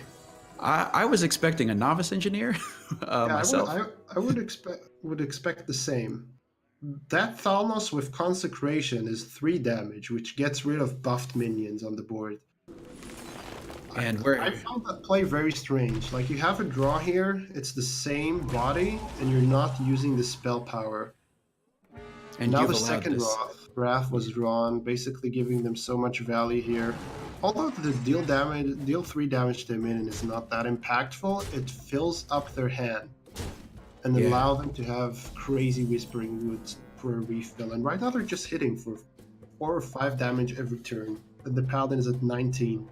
And it's odd to see how, 4 or 5 damage a turn doesn't sound like much, but they haven't put on so much pressure that Paladin feels like it has to pull the trigger on one of its big cards. Oh, and that's also painful. Because now they've spent the coin for Zeliax, which mean their Wild Pyromancers are that much weaker. And the Steladris already got so much value from playing both copies of Wrath already.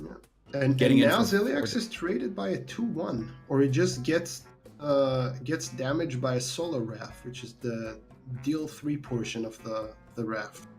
Yeah, ironically, you don't want to do the deal 1 draw because they're actually currently sitting on all 10 cards. Yeah, I guess you don't want to do that as well, because it's just flexible. Like, you don't know what you'll wanna draw yet. You don't know if you want to draw yet. There's no reason to draw and exactly get these 2 squirrels and overdraw some card. So instead of overdrawing 2 cards, it overdraws 1 card. Yeah, War Druid Lodi is a very cool card, but in this particular matchup, I would say it's not a critical. It's a very good card when you expect aggressive lineups, like we were talking about before, because it can be anything you want, and when you want tempo, when you want to remove something, when you want to protect your face, it's really good against these board-centric decks. But decks that don't care about that very much don't care about Lodi as well. Yeah, and this Paladin deck is not really interested in the board. It's really interested in, it's interested in clearing the board so that it doesn't die, but it's not trying to build up any kind of board presence and kill you, right? It's just trying to kill you. Just trying to kill you. And survive. So we can draw. Yeah. I wanna know they don't have it. They don't have the buff a minion and give it lifesteal, because that works phenomenally well with Wild Pyromancer. Because if you buff Pyromancer with lifesteal, the damage that it deals to the entire board translates to healing on your face. Oh, the old build your own Reno, or build your own, what's that? There's a priest card. Build your own Spirit Lash.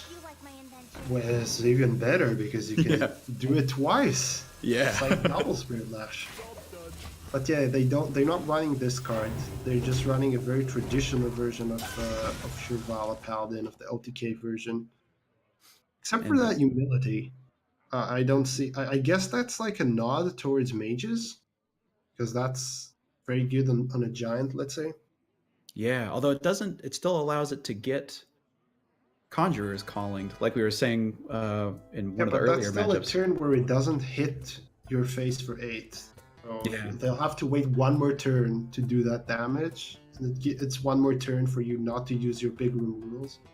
And it definitely brings me back to the old mid-range Paladin days and the vanilla Hearthstone where you would play Humility and the Stampeding Kodo combo. Oh, wow. I don't know if you Look remember. at this board. Yeah, I'm loving this board. So now you have to do Wild Pyromancer Consecration, and that's your second Pyro and your only Consecration in hand wasted. And it feels so bad because you do 8 damage to your face in the process. You know what I kind of wish was in Epic Esports' hand right now is a copy of Blood Mage Thalnos. Yeah, I don't- that would have been really good. It seems, I don't want to harp on any one particular play too much, but this just further illustrates how useful having that card right now would be. I think it also demonstrates how good, or possibly good, that Twin Spell Lifesteal card. I don't remember its name. It's really not as popular as it should be. I think it controls Paladins. But that's so powerful with Wild Pyromancer. It balances out all of the damage these bombs do with the Death Rattle. But now it just feels so horrid playing it. Yeah, I guess he will just play Crystalsmith Kangor or Timeout. Oh, the timeout. Yeah, Timeout is also fine, because that allows you to have a more impactful Wild Pyromancer next turn. Yeah, and it allows. I mean, you're allowing this druid to develop its board even more and potentially buff it and add. Lucky. Soul of the Forest. No, actually, it can buff it out of range. It can just play Soul of the Forest, and you're screwed.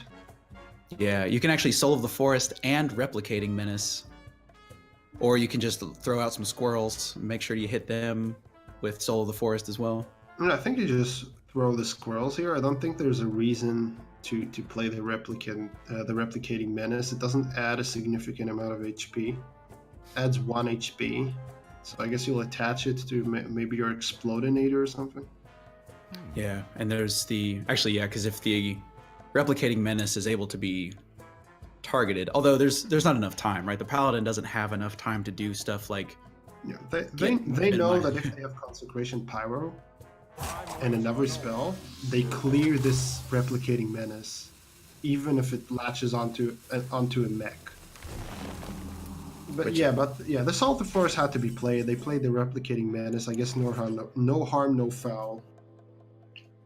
And so now, the play that you were alluding to earlier, Pyromancer, Consecration clear, and take 8, and still be facing down a bunch of Treants. Actually, you die. You'd have to swing with your sword. You die next turn.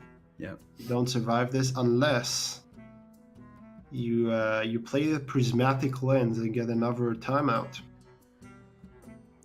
If you sword, no. Sorry, I'm looking at Crystalsmith Kangor, sword swing.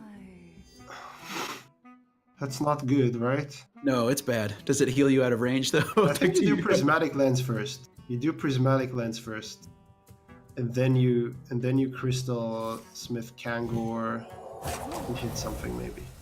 So the humility on the Goblin Bomb says to me that they're thinking about. Oh, there's the other timeout. Yep. Shirvala is still not discounted enough, but next turn it could be played maybe in conjunction with something else. Oh, that's fine. So gonna heal to 20 and actually gonna try to fill the board up and absorb one of those Goblin Bombs, importantly. Yeah. That's a good trade for sure. And there's no room again. We're seeing once again a totally full board, so no magnetic cards, no additional creatures. Yeah, but we can see of course Dortmund can see, but we can see that if they choose to buff this board, Epic doesn't have the way to clear it, even with Consecration Pyromancer. They need another spell, and they don't have the mana for that. And so this... Oh, they're actually going to Wrath their own 1/1 in order to make some space. For replicating with For replicating Floop. HP. Replicating Floop. And Very nice name. So it gets... Yeah, now there's a 4/5 Microbot. Yeah, this is just not dealable. That's even a word for Epic. Yeah, it's certainly unassailable. Like next turn, even if you play your 2 most expensive cards, you can't play Shivala because you have to play that amount of mana beforehand, and you don't have 10 mana. Oh, that's right. The cheapest you can get Shivala this turn is 1. You can't do Shivala yet because you're not at 10 mana. And this board is just insurmountable. You don't have the mana to clear it with Pyro and Consecration, as ridiculous as it sounds. I think you have to go for Hammer of Wrath, yeah. And what are we going to find off of here? A Shrink Ray comes off the top. I think you have to. It Yeah. reduces what? It reduces... It's 6. Yeah, 4 it takes the damage. current... It reduces 4 damage from the board. Yeah, so that's right. It sets the board damage state to 6 coming in, which... You could do Holy Wrath as well on the 2/2. Oh, Or to on just... the 4/5. But I just do it on the 2/2. Yep, here comes the Shrink Ray. Gonna go ahead and basically use it to stall out for... It's not exactly a timeout. Is it enough? Is it enough? Like this board gets buffed, so it becomes 12 damage, 12 plus 4, 12 plus 5, that's 17. That's 3 damage off lethal. And unfortunately for Dortmund, they don't have the spells or buffs to close it up here. Yeah, But they're actually very kind of close. stuck with only a Blessing of the Ancients. No, I haven't been able to find Savage Roar. Do have a Swipe in hand. Yeah, they're 3 damage off, even if they play everything they ever wanted. Yeah, everything they ever wanted. All I ever wanted. Anyway, now they can clear the board. Almost. And play Shivala. And play Crystal Smith Kangor. That is At the key, same because now, yeah, Shivala with Crystal Smith Kangor is so much healing. But the question is, do they have mana to play Baleful? So we have 6 mana plus... no, they don't. They'll need 11 mana to play a Baleful Banker here. So they're gonna have to choose. I think they can allow themselves not to Baleful Banker. So I think you just go Crystal Smith Kangor, heal your face, Shivala, trade or something like that. Yeah, is there a situation where you... Well, maybe you just Wild Pyromancer and... You have to heal before you clear these bombs. Yes. So you could... Okay, so there's Crystal Smith Kangor Flash of Light. Yeah. It brings Shivala down to 0, so now you can actually Shivala attack and still Baleful Banker. You can actually double Baleful Banker if you want to, but then do you survive? Do you survive next turn? You do survive. You heal to full. Oh, that's right, because the healing from... It's going to be plus 14 health. Yeah. Oh. Like, they saw they didn't have lethal last turn, right? They saw it. So they're not gonna go and assume they will draw everything they need here to lethal them, which is wise. So I do like not clearing with Wild Pyromancer here. And they saw that swipe just come out and go face, even though it wasn't lethal. Okay, wait. Here's Savage Savage Roar. Roar, but it's not enough, right? They have 6 minions on the board. That's 12 damage. Is that 23 12 damage? more. No, wait, it's lethal. It's lethal. Are they not? They're not 2 mana. They're not 2 damage short. No, they're exactly. They're 3 damage over, or 2 damage. Oh, wow! With the That top deck. No, I think Epic played correctly here. oh, that's right, because they can wrath their own Oh, goblin. they're not 2 damage over. They're 2 damage exactly. Sorry. Oh wait. I thought they had 2 solar wraps. Sorry. Okay. That's I the just- Wow! the solar wrath on your own. Goblin Yeah, Bomb for the win. I was sure they had double, so I thought they were 2 damage over. But wow, this game is just... I think Epic went for the right play, but then the top deck just broke it. It just destroyed their plan, and maybe it wasn't worth it. Maybe the Druid has drawn too much. It was too late in the game to go for that, but I don't think they would have won otherwise, because their Shivala would have been traded into, and then how are they going to win against Druid, right? So they had to go for that play. And in order to Baleful Banker, they had to put themselves at not enough mana to be able to consecrate. So once there just wasn't enough mana to do everything they had to do. It's just such a strange Paladin problem, right? Where you have to heal, you have to clear, you have to keep being able to win the game in the future, and it's just tough to I think you even said during the cast, they need like an 11 or a 12 mana turn in order to do everything they need to do. Yeah, exactly. And it's quite unfortunate. If they didn't swap the cost with the Baleful Banker, they would have been able to do everything they wanted, but they had to choose because both Baleful Bankers were increased to 3. So that's unfortunate as well. But that said, we are 2-1 for Dortmund Esports, punishing that Paladin, and they're down to their last deck, which is Zoo Warlock. Yeah. So their Zoo Warlock is gonna have to face Mage, which is actually okay for both. It just depends who's drawing Sea Giant and when. Right. And then you have that Zoo Warlock having to beat the Paladin.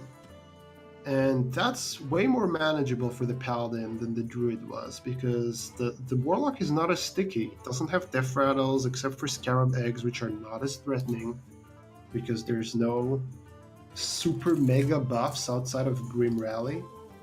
Yeah, the Druid is much less explosive in its ability to just take a board and turn it into big blasts of damage. The Warlock is less explosive. Yes, sorry, I might have said that backwards. The Warlock, less explosive, Druid, more explosive. That's okay. So Epic is queuing their Paladin. I think it's a good choice. The Mage is probably the weakest against the aggressive decks. It needs a very specific kind of hand to cope with them. So I do like playing the Paladin first, because it's probably the game you're gonna win. Increase your morale, boost it for the last game. That's gonna be rough. So I do like that from a psychological standpoint.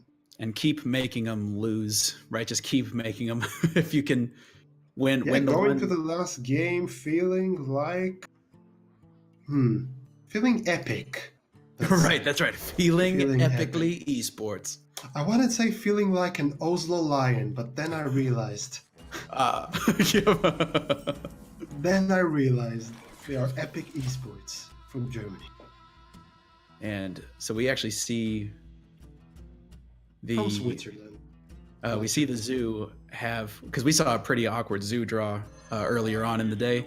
This one, Solarium is in there, but the Grim Rallies are probably not going to get quite as stranded with the Tempo Pyromancer. Let's go. Wow. Yeah. What about Witchwood Imp, Voidwalker, coin Grim Rally on the Witchwood Imp? Value trade the 3/2. Oh yeah, because it'd be a 2/4 at that point. What can the Paladin do to your board on turn 3? Especially without a Pyromancer. Yeah, exactly. They don't have the Pyromancer on account of they played it, but they also don't have the coin. I think they have to go for it. They don't have to go for it, but it seems so strong against Paladin that I would go for it if I were them. I definitely would like to deal. Oh yeah, it's looking like, we're actually gonna see Witchwood Imp Voidwalker. Yay, they're doing my play.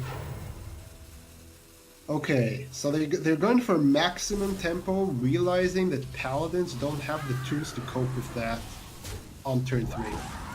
It is unfortunate that the card they had to value trade didn't get the HP buff, but it's not that big a deal. It's still value trade. Yeah, and so having a 2/6 on board is also just going to be tough for the Paladin to deal with until it goes for a big board clear utilizing its Shrink Ray. And you don't have to worry about shrink rate till turn 5. Yeah, and even then, right? The shrink ray is very awkward. If you have a big board on turn 5 and they shrink ray it, and you get a giant through the Solarium which you have in your hand, it's mental. Oh yeah. Like it doesn't actually remove the board, and a bunch of 1/1s for Zoo Warlock is not bad.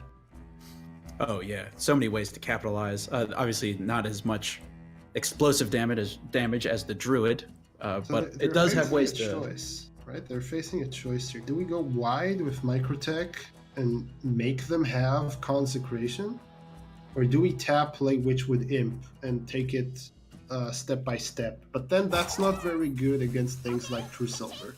So I do like forcing the Paladin to have Consecration.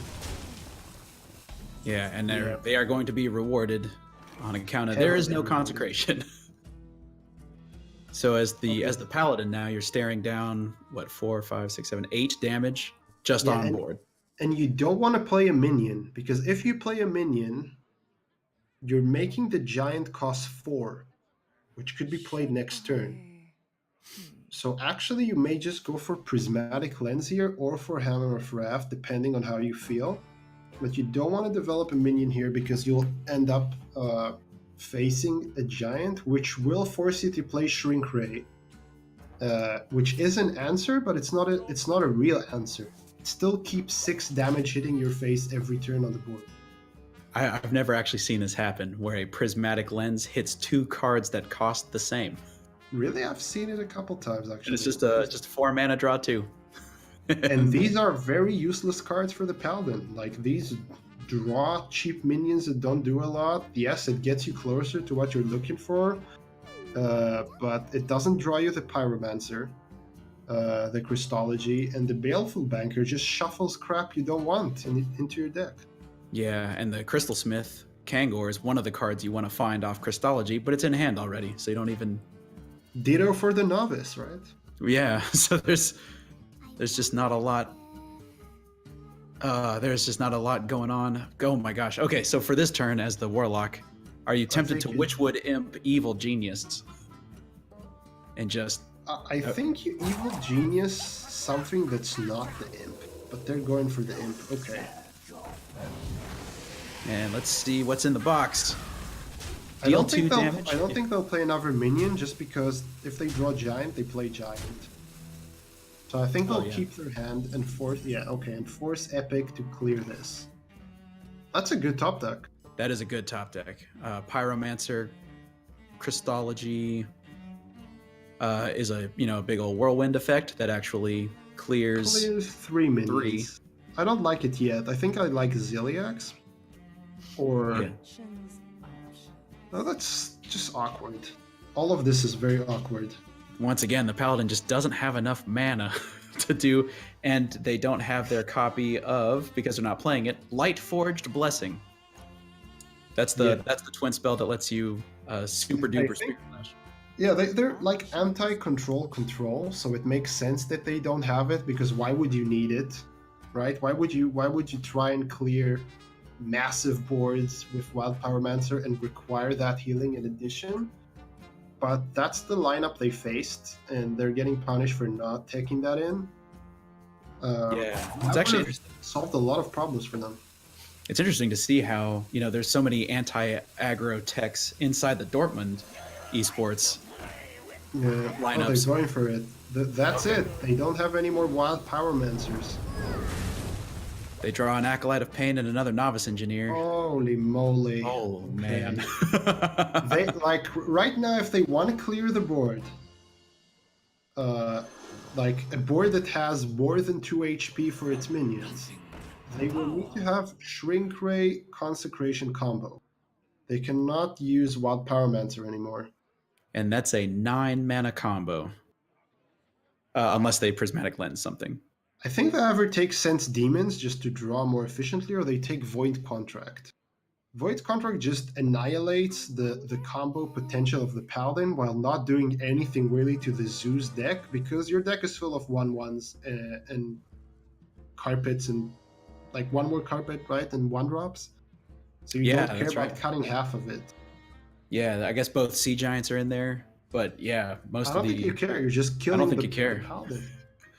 So And void especially- contract is interesting. In case somehow the paladin manages to contain your board, sense demons makes sense, and darkest hour Indeed. is just weird. It's a weird pick. Gosh, I think Void Contract. And Oh, they're picked actually gonna it. go. Okay. Oh, Okay. interesting. Okay, interesting. It's very interesting. So let's see what kind of cards they can high roll for their deck, right? I guess. Yeah. I guess they'll get both Sea Giants, right? If they, I guess They they have can. 2 sea giants and eggs and jugglers, and I guess it's also. Yeah, they just have 2 giants that we know that they have them, but the rest is like not that good to just get out of your deck at the expense of your existing board. Yeah, that is. Oh wow. Okay. Doesn't clear the carpet. I'm But- very curious here. I would have just played Angor and Weapon, but maybe they recognize they'll have to keep it for Shirvala or something. And now we see one of those knife jugglers coming into the hand of Warlock. They're going for this. Okay, that's maybe lost giants. No, they did not draw giants. Missed all the giants. I guess they could play these. So Scarab Egg works really well with Darkest Hour, I guess. Except for it's extremely expensive to get 3 1/1s and then a random card I from your think deck. Scarab just works well with against Consecration, which is something you're scared of. Yeah, I would not be at all surprised to just go ahead and see all 3 of these Solarium cards hit the board. I just play them. Yeah. Yeah. I guess they're And trying to trade decide, one do we of them Knife Juggler first. first? I don't think you commit Knife Juggler. I think you're just fine here with the cards you just drew.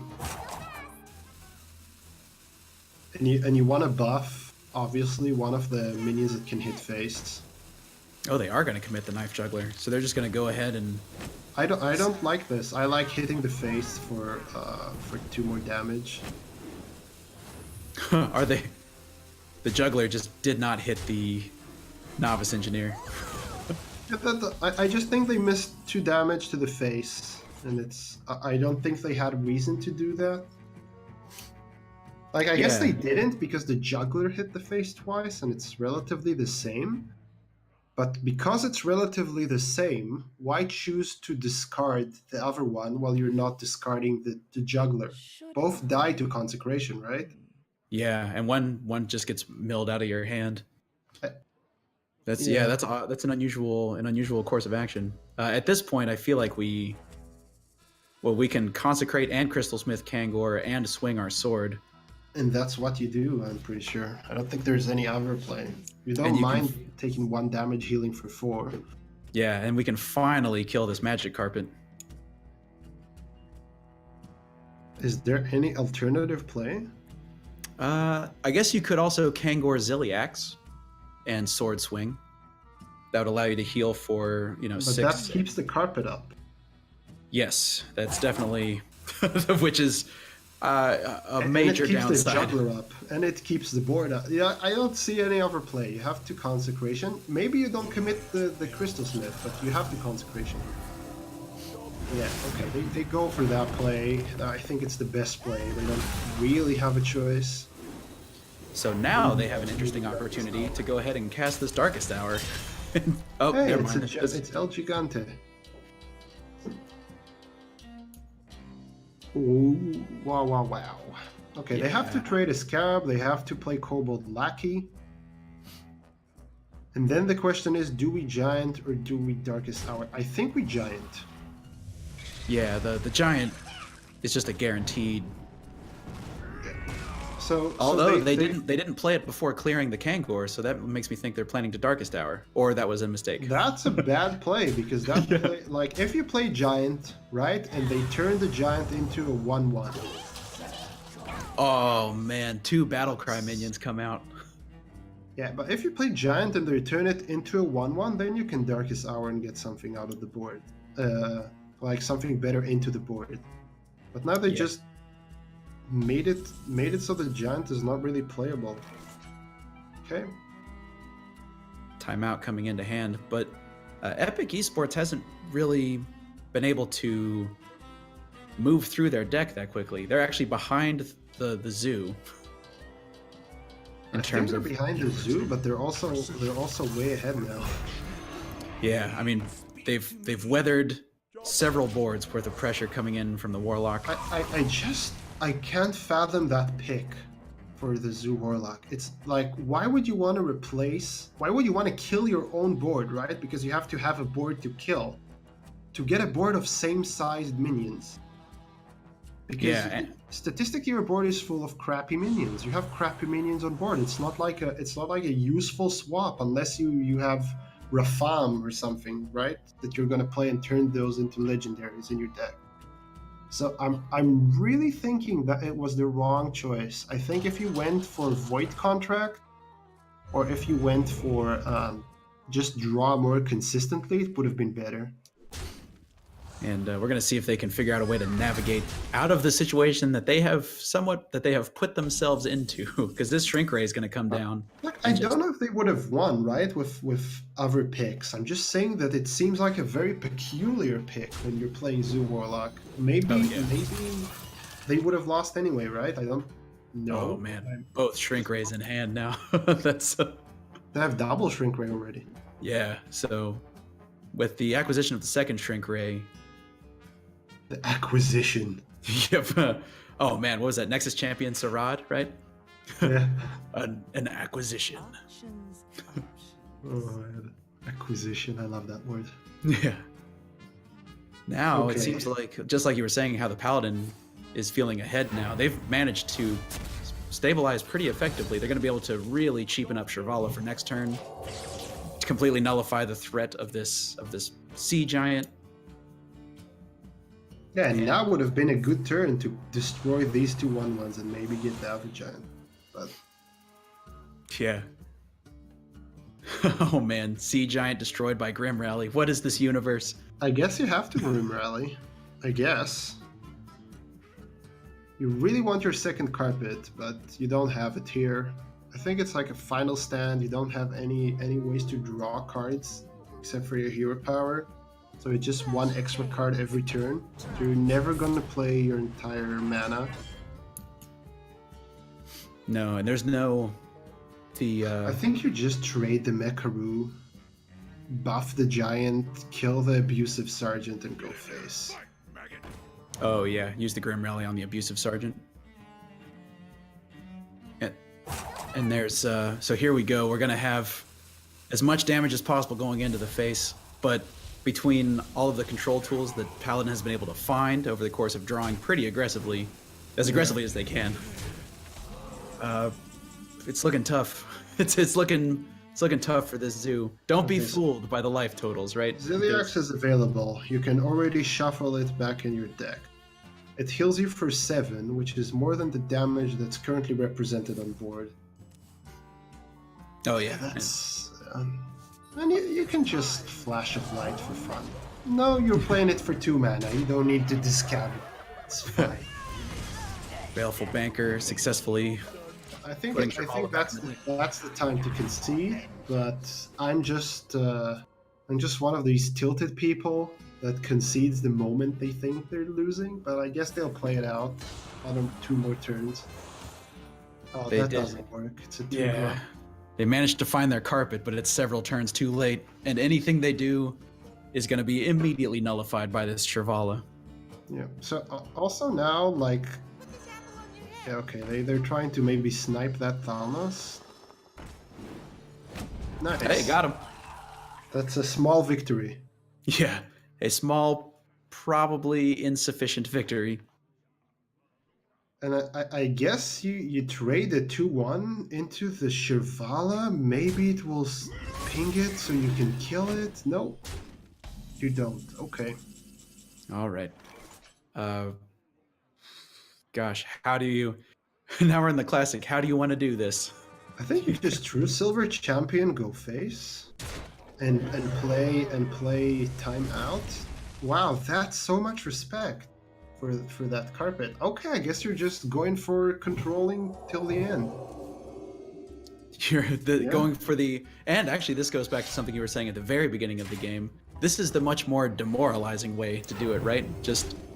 I mean, but that's toying with your food again. I mean, I would just smell blood. There it is. They're smelling blood for them. Yep. Okay, that's playing with your food, but I guess, like, I'm a foodie. I love food. I guess I can relate. Just relish that victory. Oh yeah, just playing nothing but mustard draws for you from then on out. I relish the relish. And the sort of the open, I'm not going to kill you, I'm going to make you concede. So now we're actually 2-2 with the Paladin getting that victory, which we.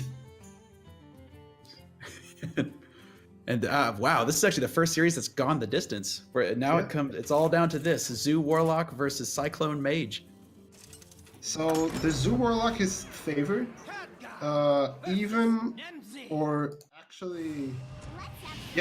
with the text that the Mage has, which is it's very greedy Mage, but it also has a lot of freeze, and it has a double giant, of course, which punishes big Zoo boards. But the Zoo also has Sea Giant, and the Zoo is the proactive deck here.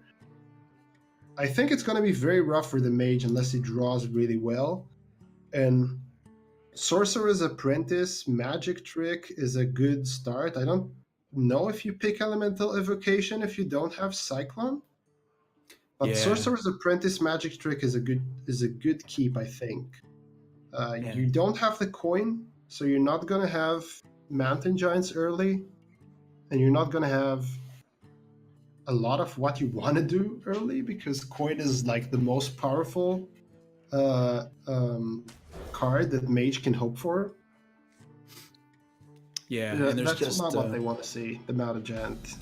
Mountain Giant coming in a little early, because now if the Mage can survive long enough to be able to Conjurer's Calling a couple of Mountain Giants, that would be the Mage excellent. wants to find draw off of this. It doesn't.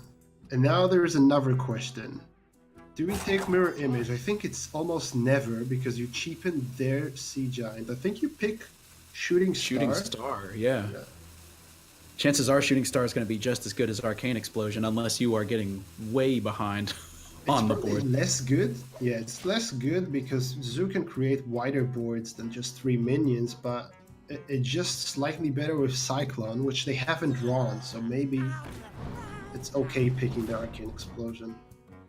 I hope they remembered to put Cyclone in their deck, because I don't think we've seen them draw it yet. We haven't. They lost the game without Cyclone.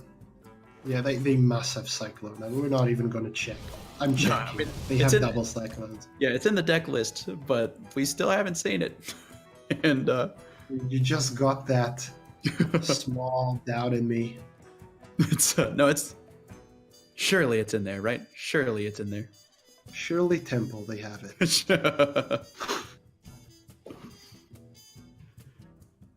All right, so the Zoo is going to start loading up a Zoo board. I think it's just Voidwalker, Coin, Direwolf Alpha? Maximum pressure? Might as well, and they're just moving ever closer to getting that Sea Giant out. Of course, Mage is going to try to do some stuff, potentially. So the Mage really wants to ping here. And another question is, do we Arcane Explosion so we can ping next turn and do something with it?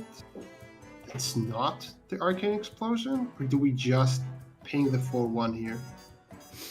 If they play Banana Buffoon...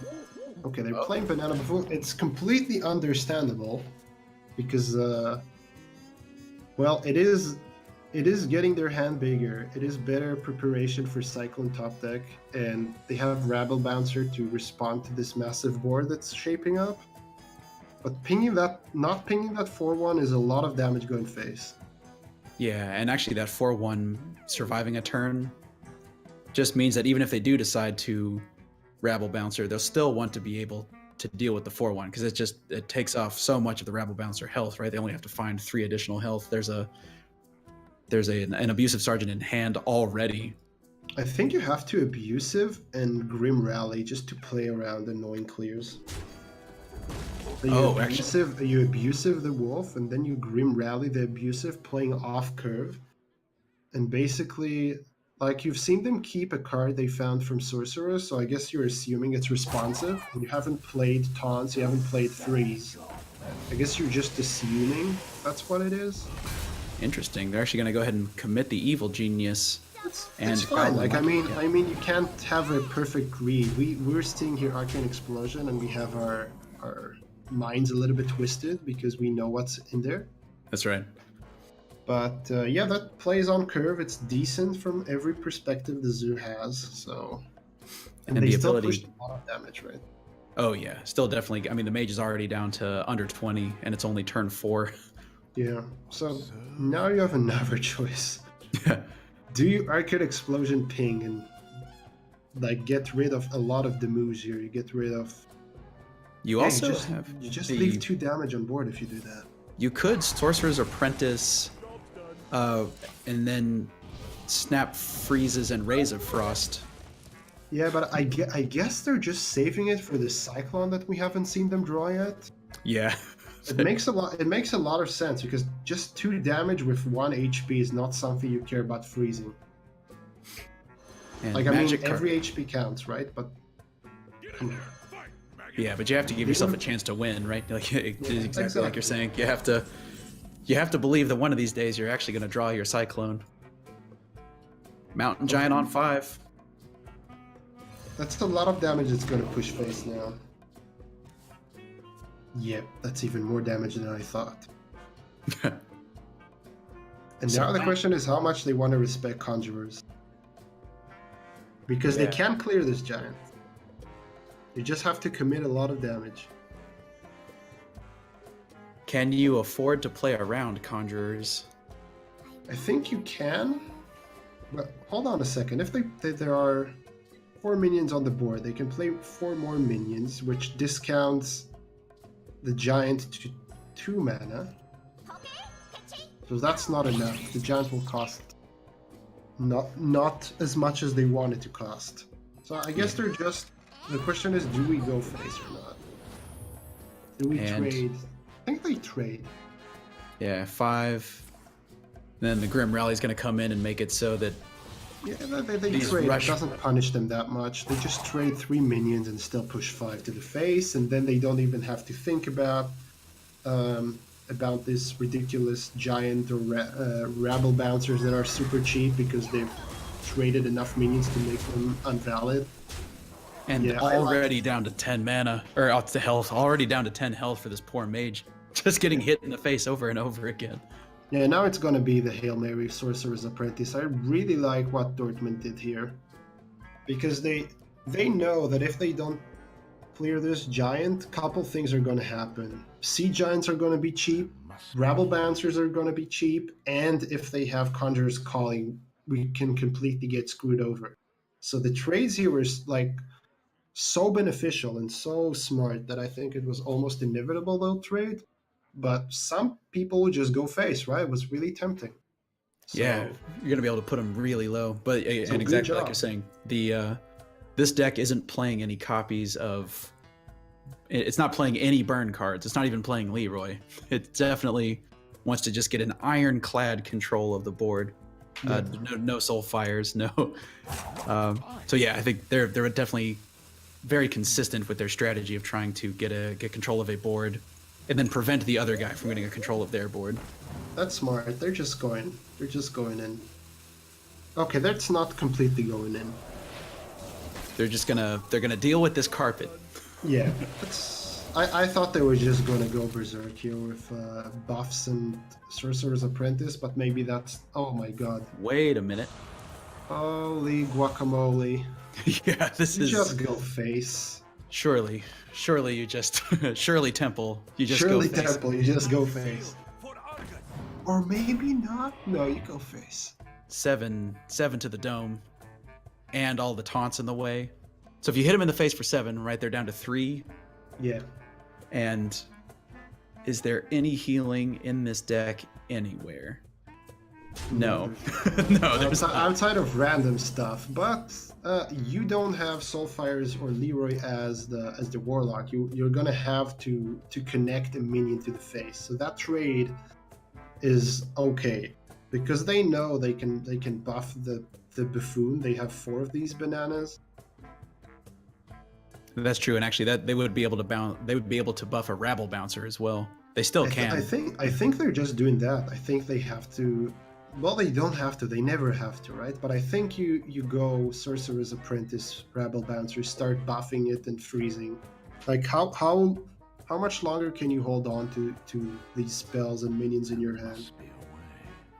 Yeah, and this Twilight Drake, it's really unfortunate because not only does it play counter to your hope of generating a bunch of spells with your Mana Cyclone, but it also just makes this Twilight Drake weaker and weaker as you start to use all of your combo activators. I don't think you care about the Twilight Drake. Like, no, you don't. You have to. You don't have either time. play it now, ping and freeze, which is okay, and then next turn you go off because that also plays around a mountain giant, a sea giant. Sorry, that they'll have to play for full cost. Which they can do. Oh, Yeah, wait a minute. They can Scarab Egg, Grim Rally, and still Sea Giant, right? Can they do that? Yes. But then again, it opens weird ass combos with Rabble Bouncer and Sea Giants, which are very probable cards they're holding right now if you are Dortmund. So I would just develop the Giant and go face with the 2/3. Yeah, set them to 4 and then make their Rabble Bouncer Sorcerer's Apprentice combo as uncomfortable as possible. Like, it's a really tough call here, but I think they can know that they have Rabble Bouncers and Sea Giant, and Rabble Bouncer on its own, Sea Giant on its own, they don't beat that board you're gonna create. But if they think they have a Conjurer's Calling, then they will just play that Sea Giant, and that's a read I don't know they can make. Or maybe they're just afraid of that and go Giant on its own. Yeah, they are going for that. I think it's smart and it's warranted, but we can see that they're not too heavily punished here because there's no conjurers. They just can't. This mage has been just unable to find its Mana Cyclones, its Conjurer's Callings. So I mean, it's time, right? It's time to make the biggest Rabble Bouncer. Is there? You don't have enough health to develop the Sea Giant. The other problem is you don't have another way to freeze. Yeah, so you just have to Sorcerer's Apprentice, Rabble Bouncer. So then the question is, do you hit it with all the bananas? Get there. So, like, you trade the 4/9, okay. And then what's the point of buffing the 2/7 just so it gets out of range of Sea Giant? Yeah, that's the.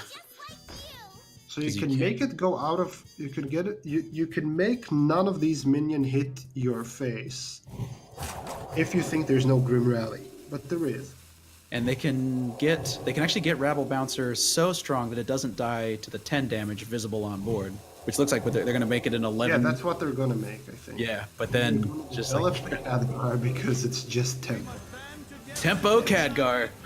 Final push. If Khadgar was an Archmage, would that be the difference maker? It's just a regular Khadgar.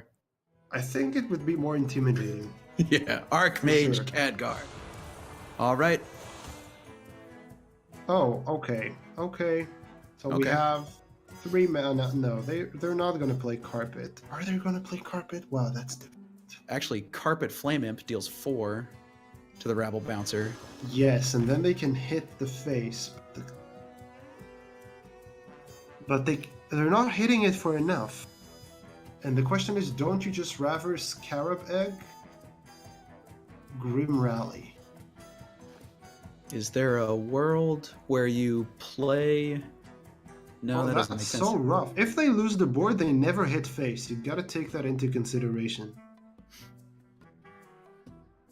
So how? Okay. What happens if you Flame Imp, get the rush, and then Grim Rally the Magic Carpet? No, you have to go wide here. You just have to. Yeah, okay. Have to. Okay. It's so awkward here. Yeah, and now, I mean, the giant magic carpet. Conjurers. Oh, man. Book of Specters. That's fine. And Or then, they could go Arcane Missile Shooting Stars. Shooting actually, Star clears the board. Shooting Stars clears the board with ping. yeah. And then, but then you still want to, so you would play your Sea Giant, play your Shooting Star. Yeah, I think you actually pick Shooting Star. The thing is, the Warlock never hits face. Never hits face if it doesn't have the board. Right, there's no burn, and there's not even copies of Hellfire. It would have to be Lackey into Soulfire or Lackey into... Yes, and we already saw one of those played, right? Do they have double? They are playing 2 copies of Evil Genius. Yes, they have 2D. Evil Geniuses, they're only out now.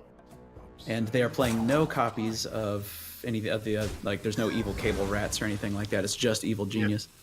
Okay. All right, a clear board. It's a new day. Wow. 4 health. Hey, there's only 1 hit point that matters, right? Just that last one. Okay, let's look for Evil Genius High Roll. All right. Yeah, we're going to go ahead and see the tap. That's a Scarab Egg. That's not going to do it. Yeah, they're just gonna play everything. Like, they're not dead yet, and that means Epic has to trade. But the moment they draw Conjurer's Calling is the moment Dortmund loses. Wow, this game has become just balanced on a razor's edge. Yeah, I thought that Dortmund had it, to be honest. I thought that Epic just didn't have the cards. Dortmund played correctly. Oh, Mirror image. Wait a minute. Does this allow... it's time to go face. Yeah, does this give you the time that you need to actually put them on a clock? Yeah, you just value trade the Twilight Drake or completely trade it. Same thing, potato. Actually, It's not the same thing. You have to value trade it into the 1/3 and go face with the giant, and then next turn, only if these 2 minions survive, you have lethal. So And then I you still think get to work in that ping as well. So you can either send that to the face or work it on this imp. Oh wait, yeah, you're right. You can trade into the imp. You can trade into the imp with ping. Wow, sometimes the games are so exciting, I forget that mages have hero powers. Just, if there's one thing this mage also has a lot of, there's a lot of mana. They're just Must be a way. and it looks like they're doing a lot of... They're like, that's the like, Epic are just abusive today. Yeah. What are we going to do in return? No, And so- they have a lot of things to choose from, right? They have a Wait, lot is of this all going face? No. Okay, they're supposed to gonna I say. think they're realizing what we just realized. Okay, the ping to Or face not. means that a single giant hit and ping wins the game. Okay, let's get Evil Genius. It's Evil Genius. Does Evil Genius even do it anymore? Yeah, if Evil they can find Genius some... into Ethereal Lackey into something deal damage. Yeah, into Hellfire would not do it No, anymore. that doesn't do it. No, it has to be Soulfire. Has to be Soulfire. Yeah.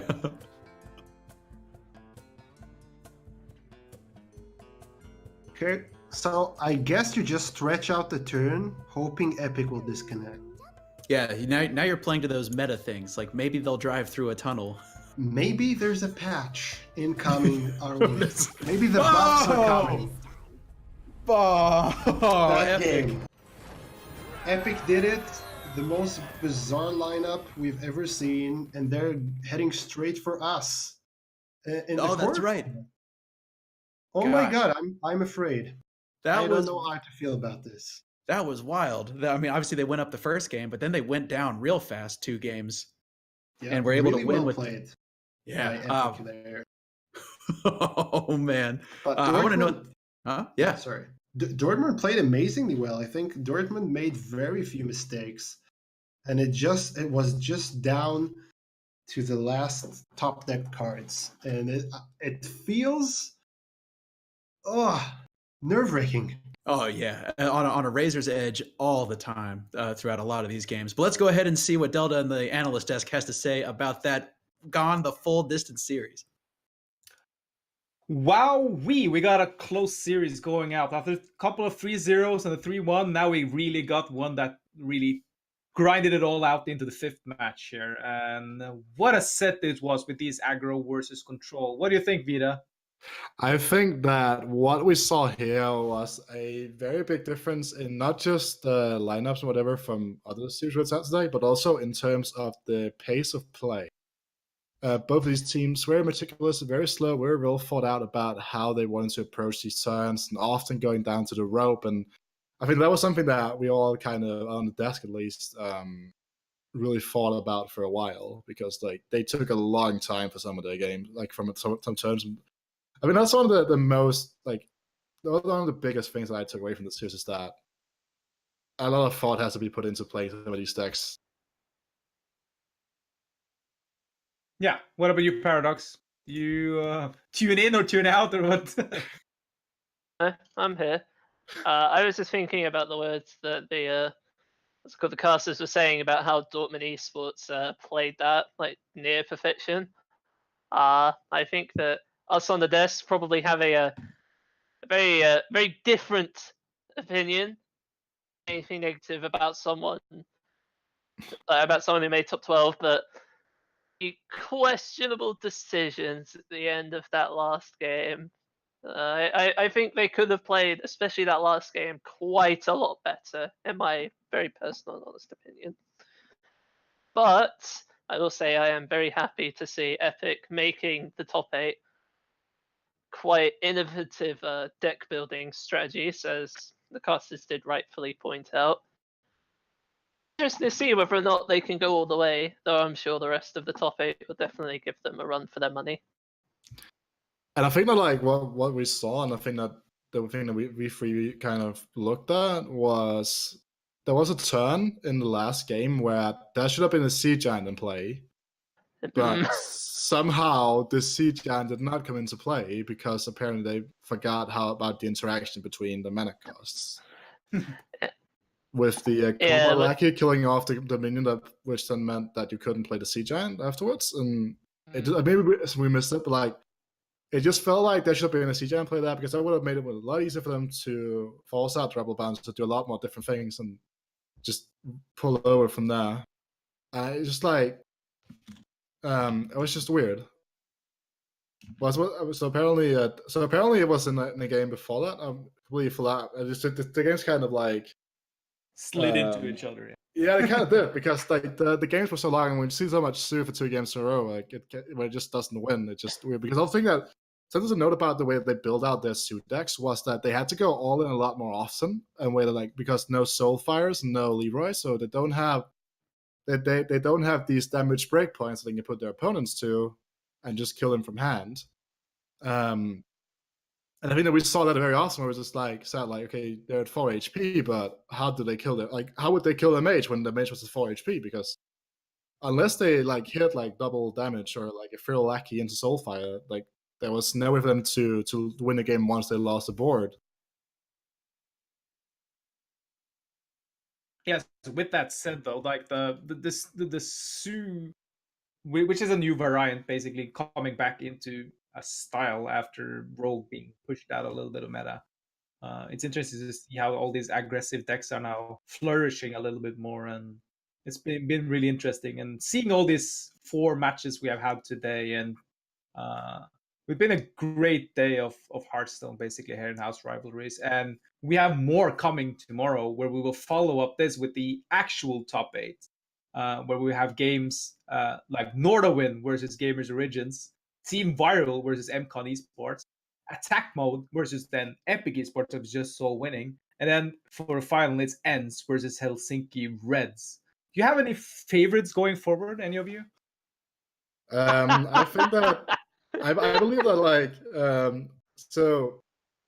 without trying to cast curse anyone, I feel like Nordawind as a team have so much experience playing team match, which kind of didn't really end up mattering a whole lot for them last season of House Rivalries, but I believe that they know so much about how the game is supposed to be played and how to function these team environments. Obviously, a lot of them also being in HGG and the Norwegian the Norwegian league that's currently under a different sponsorship and stuff like that. They have so much experience in those leagues that I believe them to be the strongest side coming into that. But I also think that Team Viral is a team that we have to look at and say that this team has potential. They have one of the best mechanical players that I've seen in a while in Deadraw on their roster as well. So I think that Rival and Nordvin are kind of the teams that I'm looking forward to seeing tomorrow to hopefully push through into that top 4.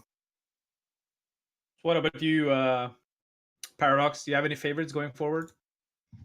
Of course, I'm British, so naturally there's going to be a lot of bias on my side of the desk. Unfortunately, Vita is Danish, and no Danish teams are in top 8 because look. But anyway, Team Viral, like he touched on Deadraw, but Champman and Whiplash are also they're fairly competent. Like Whiplash made it to HCT Germany well at events before, and so is Chapman. I believe he top 16 DreamHack Winter. If not, he was ridiculously close. Them as a unit, they have definitely improved over this past year. We've seen it in this tournament. Like they beat Nordvin previously in this tournament, the team that was favored to win. Anyone was to take Nordvin down, or like Ents or any of the other like big teams that we've seen on this list. Maybe not Attack, but they're not as good, Kappa. But but I think I would put my respect on my compatriots to do me proud tomorrow, even if I'm not here to cast their games or call them out on their possibly questionable decisions. I'm sure they won't mind. Yeah. Well, for my sake, though, as you all know, I'm a proud Norwegian, and I have to go with my boys in the red, white, and blue. They've been doing great, even though Huntrace will be missing because he's playing Grandmaster. I think NTR sort of. Will NTR be missing too, or will he have time to play tomorrow? Well, NTR is playing nationals? the national league tomorrow, but that starts earlier than us, so I think you can actually tune into like the later games, I guess. But I'm pretty sure, even though Sorktar is probably the weakest link in Norway, they can probably Oh, that's getting clipped later, isn't it? they'll look going into the cabinet confirmed. Those who know. It's like you're getting banned again. Win rate versus Sorktar. I've won every match I played versus Sorktar, and I never lost versus Huntrace. So I should actually be on Nordwin, but time and stuff like that. I thought I was being out there. Oh dear. But it's been great casting with all of you guys, having you on the analyst desk and hearing you cast. Thank you all, follower on Dollar Bills for the great last cast and the cast you've been doing. Thank you, Vita and Paradox, for the casting and analyze desk, and just having fun in the mid-match room where we just sit and talk about the matches where you viewer can't hear. Yeah. This has been a great long day of like almost 6 hours of Hearthstone, and tomorrow there will be probably another 6 hours. So stay tuned for more information. Just follow us on Twitter and you will see everything. You will see some great graphics about the team displays. And go to the House Rivalries for the schedule and everything. But that was it for us today. Thank you and good night.